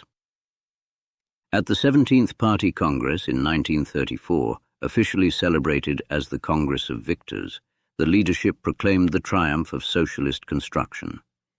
Industrialization had advanced. Collectivization had been imposed. Opposition factions had been defeated. On the surface, Stalin had won. Beneath the surface, frustration remained. The party had endured years of extreme pressure. Officials had watched colleagues fall. Economic disruption had been enormous. Some delegates appear to have expressed dissatisfaction with Stalin in the secret ballot for the Central Committee, though the precise voting figures remain contested because records were manipulated and later accounts conflict. Kirov emerged from the Congress with considerable prestige. Then, on December 1, 1934, he was shot inside party headquarters in Leningrad. His killer, Leonid Nikolaev, was arrested immediately. The assassination shocked the Soviet leadership. What followed changed the country. Questions surrounding Stalin's possible prior knowledge or involvement in Kirov's murder have been debated for decades. No conclusive evidence establishes that Stalin ordered the assassination, and historians remain divided over the surrounding circumstances. The political use of the killing, however, is unmistakable. Stalin seized upon the assassination as evidence of a broader conspiracy. Emergency procedures accelerated investigations and executions. Former oppositionists came under renewed suspicion. Old political disputes were reinterpreted as criminal plots. The vocabulary shifted again. An opponent was no longer merely wrong. He could be a terrorist. A former factionalist could become part of an assassination network. Past disagreement could be evidence of current treason. The revolution was turning inward. Men who had once shared exile, prison, and underground meetings now began to fear one another in an entirely different way. Zinoviev and Kamenev, already politically defeated, were arrested. The circle widened. The logic of conspiracy became self-expanding. If one enemy existed, he must have associates. If associates existed, they must have contacts. If contacts denied involvement, the denial could indicate concealment. Investigation, therefore, produced more investigation. The machinery rewarded expansion. Stalin had lived his youth among real informers and genuine police infiltrators. Now he governed a state increasingly capable of manufacturing conspiracies from suspicion. The transformation was severe, but not abrupt. Its foundations had been laid over years. Civil war had normalized emergency violence. The ban on factions had narrowed legitimate disagreement. Collectivization had classified large social groups as enemies. Industrial trials had connected economic failure with sabotage. The Kirov assassination allowed political opposition to be connected with terrorism. Each step made the next easier. By 1935, another characteristic of Stalin's rule had become clear. He was no longer merely trying to control behavior. He was beginning to control interpretation. What had happened? The party would say. Why had it happened? The party would say. Who was responsible? The party would say. What did Lenin really mean? The party would say. And increasingly the party's answer meant Stalin's answer. The state expanded its presence through schools, newspapers, factories, collective farms, youth organizations, and cultural institutions. Writers debated what socialist art should become. Scientists worked under ideological scrutiny. Historians adjusted accounts of the revolution. Children learned political stories that placed Stalin near Lenin from the beginning. The country was being modernized and mythologized at the same time. Millions of citizens experienced genuine upward mobility. Peasant children became engineers, teachers, officers, and administrators.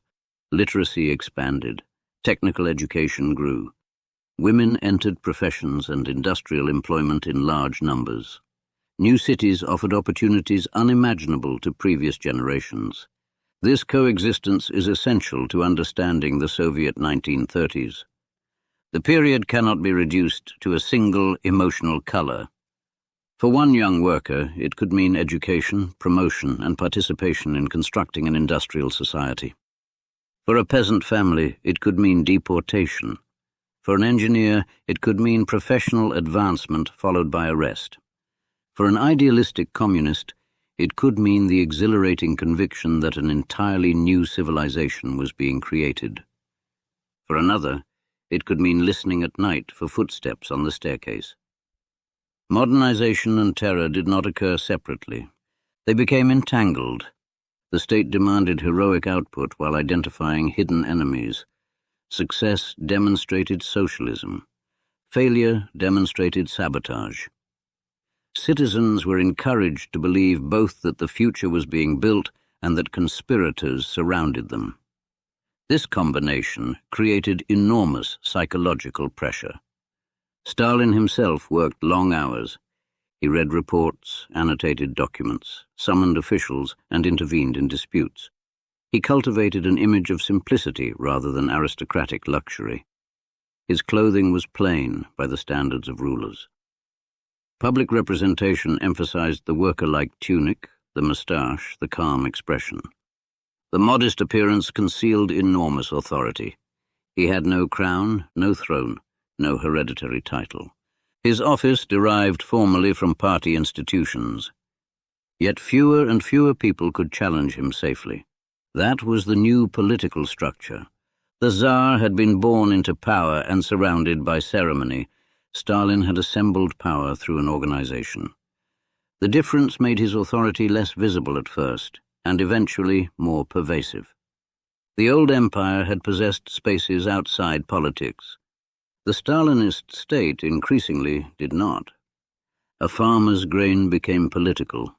An engineer's calculation could become political. A writer's metaphor could become political. A historian's footnote could become political. A conversation between friends could become political if someone reported it. And political error could acquire criminal consequences. By the middle of the 1930s, the atmosphere was changing again. Kirov's assassination had opened a door. Investigations spread. Old Bolsheviks were questioned. Police files accumulated. Confessions began to acquire strange importance. People admitted to conspiracies that seemed increasingly elaborate. Foreign intelligence services appeared in accusations.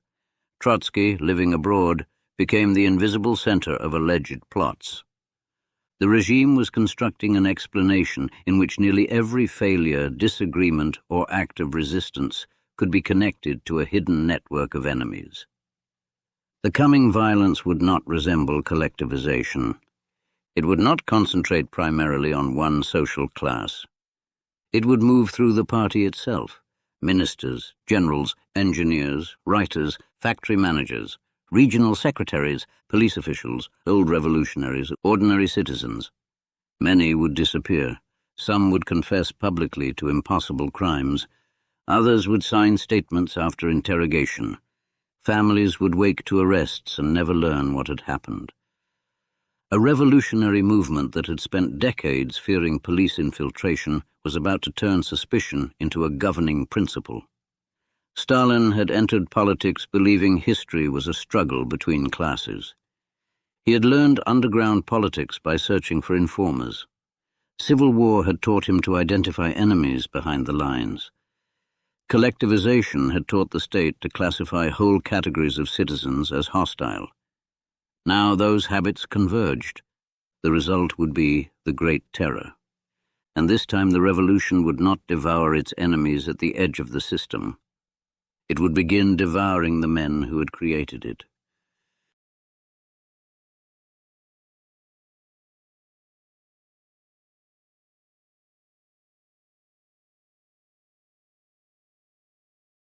Chapter 7. The Terror. By 1936, Stalin had reached a position from which few men in the Soviet Union could challenge him openly, yet the political system he commanded was entering a period of fear so intense that even loyal officials could no longer assume loyalty would protect them. The assassination of Sergei Kirov had already provided the regime with a justification for wider repression and the machinery of accusation was spreading outward from former oppositionists toward administrators, military officers, engineers, writers, police officials, and ordinary citizens. The Soviet Union had survived civil war, famine, collectivization, and forced industrialization. But now the state turned its suspicion inward with unprecedented force. The revolution began arresting its own biography. The first great public demonstration came through the Moscow show trials. In August 1936, Grigory Zinoviev, Lev Kamenev, and other former Bolshevik leaders appeared before a Soviet court accused of belonging to a terrorist conspiracy linked to Trotsky and of plotting the murder of Stalin and other senior officials. The proceedings were extraordinary because the defendants did not simply deny the accusations and disappear into prison. They confessed. The confessions were sweeping. Men who had spent decades in revolutionary politics described themselves as traitors, terrorists, and conspirators. They admitted to crimes that seemed to connect old factional disagreements with assassination plots, foreign intelligence services, and sabotage. Prosecutor Andrei Vyshinsky attacked them in language designed not merely to convict, but to morally annihilate them. The courtroom became theater. Newspapers published the proceedings. Soviet citizens were expected to watch the destruction of men who had once stood beside Lenin and conclude that hidden treason had existed at the heart of the revolution. The defendants were sentenced to death. They were executed soon afterward. The spectacle served several purposes at once. It removed old rivals physically. It rewrote the history of opposition by transforming political disagreement into criminal conspiracy. It taught the population that a famous revolutionary past offered no immunity. It also established confession as a peculiar form of political proof. If Zinoviev himself admitted betrayal, who could claim the state had invented the crime? Yet confession under Stalin's police system cannot be treated as ordinary evidence. The secret police, by then called the NKVD, possessed immense powers of arrest and interrogation. Prisoners could be deprived of sleep, threatened, beaten, isolated, or confronted with threats against family members. Some defendants were induced to confess through promises that relatives might be spared.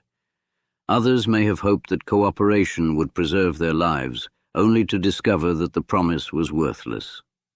Certain old Bolsheviks also retained a strange residual loyalty to the party, even as the party destroyed them. Decades of revolutionary discipline had trained them to subordinate themselves to an institution they now faced as prisoners. The resulting confessions often possessed a surreal quality. A man could admit to serving Germany, Japan, and Trotsky simultaneously. Economic accidents became sabotage. Political conversations became preparations for assassination. Old acquaintances became nodes in vast underground networks. Contradictions did not weaken the accusations because the trials were not designed primarily to investigate reality. They were designed to establish a political reality. The state had enemies everywhere. Therefore, vigilance was necessary. The first trial was followed by more. In January 1937, another group of senior figures, including Georgy Pyatakov and Karl Radek, faced accusations of treason, sabotage, and participation in a Trotskyist conspiracy.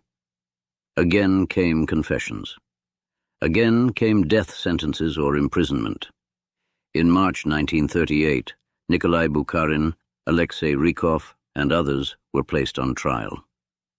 Bukharin's presence carried a particular cruelty. He had once been one of the party's most celebrated intellectuals. Lenin had described him as a favorite of the party, despite criticizing aspects of his theory. During the 1920s, he had allied with Stalin against the left opposition and defended the new economic policy. When Stalin turned against NEP and drove collectivization forward, Bukharin opposed him. Now he sat in court accused of monstrous crimes. Bukharin's testimony was complicated. He admitted broad political guilt while denying many specific accusations. His performance has fascinated historians because he seemed to be arguing within a trap whose rules he understood. The state required confession. Bukharin attempted to preserve some intellectual dignity while accepting enough responsibility to remain within the script. It did not save him. He was executed in March 1938. The sequence of trials removed much of the surviving generation that had built Bolshevism before and during 1917. Men who had organized the revolution disappeared from official photographs. Names vanished from textbooks. The past was edited while the people who remembered it were killed. This historical destruction had a political function. Stalin's authority did not rest only upon eliminating rivals in the present. It increasingly rested upon establishing a version of the past in which those rivals had never possessed legitimate claims to leadership. The old revolution had contained argument. The new history required unity.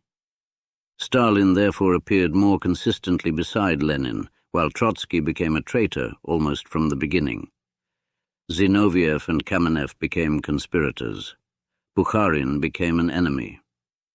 The collective leadership of early Bolshevism was gradually compressed into a story leading naturally from Lenin to Stalin.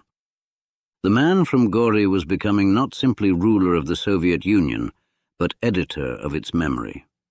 The terror did not remain confined to famous Bolsheviks. That was what made 1937 and 1938 so catastrophic. The NKVD, under Nikolai Yezhov, began mass operations that targeted broad categories of people. Arrest quotas were issued through regional structures.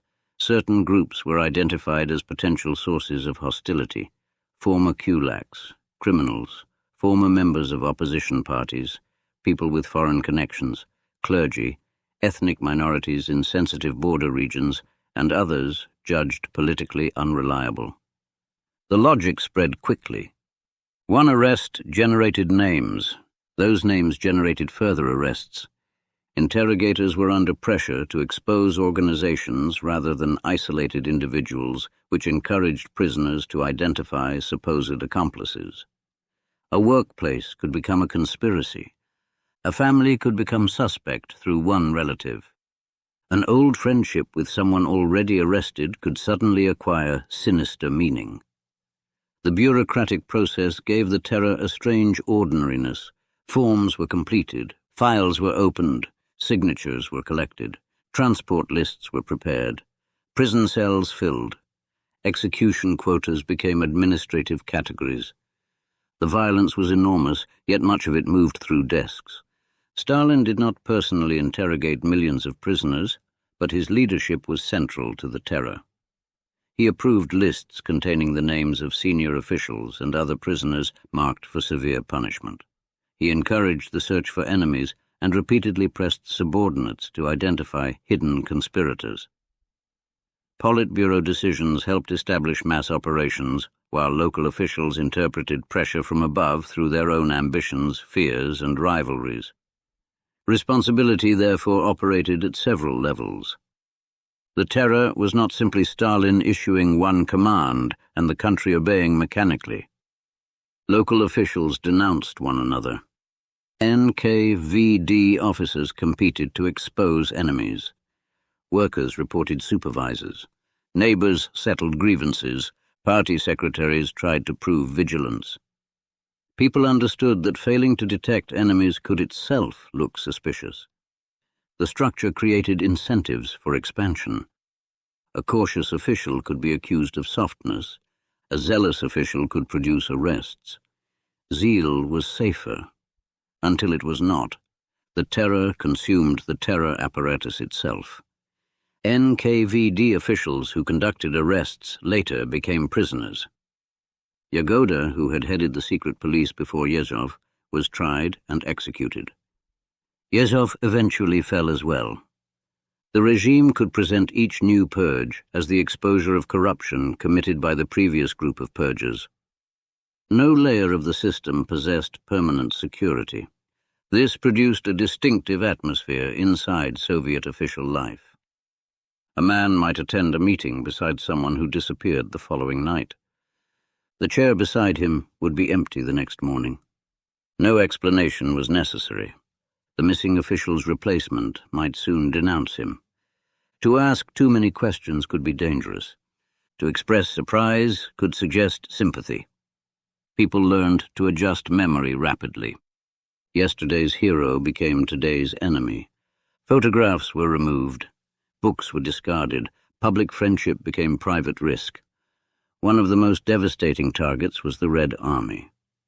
In 1937, Marshal Mikhail Tukhachevsky and several senior commanders were arrested and accused of participating in a military conspiracy. They were tried secretly and executed. The purge expanded through the officer corps. Commanders at multiple levels were arrested, dismissed, or imprisoned. The exact scale and later military consequences continue to be debated, but the disruption was severe. This was especially striking because the international environment was becoming increasingly dangerous. Hitler had taken power in Germany in 1933. Nazi ideology was explicitly hostile to communism and deeply committed to territorial expansion toward the east. Japan was expanding in Asia and posed a direct threat along Soviet borders. Europe was moving toward another general war. Yet Stalin's government was weakening its own command structure through political purges. Why? Suspicion provides part of the answer. The armed forces represented a large institution with its own traditions, prestige, and hierarchical authority. Stalin had distrusted professional military independence since the Civil War. Tukhachevsky was talented, ambitious, and associated with modernization of Soviet military doctrine. There is no solid evidence that the alleged vast military conspiracy existed. But in Stalin's political world, potential independence could look like potential treason. The underground habits of Koba had reached the highest institutions of state.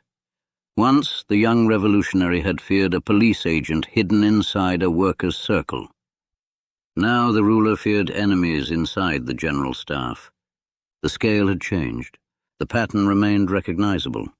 The wider population experienced the terror in less visible ways. Most victims were not famous. They were factory managers, peasants, railway workers, engineers, teachers, officials, clergy, technicians, former prisoners, immigrants, and members of national minorities.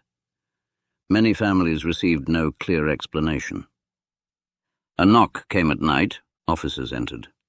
A search followed. Books, letters, and photographs were examined. The arrested person dressed quickly. Relatives waited afterward for information that might never arrive.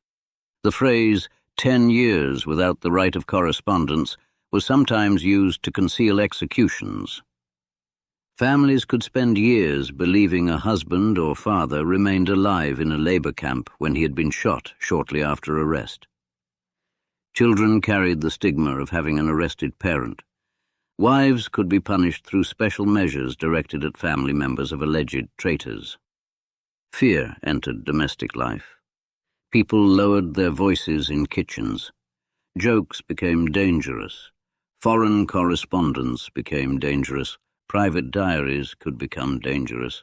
A casual remark made during an argument could return later in an interrogation report. The Soviet Union did not become silent, but speech acquired calculation. Citizens learned to distinguish between what could be said publicly, what could be said privately, and what should not be said anywhere. At the same time, the state celebrated progress. Factories opened. Metro stations gleamed beneath Moscow. Aviation records were broken. Polar explorers became heroes. Films depicted optimism. Posters showed muscular workers and abundant harvests. The 1936 Soviet Constitution proclaimed extensive rights and presented the USSR as a democratic socialist state. The contrast could be extraordinary. A citizen could walk beneath banners celebrating freedom while wondering whether a neighbor had been arrested. The Constitution promised elections. The police expanded arrests. Official optimism and private fear existed simultaneously. This duality was not necessarily experienced as hypocrisy by everyone. Many Soviet citizens genuinely believed in the project. Some saw arrests as proof that enemies had been uncovered. Propaganda did not operate on an empty population. The USSR had been through invasion, civil war, foreign intervention, sabotage scares, and economic disruption. External threats were real. Nazi Germany was real. Japanese military pressure was real. Trotsky continued attacking Stalin from abroad. The regime fused genuine danger with invented conspiracy until separating them became difficult for ordinary people. Even victims sometimes believed the larger system was sound. A prisoner could conclude that Stalin did not know what local officials were doing. Some wrote appeals directly to him. They imagined the leader as protector against abuses committed in his name. This paradox was strengthened by Stalin's public image. Propaganda increasingly presented him as calm, wise, and paternal. The father of peoples became one of the formulas attached to his cult. Children sent letters, workers praised him, portraits appeared in public buildings, songs celebrated his leadership. His birthday became a public event. The cult served a useful psychological function. If Stalin represented justice, then injustice could be blamed on lesser officials. The structure protected the ruler from the consequences of his own system. For Stalin himself, personal life offered little escape from politics. His second wife, Nadezhda Alliluyeva, had died in 1932 from a self-inflicted gunshot wound after a turbulent marriage. Her death was officially concealed behind a misleading public account. The private tragedy took place while collectivization and famine were devastating the countryside. The contrast is difficult to read cleanly. Stalin could experience grief personally while presiding over policies that produced mass suffering. Human beings do not distribute empathy consistently. A dictator may mourn one person deeply and remain unmoved by statistics representing thousands. His children also lived complicated lives under the shadow of his position. Yakov, the son from his first marriage, had a strained relationship with his father. Vasily grew up amid privilege, insecurity, and expectation.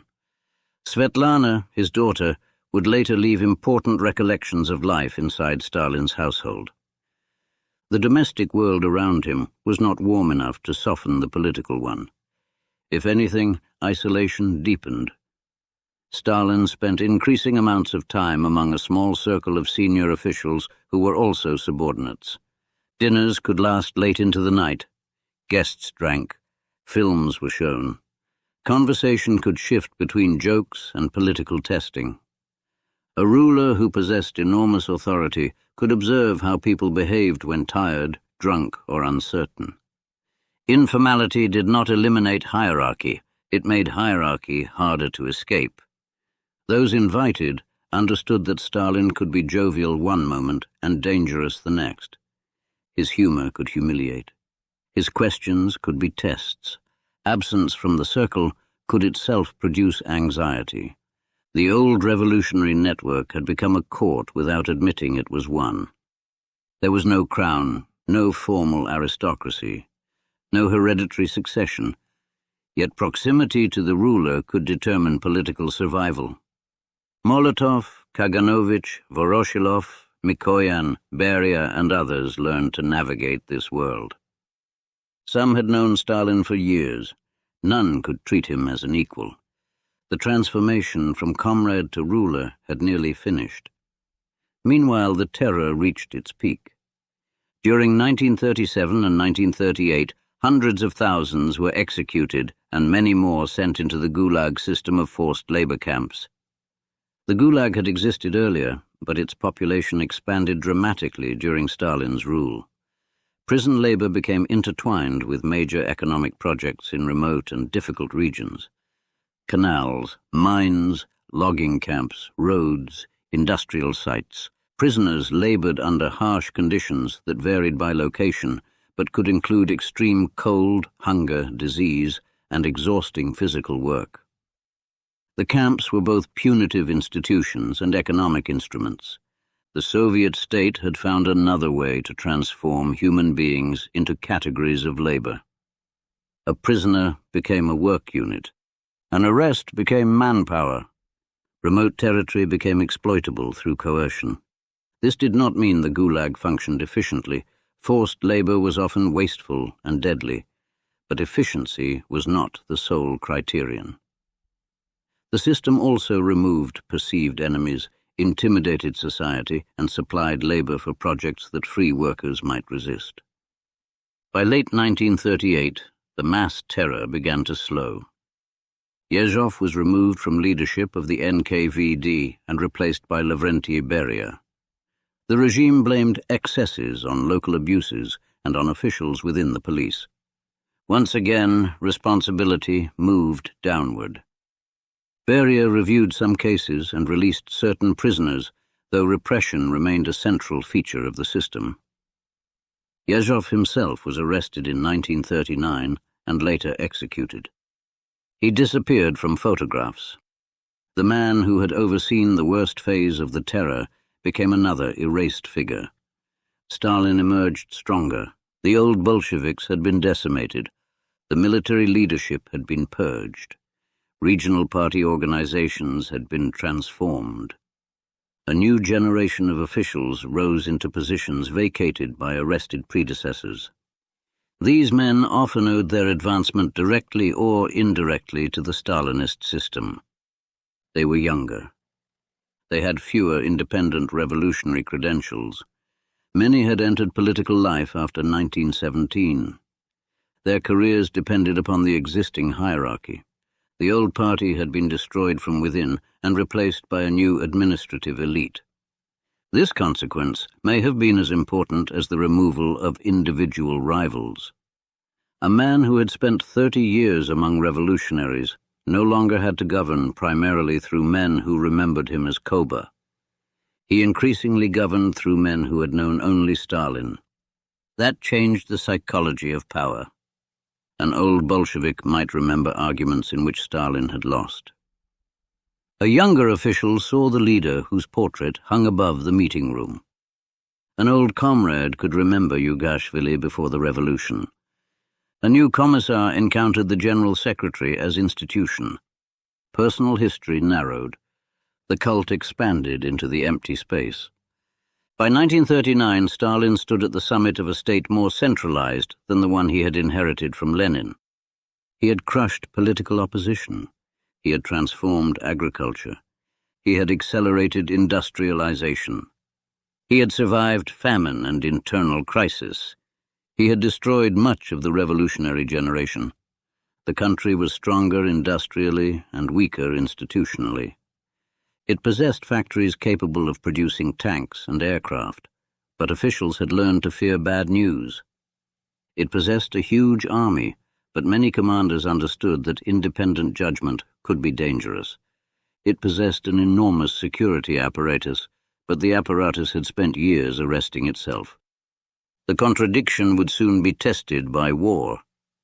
Across the western border, Nazi Germany had become the dominant military power in Central Europe. Hitler had rearmed, Austria had been annexed, Czechoslovakia had been dismantled. Britain and France had repeatedly attempted to avoid a general conflict. Stalin watched. He distrusted Hitler. He also distrusted the Western powers. The Soviet leadership feared being drawn into a war against Germany, while Britain and France remained safely outside it. Diplomacy became another arena of suspicion. The revolutionary dream of international socialism had long since collided with the practical requirements of state survival. Stalin was now prepared to negotiate with almost anyone if Soviet interests seemed to require it. Even Hitler. The idea would shock communists around the world. Fascism and communism presented themselves as mortal enemies. Nazi propaganda depicted Bolshevism as a racial and ideological threat. The Soviet Union had supported anti-fascist forces in Spain and denounced Nazi aggression. Yet ideology had never prevented Stalin from making tactical reversals. He had signed peace with Germany under Lenin. He had supported NEP and then destroyed it. He had allied with Zinoviev against Trotsky and then with Bukharin against Zinoviev before crushing Bukharin. Principles defined the destination. Routes could change. In August 1939, the world learned just how far that logic could go. The Soviet Union and Nazi Germany announced a non-aggression pact. The signatures beneath it belonged to foreign ministers Vyacheslav Molotov and Joachim von Ribbentrop. Behind them stood Stalin and Hitler. A secret protocol divided parts of Eastern Europe into spheres of influence. Poland lay between the two powers. The Baltic states were assigned within the agreement's calculations. For Stalin, the pact promised time, territory, and strategic depth. For Hitler, it reduced the danger of a two-front war while he attacked Poland. For millions of people living between Germany and the Soviet Union, the agreement would bring catastrophe. The young Georgian revolutionary had once believed history would be transformed through international class struggle. Now Stalin was negotiating borders with a fascist dictator. The road from Soso to Koba to Stalin had led somewhere even the seminarian in Tiflis could never have imagined. The Great Terror had cleared the rooms around him. The old comrades were dead, imprisoned, exiled, or silent. The factories were working. The army was rebuilding. The police obeyed. The party applauded. And beyond the Soviet frontier, another dictator was preparing to start a war. Stalin believed he had learned how to survive nearly every kind of danger: underground betrayal, Tsarist police, exile, civil war, political rivalry, peasant resistance, internal opposition, conspiracy, real and imagined. The next danger would be different. It would come not through a committee meeting, an interrogation room, or a midnight arrest. It would come across the border with tanks, aircraft, and millions of soldiers. And when it came, Stalin's own system of fear would help determine how prepared the Soviet Union was to face it.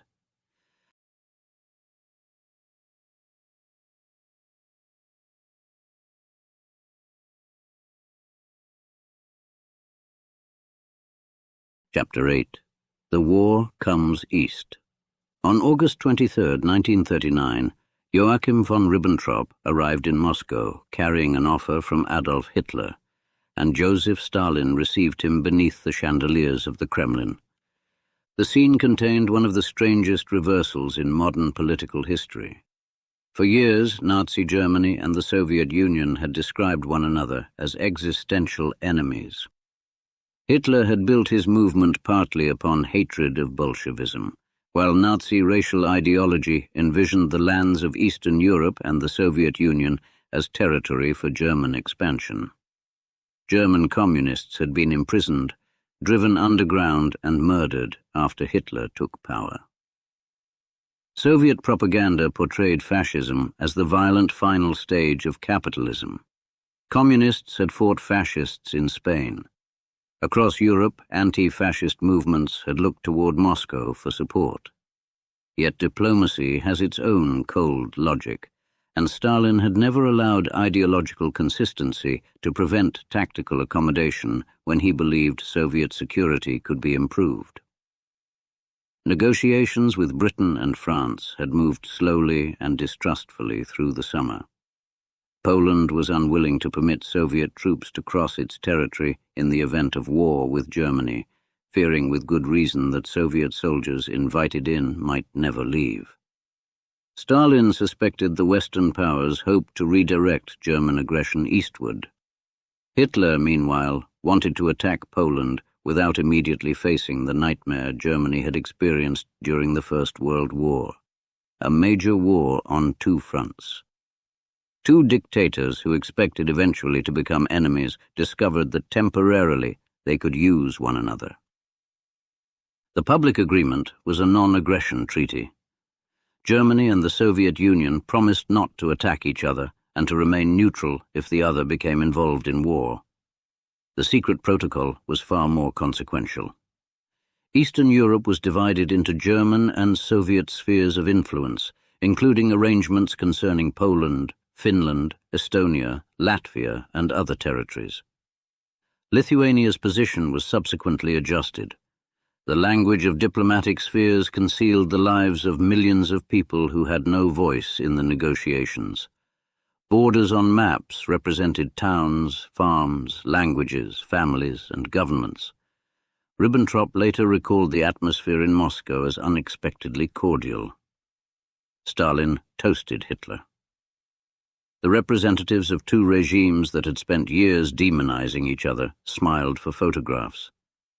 9 days later, Germany invaded Poland. The Second World War in Europe had begun. German forces attacked from the west on the 1st of September 1939, combining armored formations, aircraft, and mobile operations in a campaign that overwhelmed Polish defensive positions with frightening speed. Britain and France declared war on Germany 2 days later, but could do little immediately to save Poland. Then, on September 17th, the Red Army entered eastern Poland from the opposite direction. The Soviet government claimed that the Polish state had collapsed and that Soviet forces were protecting Ukrainians and Belarusians living within its eastern territories. The explanation disguised the agreement reached with Germany. Poland was divided. German and Soviet officers even encountered one another amid the occupation. Boundaries were adjusted, prisoners were separated, administrative systems replaced one another.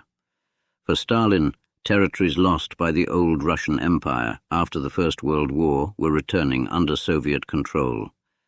For the inhabitants, one occupation could be followed by another without any sense of liberation. Soviet authorities began arrests and deportations in the territories they occupied.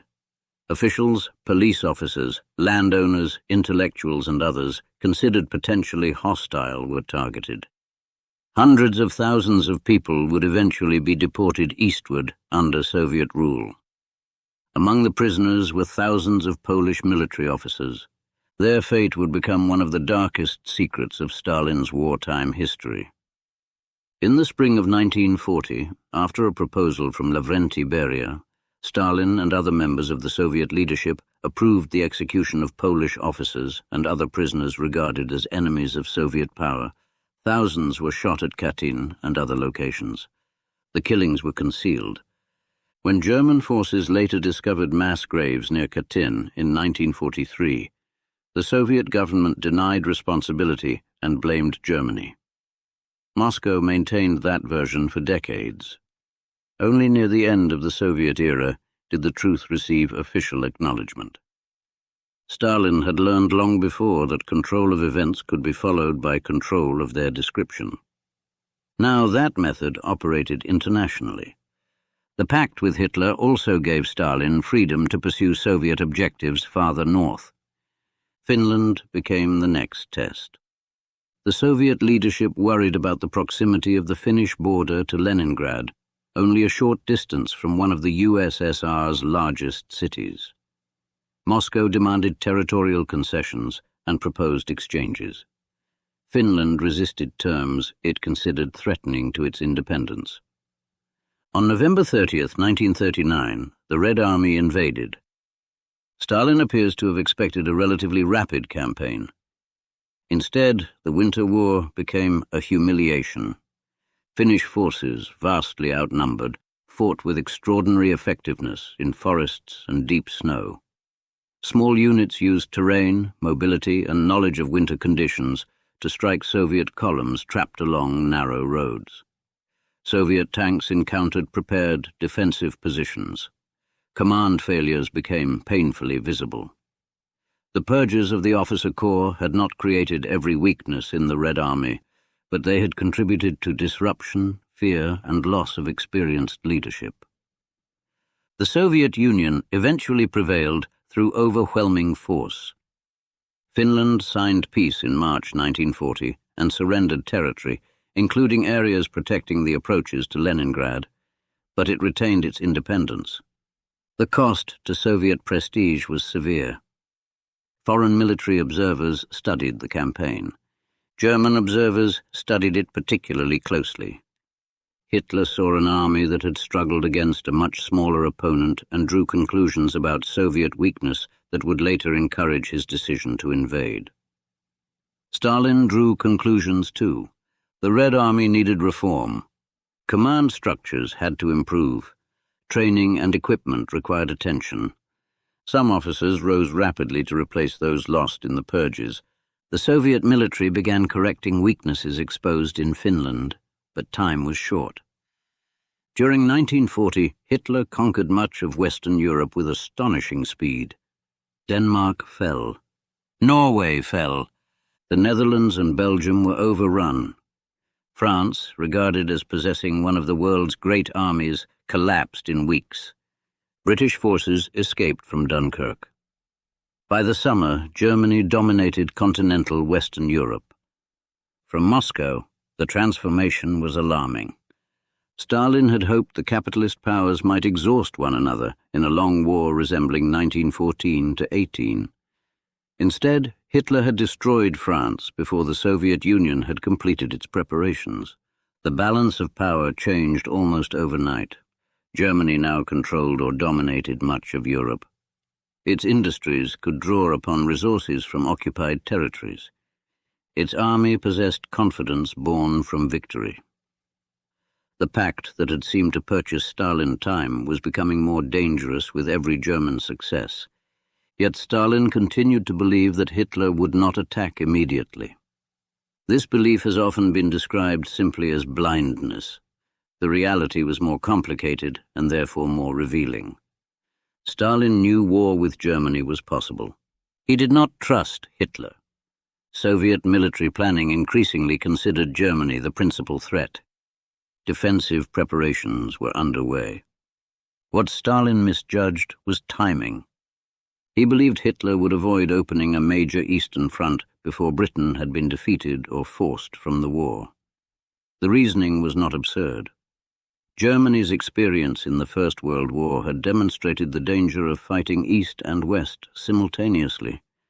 Britain remained unconquered in 1941. Why would Hitler voluntarily create the strategic problem Germany had once struggled desperately to avoid? Because Hitler's worldview was not Stalin's. The Nazi leader did not see the Soviet Union merely as another state to be balanced diplomatically. The destruction of Bolshevism and conquest of territory in the East stood near the center of his ideology. He envisioned Lebensraum, living space, for a German racial empire. Soviet lands would supply grain, oil, and resources. Populations designated racially inferior would be displaced, enslaved, starved, or killed. Hitler also believed the Soviet state was brittle and that the Red Army could be destroyed in a short campaign. The coming war would therefore be unlike an ordinary territorial dispute. It was conceived from the beginning as a war of annihilation. During the months before the invasion, warnings accumulated. Soviet intelligence received reports of German preparations. Diplomats warned Moscow. Foreign governments transmitted information. Richard Sorge, the Soviet intelligence officer operating in Tokyo, supplied valuable reporting concerning German intentions. German reconnaissance activity increased. Troops concentrated along the Soviet frontier. Rail traffic moved east. Defectors brought warnings. Winston Churchill's government, despite its deep ideological hostility toward communism, warned Stalin. Stalin remained suspicious. He feared provocation. Britain had every incentive, he believed, to bring the Soviet Union into the war against Germany. Intelligence reports conflicted on dates. Predictions of invasion came and went. Some deadlines passed without attack. German deception encouraged uncertainty. Stalin had also created a political environment in which challenging his interpretation could be dangerous. This was where the system he had built began working against him. A ruler who punishes unwelcome information eventually receives less unwelcome information. Officers could observe German preparations, but decisions about mobilization had political consequences. Stalin feared that premature Soviet military action near the border might provide Hitler with an excuse to attack. Units were therefore warned against provocations, even as danger intensified. The paradox was severe. Stalin had spent decades searching for hidden enemies. Now, confronted with an enemy assembling openly across the frontier, suspicion led him partly in the wrong direction. He suspected the warnings. He suspected British motives. He suspected provocations. He suspected misinformation. The German divisions remained. On the evening of the 21st of June, 1941, further warnings arrived. German soldiers crossed the frontier and surrendered, reporting that an attack would begin within hours. Soviet commanders requested instructions. A directive finally went out warning forces of a possible surprise attack, but many formations received it too late. Before dawn on the 22nd of June, the eastern horizon erupted. Operation Barbarossa had begun. More than 3 million Axis troops participated in the invasion along a front stretching from the Baltic to the Black Sea. German artillery opened fire. Aircraft crossed the frontier.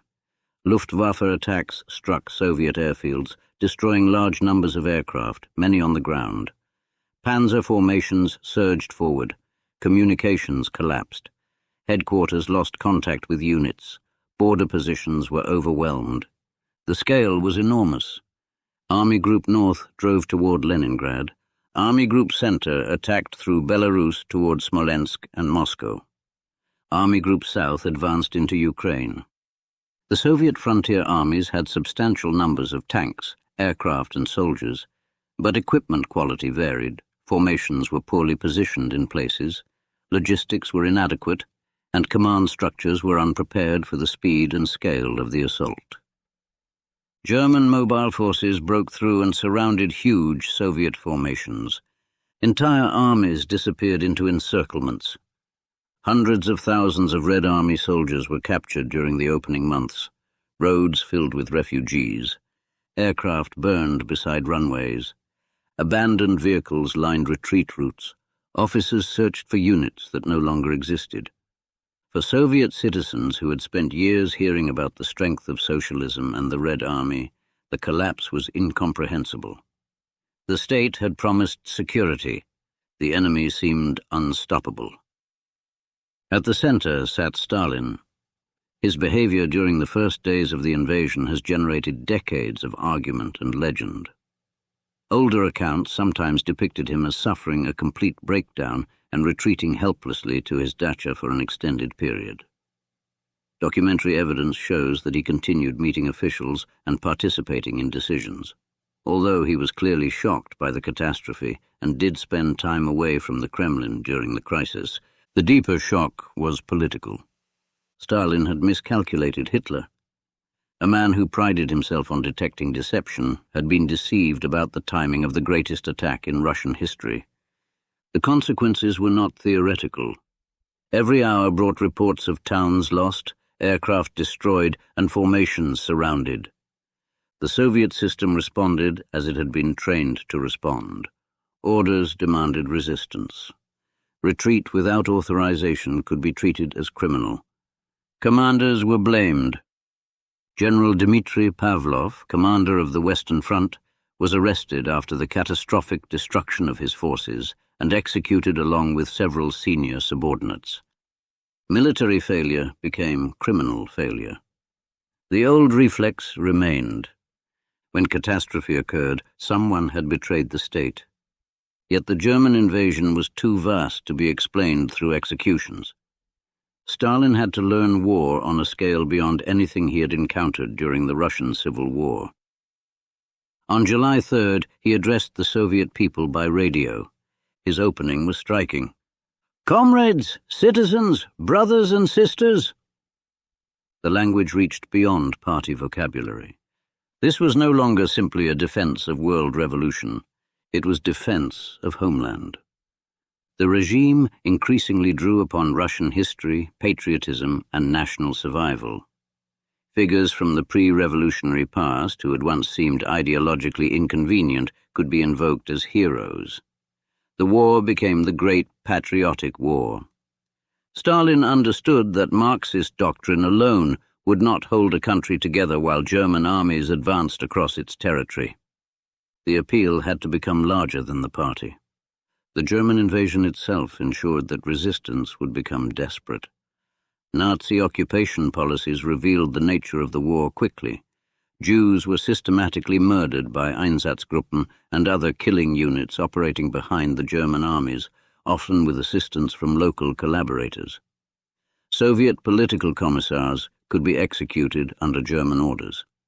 Prisoners of war were subjected to catastrophic conditions in which millions would die. Villages were burned. Food was seized. Civilians were treated according to a racial hierarchy that regarded many inhabitants of the Soviet Union as expendable. For Soviet citizens who despised Stalin's government, German occupation frequently offered no humane alternative. The war became a struggle for physical survival. Stalin reorganized command. The State Defense Committee concentrated enormous authority. Stavka coordinated high military direction. Factories were evacuated eastward on an extraordinary scale. Machinery was dismantled in threatened regions, loaded onto trains and transported beyond the Volga into the Urals, Siberia, and Central Asia. Workers traveled with equipment. Production lines were reassembled in unfinished buildings, sheds, and freezing conditions. This evacuation became one of the Soviet Union's greatest wartime achievements. Entire industrial systems moved hundreds or thousands of kilometers. The industrialization of the 1930s, achieved through immense suffering, now supplied the Soviet state with factories, technical personnel, and heavy industrial capacity crucial to survival. History rarely offers clean moral balances.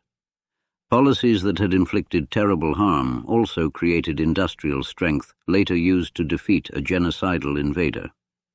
Recognizing one fact does not cancel the other.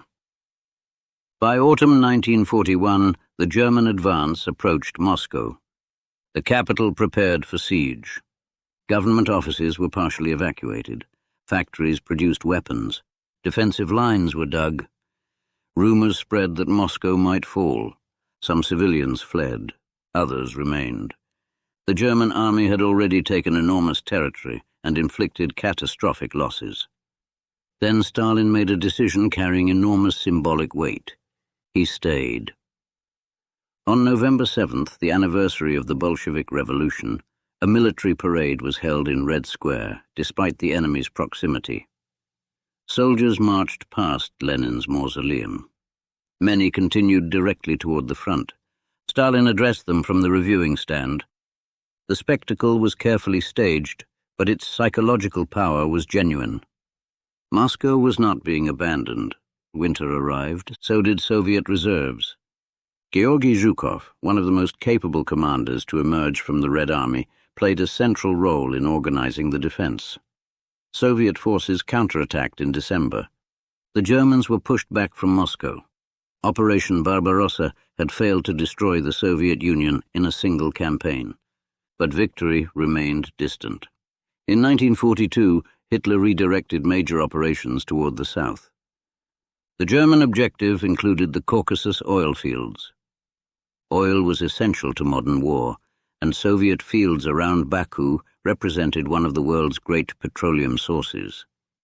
For Stalin, the geography possessed a strange personal resonance. German armies were moving toward the Caucasus, toward the region where he had once organized workers, toward the oil world in which Koba had learned underground politics. And on the Volga stood a city carrying his name, Stalingrad. The city had been Tsaritsyn when Stalin arrived there during the Civil War. Its renaming in 1925 had become part of the growing cult surrounding him. Now that symbolic association transformed a strategic industrial city into something psychologically larger. Hitler wanted it. Stalin could not allow it to fall. German forces reached the city in the summer of 1942. The Luftwaffe bombed Stalingrad heavily, killing civilians and reducing neighborhoods to ruins. Buildings collapsed into heaps of brick, steel, and timber. Streets disappeared beneath rubble. Then infantry entered. The battle became intimate. Factories became fortresses, cellars became defensive positions, stairwells became front lines. A building might be held by Germans on one floor and Soviet soldiers on another. Snipers hunted among ruins. Men fought over rooms whose walls had already been destroyed. The Volga, behind the Soviet defenders, became both lifeline and danger. Boats crossed under artillery and air attack, carrying ammunition and reinforcements east to west, wounded soldiers west to east. Stalin issued demands for resistance that were merciless. Earlier in 1942, Order Number 227 had declared not one step back, creating penal units and reinforcing measures against unauthorized retreat. The order reflected desperation. The Soviet Union had already lost vast territory. Another collapse in the south could threaten oil supplies and perhaps the entire war effort. But slogans did not win Stalingrad alone. Soviet generals prepared something larger. While German troops exhausted themselves fighting inside the city, Soviet forces secretly concentrated north and south of Stalingrad, targeting weaker Romanian and other Axis formations, protecting the German flanks. In November 1942, Operation Uranus began. Soviet armies broke through. The pincers moved rapidly. On the 23rd of November, they met near Kalach. The German Sixth Army was trapped. Hitler refused permission for a breakout. The Luftwaffe could not supply the encircled force adequately. Winter tightened around the pocket. Food diminished. Fuel disappeared. Horses were slaughtered. Wounded men froze. The army that had marched toward the Volga as conquerors became a starving mass surrounded by Soviet forces. On January 31, 1943, Field Marshal Friedrich Paulus surrendered the southern pocket. The remaining German forces capitulated days later. Stalingrad became a global symbol. For the first time, an entire major German field army had been destroyed. The psychological balance shifted. The Soviet Union had not merely survived. It could annihilate German armies. For Stalin, the victory was immense. The city bearing his name had become synonymous with resistance. Propaganda elevated him as supreme war leader. Yet the victory belonged to millions, soldiers who fought in ruins, commanders who planned the encirclement, workers who produced weapons, railway crews who moved supplies, civilians who endured bombardment, and families across the Soviet Union who had already surrendered sons to the war. Stalin stood above this effort, directing, interfering, learning, and gradually becoming more willing to listen to capable commanders than he had been in 1941. That change deserves attention. The dictator did not suddenly become a military genius. He made serious errors throughout the war. He could demand offensives that cost enormous casualties. He continued to interfere. But he learned. He increasingly respected commanders such as Zhukov, Alexander Vasilevsky, and Konstantin Rokossovsky when their competence became undeniable. The man who had once distrusted military specialists in Tsaritsyn gradually accepted that modern industrial war could not be commanded through political loyalty alone. The cost of that education had been staggering. Then came Kursk. In July 1943, Germany launched a massive offensive against a Soviet salient around the city. The Soviets knew the attack was coming and constructed extraordinary defensive systems. Trenches, minefields, anti-tank positions, and reserves arranged in depth. The German attack failed to achieve decisive breakthrough. Soviet counteroffensives followed. From this point onward, the strategic initiative increasingly belonged to the Red Army. The movement of the war reversed. For 2 years, German armies had traveled east. Now Soviet armies began traveling west. They crossed the same ground devastated during invasion. They found burned villages, mass graves, destroyed cities, evidence of the Holocaust, communities erased. Soldiers saw what occupation had done. The desire for liberation mixed with revenge. Soviet authorities re-established political control behind advancing armies. Populations accused of collaboration could face severe punishment. Entire ethnic groups would be subjected to collective deportation during the war, including Chechens, Ingush, Crimean Tatars, and others, accused broadly of disloyalty or collaboration. Families were transported en masse to Central Asia and other regions, with substantial loss of life. Once again, Stalin's government treated populations collectively. Individual guilt could disappear beneath ethnic classification. The war had not softened the system. It had enlarged its reach. By 1944, the Red Army was driving through Eastern Europe. Romania changed sides. Bulgaria came under Soviet influence. Soviet forces entered Poland. The question that had existed since 1939 returned in a new form. What kind of Europe would emerge behind the advancing armies? Stalin was no longer simply defending Soviet territory. He was shaping the post-war continent. His meetings with Winston Churchill and Franklin Roosevelt brought him into rooms unimaginable from the streets of Gori. At Tehran in 1943, the three leaders discussed strategy against Germany and the opening of a second front in Western Europe. The contrast between them was striking. Roosevelt represented an American republic with enormous industrial power. Churchill represented a British Empire fighting for survival and influence. Stalin represented a Soviet state whose armies were absorbing and inflicting the greatest share of the land war against Germany. They needed one another. They distrusted one another. Diplomacy operated beneath smiles. Stalin could be formidable in these settings. Years of committee politics had trained him to listen, wait, and exploit disagreements. His humor could be dry. His demands were persistent. He knew the military position gave him leverage. The former underground organizer now negotiated the boundaries of Europe. By early 1945, Soviet forces stood on German soil. The destruction increased as they approached Berlin. The Red Army had suffered losses on a scale difficult to comprehend. Soldiers entered Germany carrying memories of burned homes, murdered relatives, and occupied villages. Revenge frequently fell upon German civilians, including through widespread sexual violence and looting.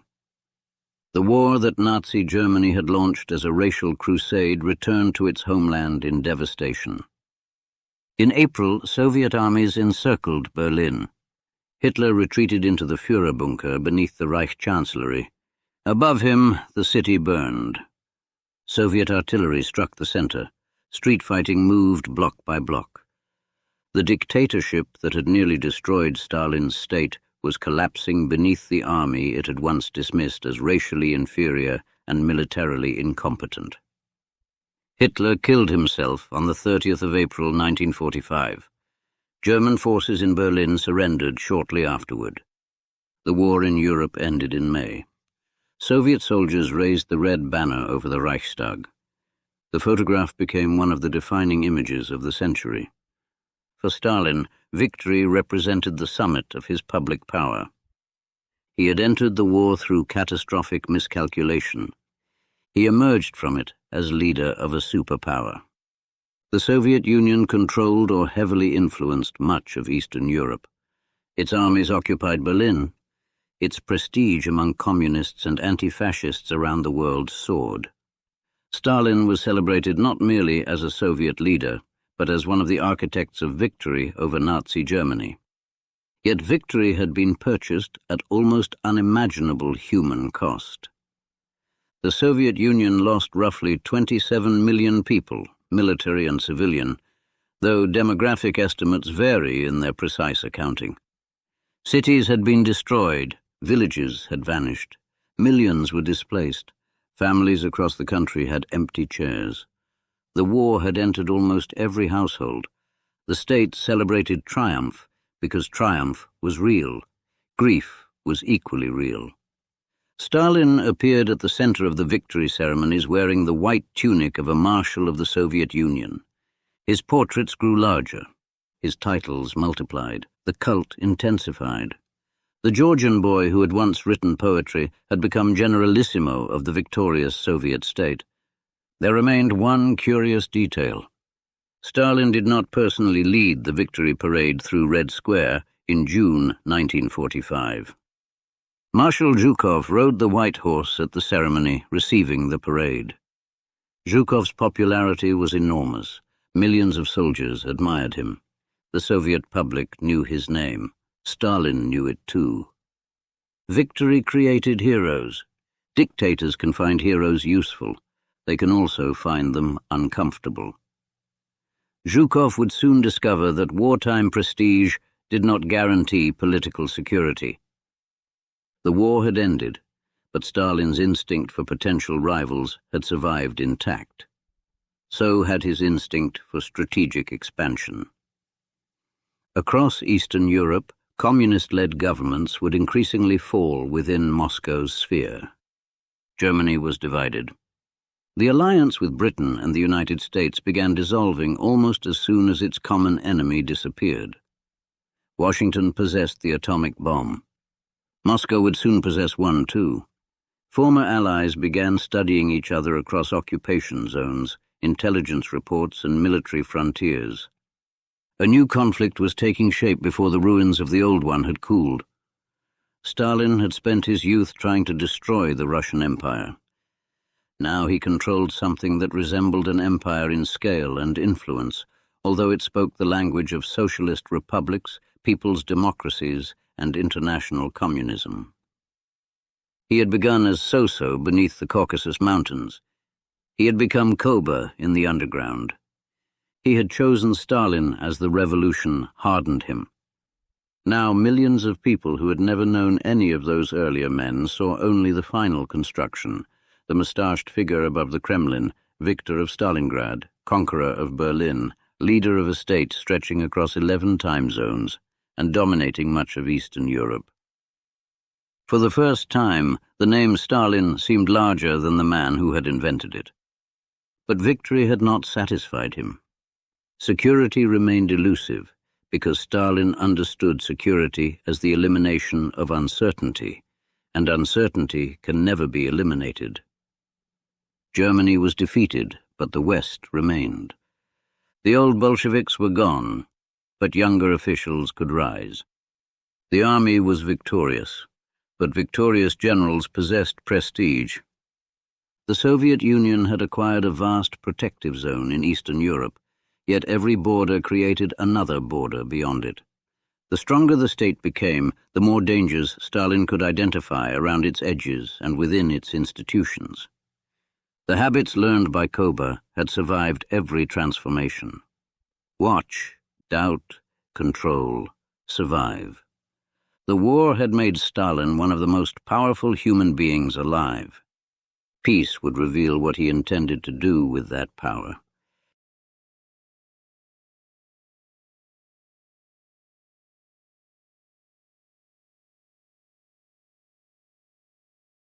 Chapter 9. The Victor Alone. In the summer of 1945, Stalin stood at the height of a power that would have been unimaginable to the boy from Gori, the seminarian in Tiflis, or even the revolutionary conspirator who once traveled beneath false names through the Caucasus. Nazi Germany had been destroyed. The Red Army occupied Berlin and stretched across Eastern Europe. The Soviet Union, devastated almost beyond comprehension, had nevertheless emerged as one of the two dominant powers on Earth. Stalin's portrait hung above victory celebrations while newspapers credited his leadership with saving civilization from fascism. Foreign statesmen who despised communism treated him as a central architect of the post-war order. His generals commanded armies numbering in the millions. His security services operated across an enormous territory. Within the Communist Party, no rival remained capable of confronting him as Trotsky, Zinoviev, Kamenev, or Bukharin once had. Stalin had survived everyone. Victory did not make him feel secure. It enlarged the world he believed had to be controlled. The wartime alliance with Britain and the United States had rested upon one overwhelming necessity. Hitler had to be defeated. Once Germany surrendered, the differences that had been temporarily submerged returned with extraordinary speed. Stalin looked west and saw capitalist states whose governments had intervened against the Bolsheviks during the Russian Civil War, delayed recognition of the Soviet state, and spent years treating communism as a threat. Western leaders looked east and saw Soviet armies occupying countries that had been independent before the war. Each side could assemble a long historical case for distrust. Every defensive measure taken by one could appear offensive to the other. The alliance began freezing into the Cold War. At Potsdam in July and August 1945, Stalin met Harry Truman and Winston Churchill, who was replaced during the conference by Clement Attlee after Britain's general election. Roosevelt had died in April. The personal configuration of the wartime alliance was already disappearing. Germany lay defeated between the victors. Its cities had been bombed into ruins. Millions of refugees moved across Central Europe. Borders shifted. Populations were expelled. The future of Poland remained contentious. Soviet forces stood deep inside territory that before the war had belonged to independent states. Stalin intended to keep a protective belt between the Soviet heartland and Germany. His reasoning had history behind it. Russia had been invaded repeatedly from the west. Napoleon had reached Moscow. Imperial Germany had shattered Russian armies during the First World War. Hitler had launched the most destructive invasion in Soviet history. Tens of millions of Soviet citizens had died in the latest conflict. From Stalin's perspective, friendly governments in Eastern Europe were a strategic necessity. The difficulty lay in what friendly meant. It increasingly meant governments that could not pursue policies hostile to Moscow because communists backed by Soviet influence controlled the decisive institutions of power. Poland became the most sensitive case. The war had begun with Poland's destruction by Germany and the Soviet Union. A Polish government in exile had operated from London, while communist Polish organizations supported by Moscow developed their own claim to authority. The discovery of the Katyn graves had already shattered relations between Stalin and the London Polish government after the latter requested an international investigation. As the Red Army advanced west, Soviet-backed institutions gained control. Non-communist politicians were marginalized, intimidated, or arrested. The new Polish borders shifted dramatically westward. The Soviet Union retained territories in the east, while Poland received former German lands in the west. Millions of Germans were expelled. Similar political transformations unfolded elsewhere, though each country followed a different path. Romania, Bulgaria, Hungary, Czechoslovakia, East Germany. Coalition governments initially gave the appearance of political diversity in several places. Over time, communist parties captured ministries, police organizations, and administrative structures, then eliminated or subordinated rivals. The technique would have been familiar to the former General Secretary. Control the institution, control appointments, isolate opponents, divide coalitions, turn political adversaries into criminal suspects. The methods Stalin had used inside the Soviet Communist Party during the 1920s could now be seen in modified form across states under Soviet influence. The map of Europe changed color. Winston Churchill gave the emerging division a memorable phrase in March 1946 when he declared that an iron curtain had descended across the continent. Stalin reacted angrily, comparing Churchill's language to warmongering. Yet the division was real. Germany became the central fault line. The Western occupation zones moved toward economic integration and eventually political union. The Soviet zone developed separately. Berlin, itself divided among the victorious powers despite lying deep within the Soviet occupation zone, became an exposed island of Western presence. In 1948, Stalin attempted to force a change. Road, rail, and canal access from the Western zones to West Berlin was blocked. The Western powers responded not by abandoning the city, but by supplying it from the air. For months, aircraft landed continuously, carrying food, coal, and other necessities. The Berlin airlift became a demonstration of Western resolve. Stalin eventually lifted the blockade in May 1949. Germany then divided formally into two states, the Federal Republic of Germany in the west and the German Democratic Republic in the east. The wartime alliance had become geopolitical confrontation. Stalin was now facing something unprecedented, even in his long political life. The United States possessed an economy of immense scale, global military reach, and, since 1945, atomic weapons. The atomic bomb transformed strategic calculation. Stalin had known through Soviet intelligence that the Americans were developing such a weapon before Truman informed him at Potsdam of a powerful new bomb.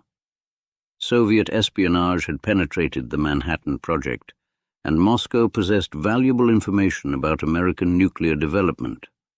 Still, Hiroshima and Nagasaki demonstrated what the weapon could do. A single bomb could destroy much of a city. For a ruler whose security strategy had long depended upon territory, armies, and industrial depth, nuclear weapons introduced a terrifying new reality. Distance no longer guaranteed protection. Stalin accelerated the Soviet atomic project. Scientists, engineers, intelligence officers, and administrators worked under immense pressure. Lavrentiy Beria, now one of the most powerful men in the Soviet system, oversaw the program politically. In August 1949, the Soviet Union detonated its first atomic bomb. The American monopoly had lasted 4 years. The Cold War entered a more dangerous phase. Stalin now ruled a nuclear superpower, yet the victorious dictator remained deeply preoccupied with internal control. War had disrupted Soviet society in ways no police system could completely regulate. Millions of Soviet citizens had traveled beyond their pre-war environments. Soldiers had entered Poland, Germany, Austria, Hungary, Czechoslovakia, and the Balkans. They had seen foreign cities, foreign homes, and foreign consumer goods. Some had encountered societies that Soviet propaganda had portrayed only through ideological categories. Prisoners of war and forced laborers returned from territories once controlled by Germany. To many governments, returning prisoners would simply be victims or veterans. Stalin's state regarded them with suspicion. How had they surrendered? What had they done in captivity? Had they collaborated? Had foreign intelligence recruited them?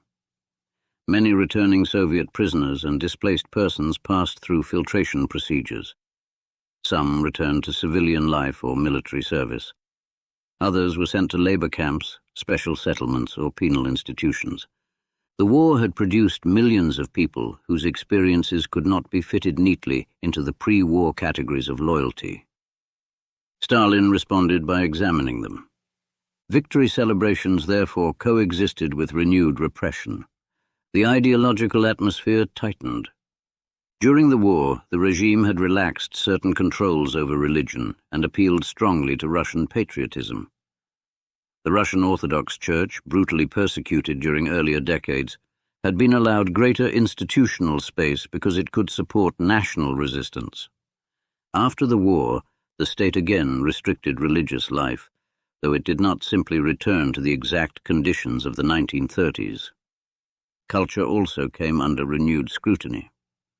Andrei Zhdanov became associated with campaigns enforcing ideological discipline in literature, music, and intellectual life.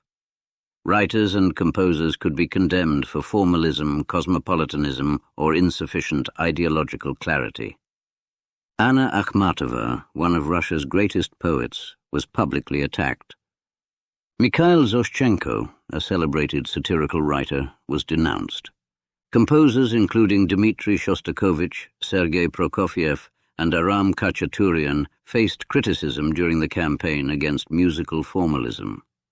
Art could not simply be beautiful, it had to be politically safe. Science was not immune. The agricultural theories of Trofim Lysenko gained official support despite profound scientific problems.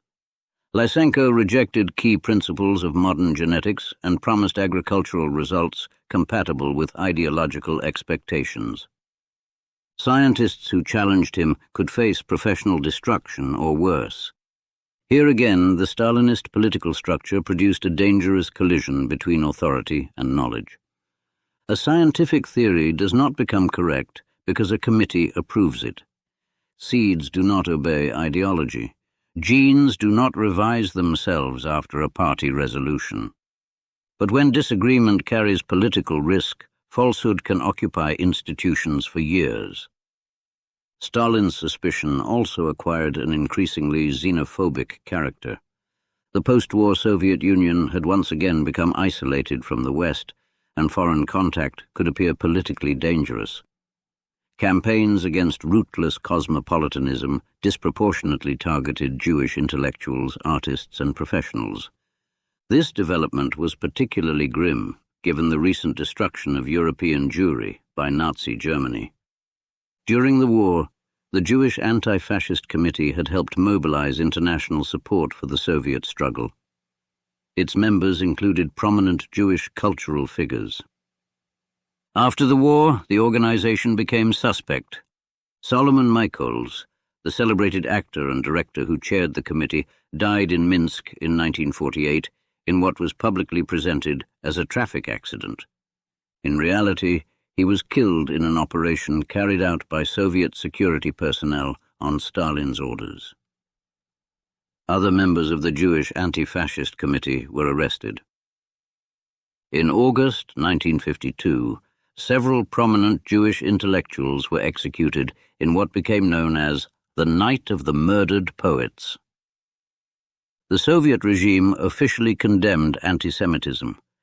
Its security apparatus was simultaneously conducting campaigns in which Jewish identity became increasingly entangled with accusations of nationalism, cosmopolitanism, and foreign loyalty. Stalin's political universe was narrowing again. The pattern was familiar. A real international conflict existed. Foreign intelligence services genuinely operated against the Soviet Union.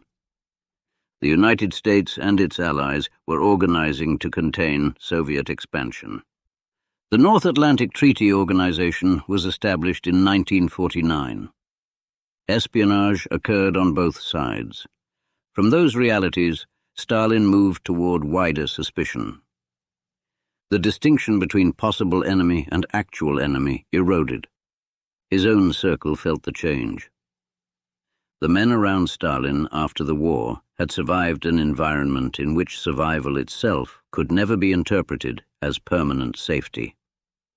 Vyacheslav Molotov had worked with Stalin for decades and served as one of the most recognizable representatives of the Soviet government. Yet Molotov's wife, Polina Zhemchuzhina, was arrested in 1949 amid accusations connected with Jewish nationalism and suspicious foreign contacts. Molotov did not save her. The episode demonstrated the nature of proximity to Stalin. Decades of service could not guarantee protection for one's family. Lazar Kaganovich, Anastas Mikoyan, Kliment Voroshilov, Georgy Malenkov, Nikita Khrushchev and others occupied senior positions while watching the ruler age and become more suspicious. Beria stood in a particularly disturbing position. As head of the security apparatus during crucial years and overseer of major state projects, he possessed knowledge that could frighten almost anyone. Stalin used such men. He did not necessarily trust them. Trust had never been his preferred political currency. Dependence was safer. A subordinate who depended upon Stalin for position and survival could be controlled. A man possessing independent prestige was more troublesome. Marshal Georgy Zhukov discovered this after the war. Zhukov was one of the greatest Soviet commanders of the conflict. His name was associated with Moscow, Stalingrad's strategic aftermath, Kursk, Operation Bagration, and Berlin. Soldiers respected him. Foreign commanders knew him. Such prestige could become politically uncomfortable. In 1946, Zhukov was removed from his prominent position and sent to a lesser command. He was not purged in the manner of Tukhachevsky. The times were different, and Zhukov's popularity made him difficult to destroy casually. But he was moved away from the center. The message was unmistakable. Military glory did not create political independence. Stalin alone would embody victory. The cult surrounding him now reached heights exceeding anything before the war. His 70th birthday in 1949 became an enormous state celebration.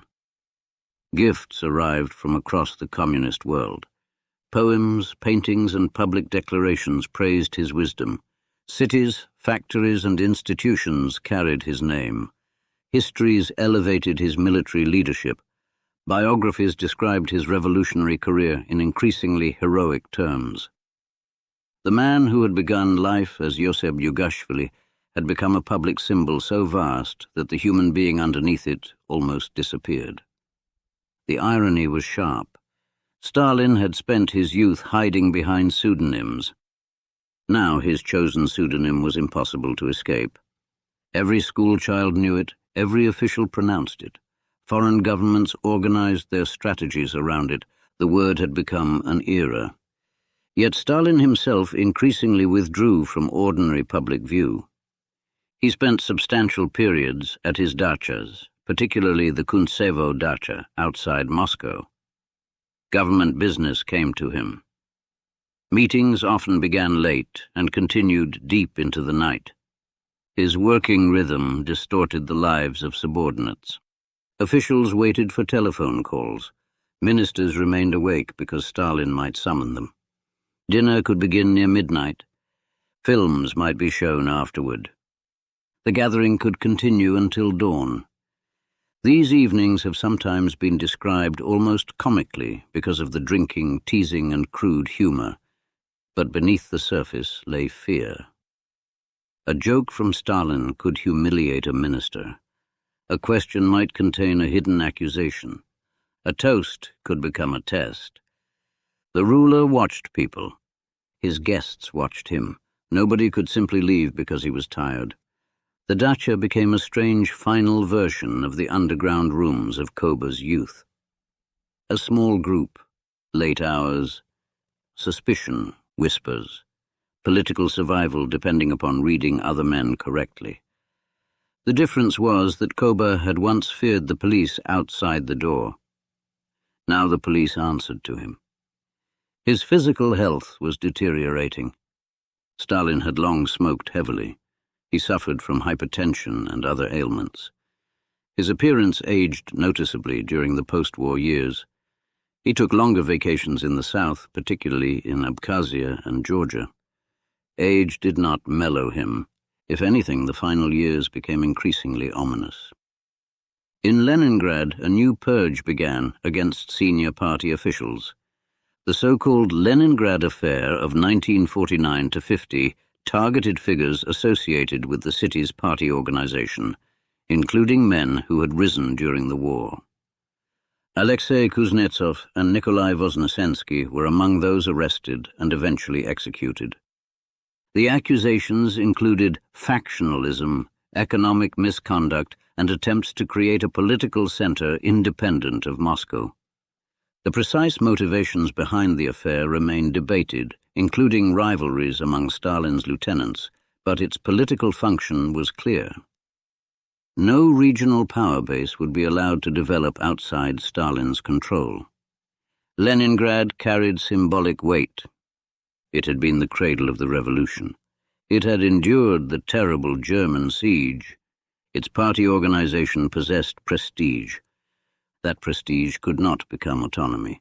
Again, wartime heroes became post-war suspects. The circle contracted. Then events beyond the Soviet Union produced another unexpected expansion of communist power. In 1949, Mao Zedong's forces won the Chinese Civil War and established the People's Republic of China. For the first time, another enormous communist state existed. Mao traveled to Moscow later that year. The relationship between Stalin and Mao was never simple. Stalin had doubts about Chinese communist strategy and had sometimes urged caution during the Civil War. Mao respected Soviet power but resented being treated as a subordinate. Their alliance joined two revolutionary states while concealing future rivalry. Still, from Washington and London, the communist world now appeared to be expanding dramatically. The Soviet Union dominated Eastern Europe. China had become communist. Then war erupted in Korea. In June 1950, North Korean forces under Kim Il-sung invaded South Korea. The conflict quickly became international. The United States and other United Nations forces intervened on behalf of South Korea. China later entered the war after UN forces advanced toward its border. The Soviet Union supported North Korea and China with equipment and other assistance while avoiding direct open war with the United States. Stalin approached the conflict cautiously. He could encourage pressure against the West without risking a Soviet-American war that might become nuclear. The old revolutionary had become a geopolitical gambler who understood that some confrontations were best fought through other states. Korea demonstrated how different the world had become since 1917. The Bolsheviks had once hoped workers across Europe would rise spontaneously and join the revolution. Now communism possessed armies, states, intelligence services, and nuclear weapons. Revolution had become geopolitics. Stalin sat at the center of one half of the emerging global order. Still, he searched for enemies at home. In 1951 and 1952, investigations within the security apparatus and leadership circles intensified. Beria's associates came under pressure through cases such as the Mingrelian affair in Georgia, targeting officials from a Georgian regional group with which Beria had connections. For Beria, the signal was dangerous. Stalin had turned against associates before turning against the principal figure. Nobody knew whether another great purge was approaching. Then came the doctors. In January 1953, Soviet newspapers announced the discovery of a conspiracy among prominent Kremlin physicians. The doctors were accused of deliberately giving harmful medical treatment to senior Soviet officials and of participating in a terrorist organization linked to foreign intelligence. Many of those accused were Jewish. The doctors' plot intensified an already threatening anti-Semitic atmosphere. Interrogations were brutal. Propaganda warned of killers in white coats. Rumors spread that wider deportations or repressions against Soviet Jews might follow. Historians continue to debate how far Stalin intended the campaign to go because he died before it fully developed. The uncertainty itself captures the atmosphere of his final months. People expected escalation because escalation was familiar. An arrest rarely remained only an arrest. A conspiracy rarely contained only the first accused. The political system had taught its inhabitants to fear the widening circle. Stalin was now 74. Most of the men who had known him before the revolution were gone. Lenin had been dead nearly 3 decades. Trotsky had been murdered in Mexico in 1940 by Ramon Mercader, an agent acting within a Soviet intelligence operation. Zinoviev had been shot. Kamenev had been shot. Bukharin had been shot. Rykov had been shot. Tukhachevsky had been shot. Yezhov had been shot. Many of the interrogators, officials, and policemen involved in earlier purges had themselves vanished. Kirov was dead. Ordzhonikidze was dead. The old revolutionary world had been emptied. Stalin remained. The survival that once seemed a skill had become a condition of isolation. There were fewer people who could speak to him as an old comrade, because there were fewer old comrades alive. The young men around him had careers rather than shared revolutionary memories. They feared him. Some admired him. Some probably hated him. Nearly all waited, because everyone understood the one political fact that could never be discussed openly. Stalin would die. The Soviet Union had elaborate institutions, but no transparent mechanism for transferring his personal authority. There was a government, there was a communist party, there was a presidium, there were ministries and security agencies, yet the actual balance among senior figures depended heavily upon one aging man. Malenkov possessed influence within the party apparatus. Beria controlled enormous security resources. Khrushchev was rising.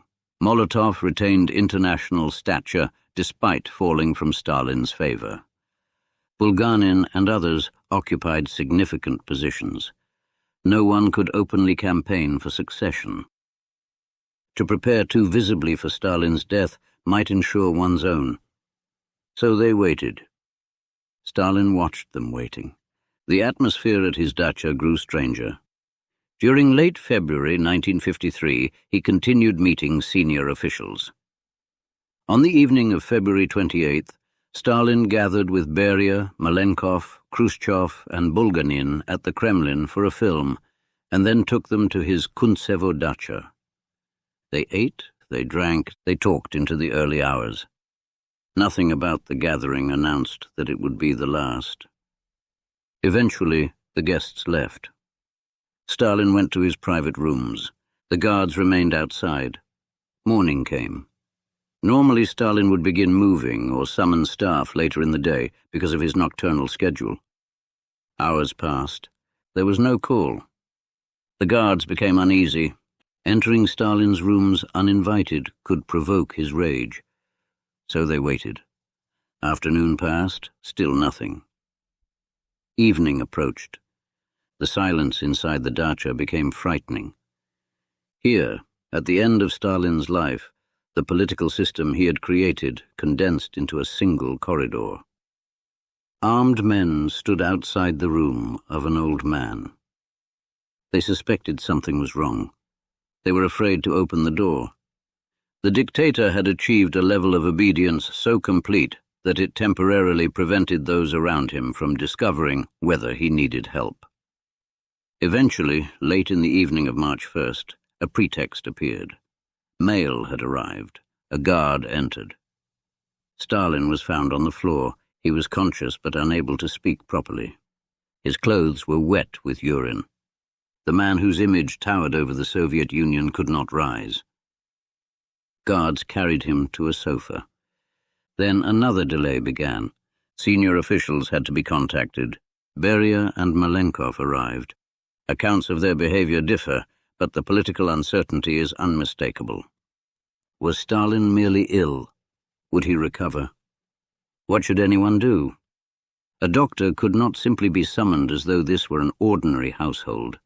Some of Stalin's own physicians were under arrest because of the doctor's plot. The ruler had spent his final months accusing doctors of murder. Now he needed doctors. They were eventually called. Stalin had suffered a massive stroke. His right side was paralyzed.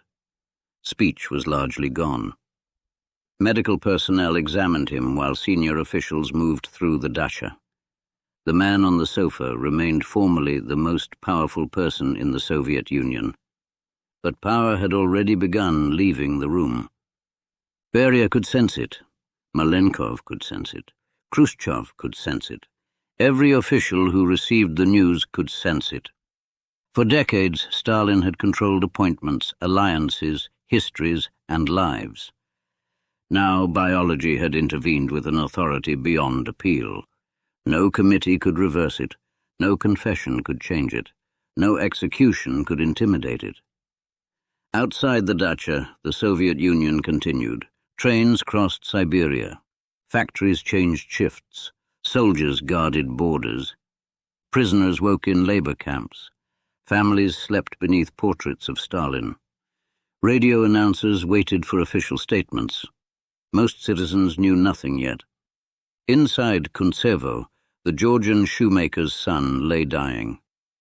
So had traveled farther than anyone around his childhood could have imagined. Koba had survived police raids, prisons, and Siberian exile. Stalin had survived revolution, civil war, famine, purges, and the German invasion. He had outlived enemies, rivals, comrades, and victims. But survival had finally reached its boundary. The guards no longer feared waking him. The ministers no longer feared interrupting his work. They were beginning to fear something else. What came after Stalin?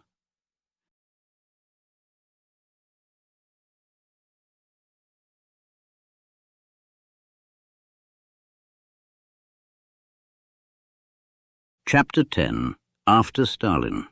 Joseph Stalin died on March 5, 1953. The official announcement reached the Soviet public through the language of solemnity, grief, and historical magnitude. Radio broadcasts slowed. Newspapers printed black borders. Citizens gathered in public places beneath portraits of the leader whose image had accompanied them through industrialization, famine, terror, war, and victory. For millions of Soviet people, Stalin had been present for so long that imagining the state without him felt almost impossible. Some mourned sincerely. Others mourned because public behavior was expected. Some were stunned. Some were frightened. Others, especially those who had suffered arrest, deportation, execution of relatives, or years in labor camps, received the news with emotions they could scarcely express openly. The country had lost its ruler, but it had not yet learned how to speak honestly about his rule. Inside the leadership, grief was mixed immediately with politics. The men who had spent years watching Stalin now began watching one another. Georgy Malenkov stood near the center of the succession. Lavrenti Beria controlled the security apparatus and possessed enormous knowledge about everyone around him. Nikita Khrushchev had built a strong position inside the party. Vyacheslav Molotov remained one of the most experienced statesmen in the Soviet system. Nikolai Bulganin and other senior figures occupied important posts. No one inherited Stalin's authority automatically. That absence revealed how personal his power had become. He had ruled through institutions, but he had also stood above them. The party, government, police, and military possessed formal structures, yet for years the decisive question had often been what Stalin wanted. Now Stalin wanted nothing. The vacuum was immediate. At the Kuntsevo dacha, officials had already begun making arrangements before his death. Once it became clear that he would not recover, leadership responsibilities were redistributed. Stalin's enormous concentration of titles and influence would not pass intact to a single successor. This was deliberate. The survivors had learned one lesson from living beneath him. Allowing another man to accumulate Stalin's degree of power could become dangerous for everyone. Collective leadership became the immediate principle. Whether the participants genuinely believed in collective rule was less important than their shared interest in preventing any rival from becoming another Stalin too quickly. Beria appeared especially powerful.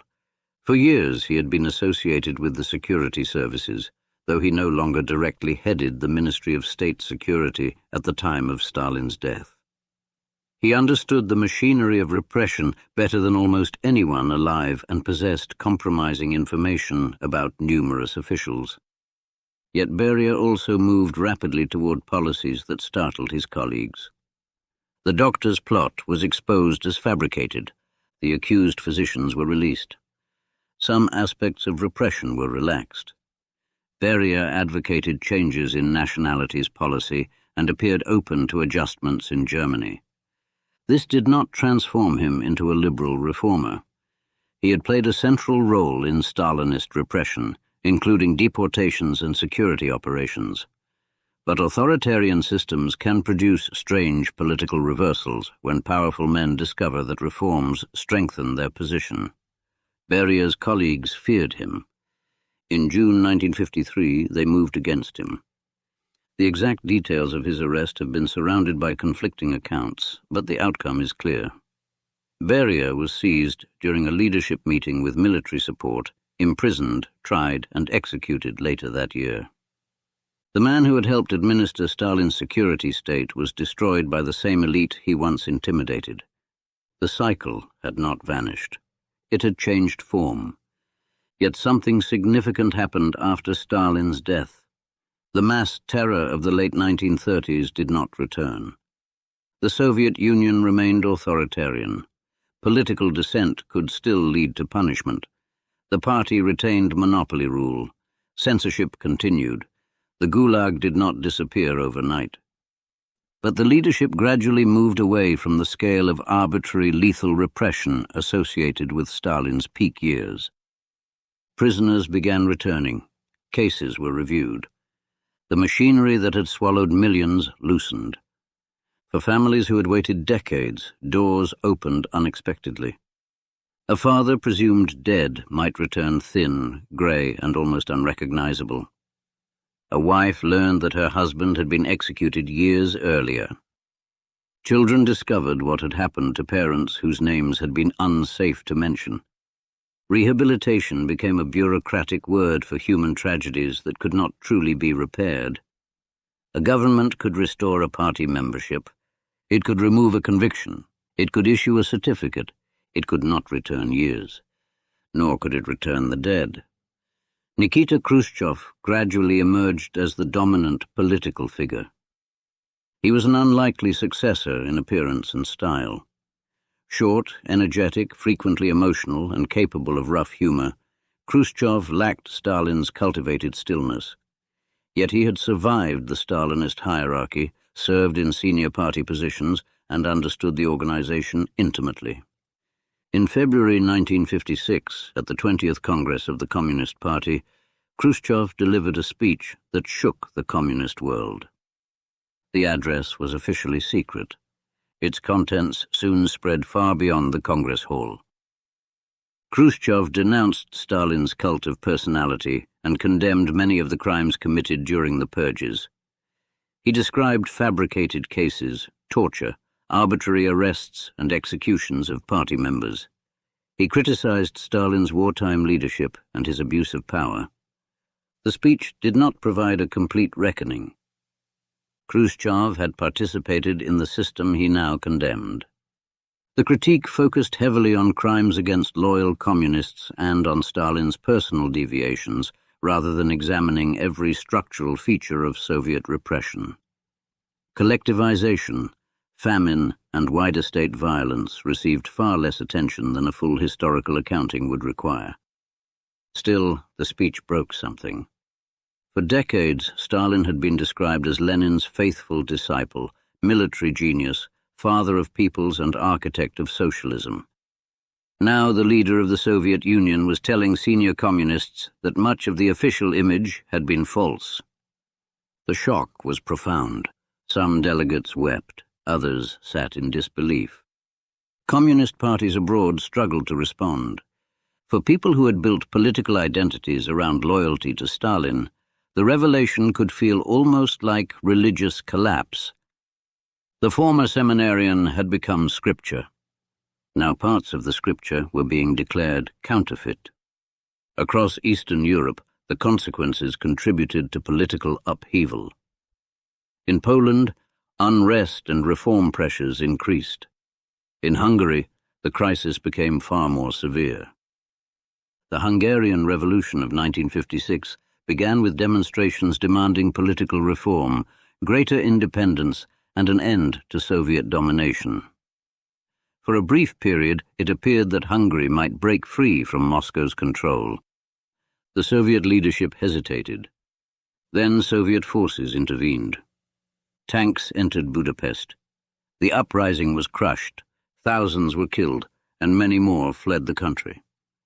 The event demonstrated the limits of de-Stalinization. Stalin was being criticized. The Soviet sphere was still being defended by force. The empire-like structures built after the Second World War outlived the man who had helped create them.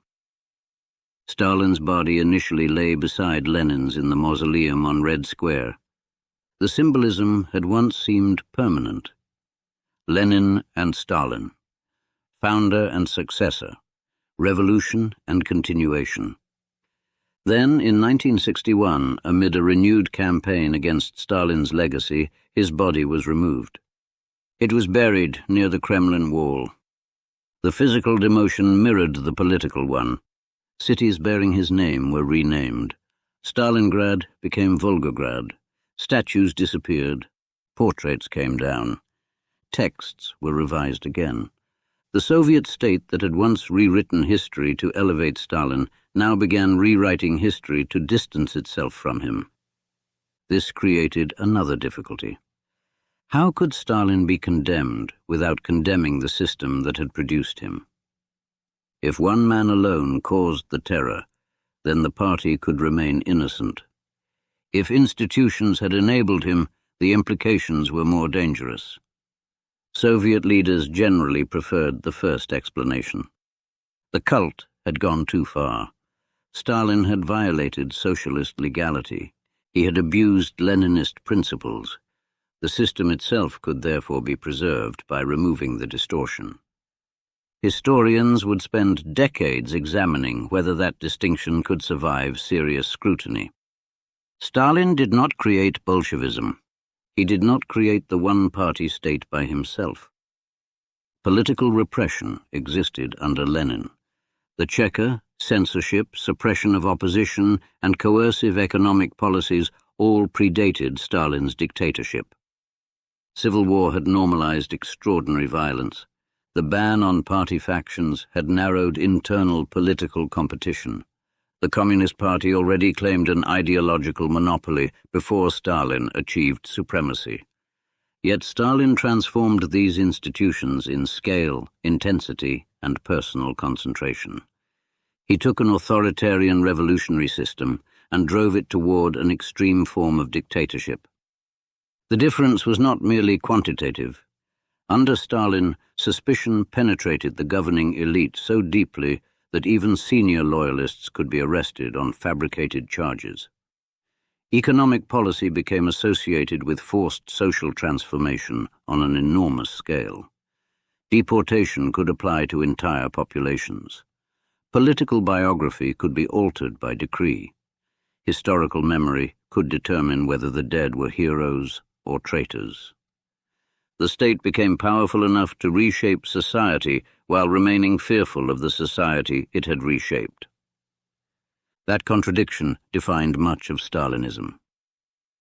After his death, Soviet leaders attempted to preserve the strength while reducing the terror. They succeeded only partially.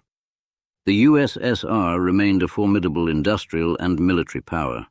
It launched Sputnik. Yuri Gagarin became the first human to orbit Earth. Soviet science and engineering achieved extraordinary accomplishments. Education expanded. Living standards improved significantly from the devastation of earlier decades. Yet political control remained restrictive. Dissidents faced surveillance, censorship, imprisonment, or psychiatric confinement. The Eastern European satellite system continued. The Cold War divided the world. The Soviet state never escaped the centralized political culture inherited from earlier decades. Stalin's shadow stretched beyond government. It entered memory. For Soviet families, experiences differed radically. One family remembered a father who rose from peasant poverty through Soviet education and became an engineer.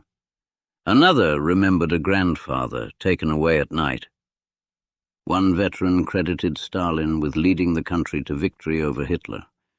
Another remembered incompetent orders and staggering casualties.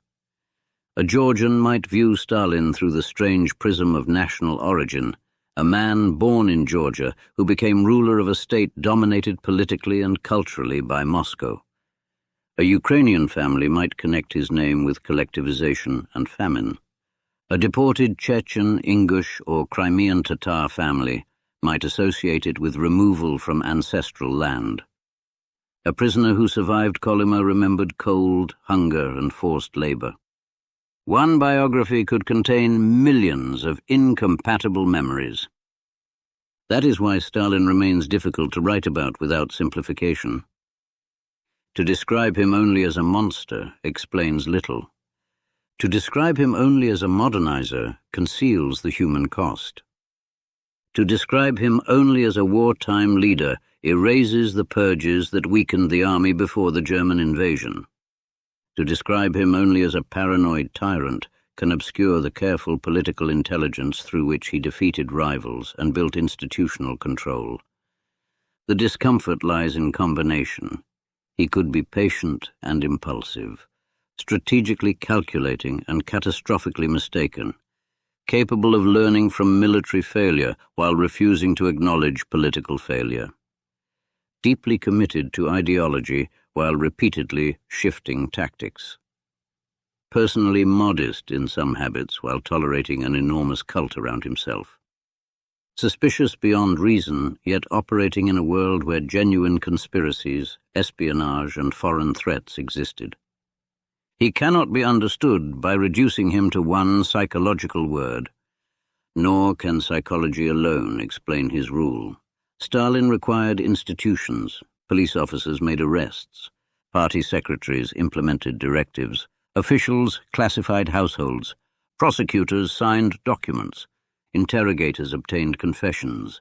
Engineers built industrial projects. Writers composed praise. Neighbors denounced neighbors. Millions also resisted, evaded, survived, adapted, and occasionally believed with genuine conviction that they were participating in a historic experiment. A dictatorship of Stalin's scale could not function through one man's hands. His responsibility remains central precisely because he shaped the incentives, approved the violence, selected officials, and repeatedly pushed the system toward harsher forms. But the machinery extended far beyond him. This raises an uncomfortable historical question. What allows one man to become Stalin? The answer cannot be found only in Gori. His childhood poverty did not predetermine dictatorship. The violence of his father does not explain the Great Terror. The seminary does not explain collectivization. There is no childhood episode from which millions of deaths logically follow. The road required history, imperial autocracy, weak legal political institutions, revolutionary underground culture, the First World War, state collapse, civil war, one-party rule, ideological certainty, economic crisis, institutional centralization, the death of Lenin, the weakness and division of Stalin's rivals. Each created possibilities. Stalin exploited them. His early life becomes significant not because it contains a hidden dictator waiting to emerge, but because it reveals the skills he carried into those circumstances. Secrecy, patience, organizational discipline, suspicion, an ability to work through networks, a willingness to use violence, a talent for alliances that could later be discarded, a sensitivity to personal loyalty, an extraordinary capacity to remember political injuries. These characteristics were useful in the underground. They became formidable inside a ruling party. Inside a state without effective checks on political authority, they became dangerous on a continental scale. The names trace the transformation. So-so was intimate. It belonged to family, childhood, and Georgia. Koba was chosen from literature. It belonged to rebellion, self-invention, and the Caucasian underground. Stalin was constructed for politics, steel, hardness, a Russian revolutionary identity capable of moving beyond Georgia. Eventually the pseudonym consumed the person. Historians possess photographs of the young Djugashvili in which the familiar dictator is difficult to see. He is thinner, his hair is fuller, the moustache is different. In some images he resembles dozens of other revolutionaries photographed by the Tsarist police. That is precisely why those images are valuable. They resist inevitability.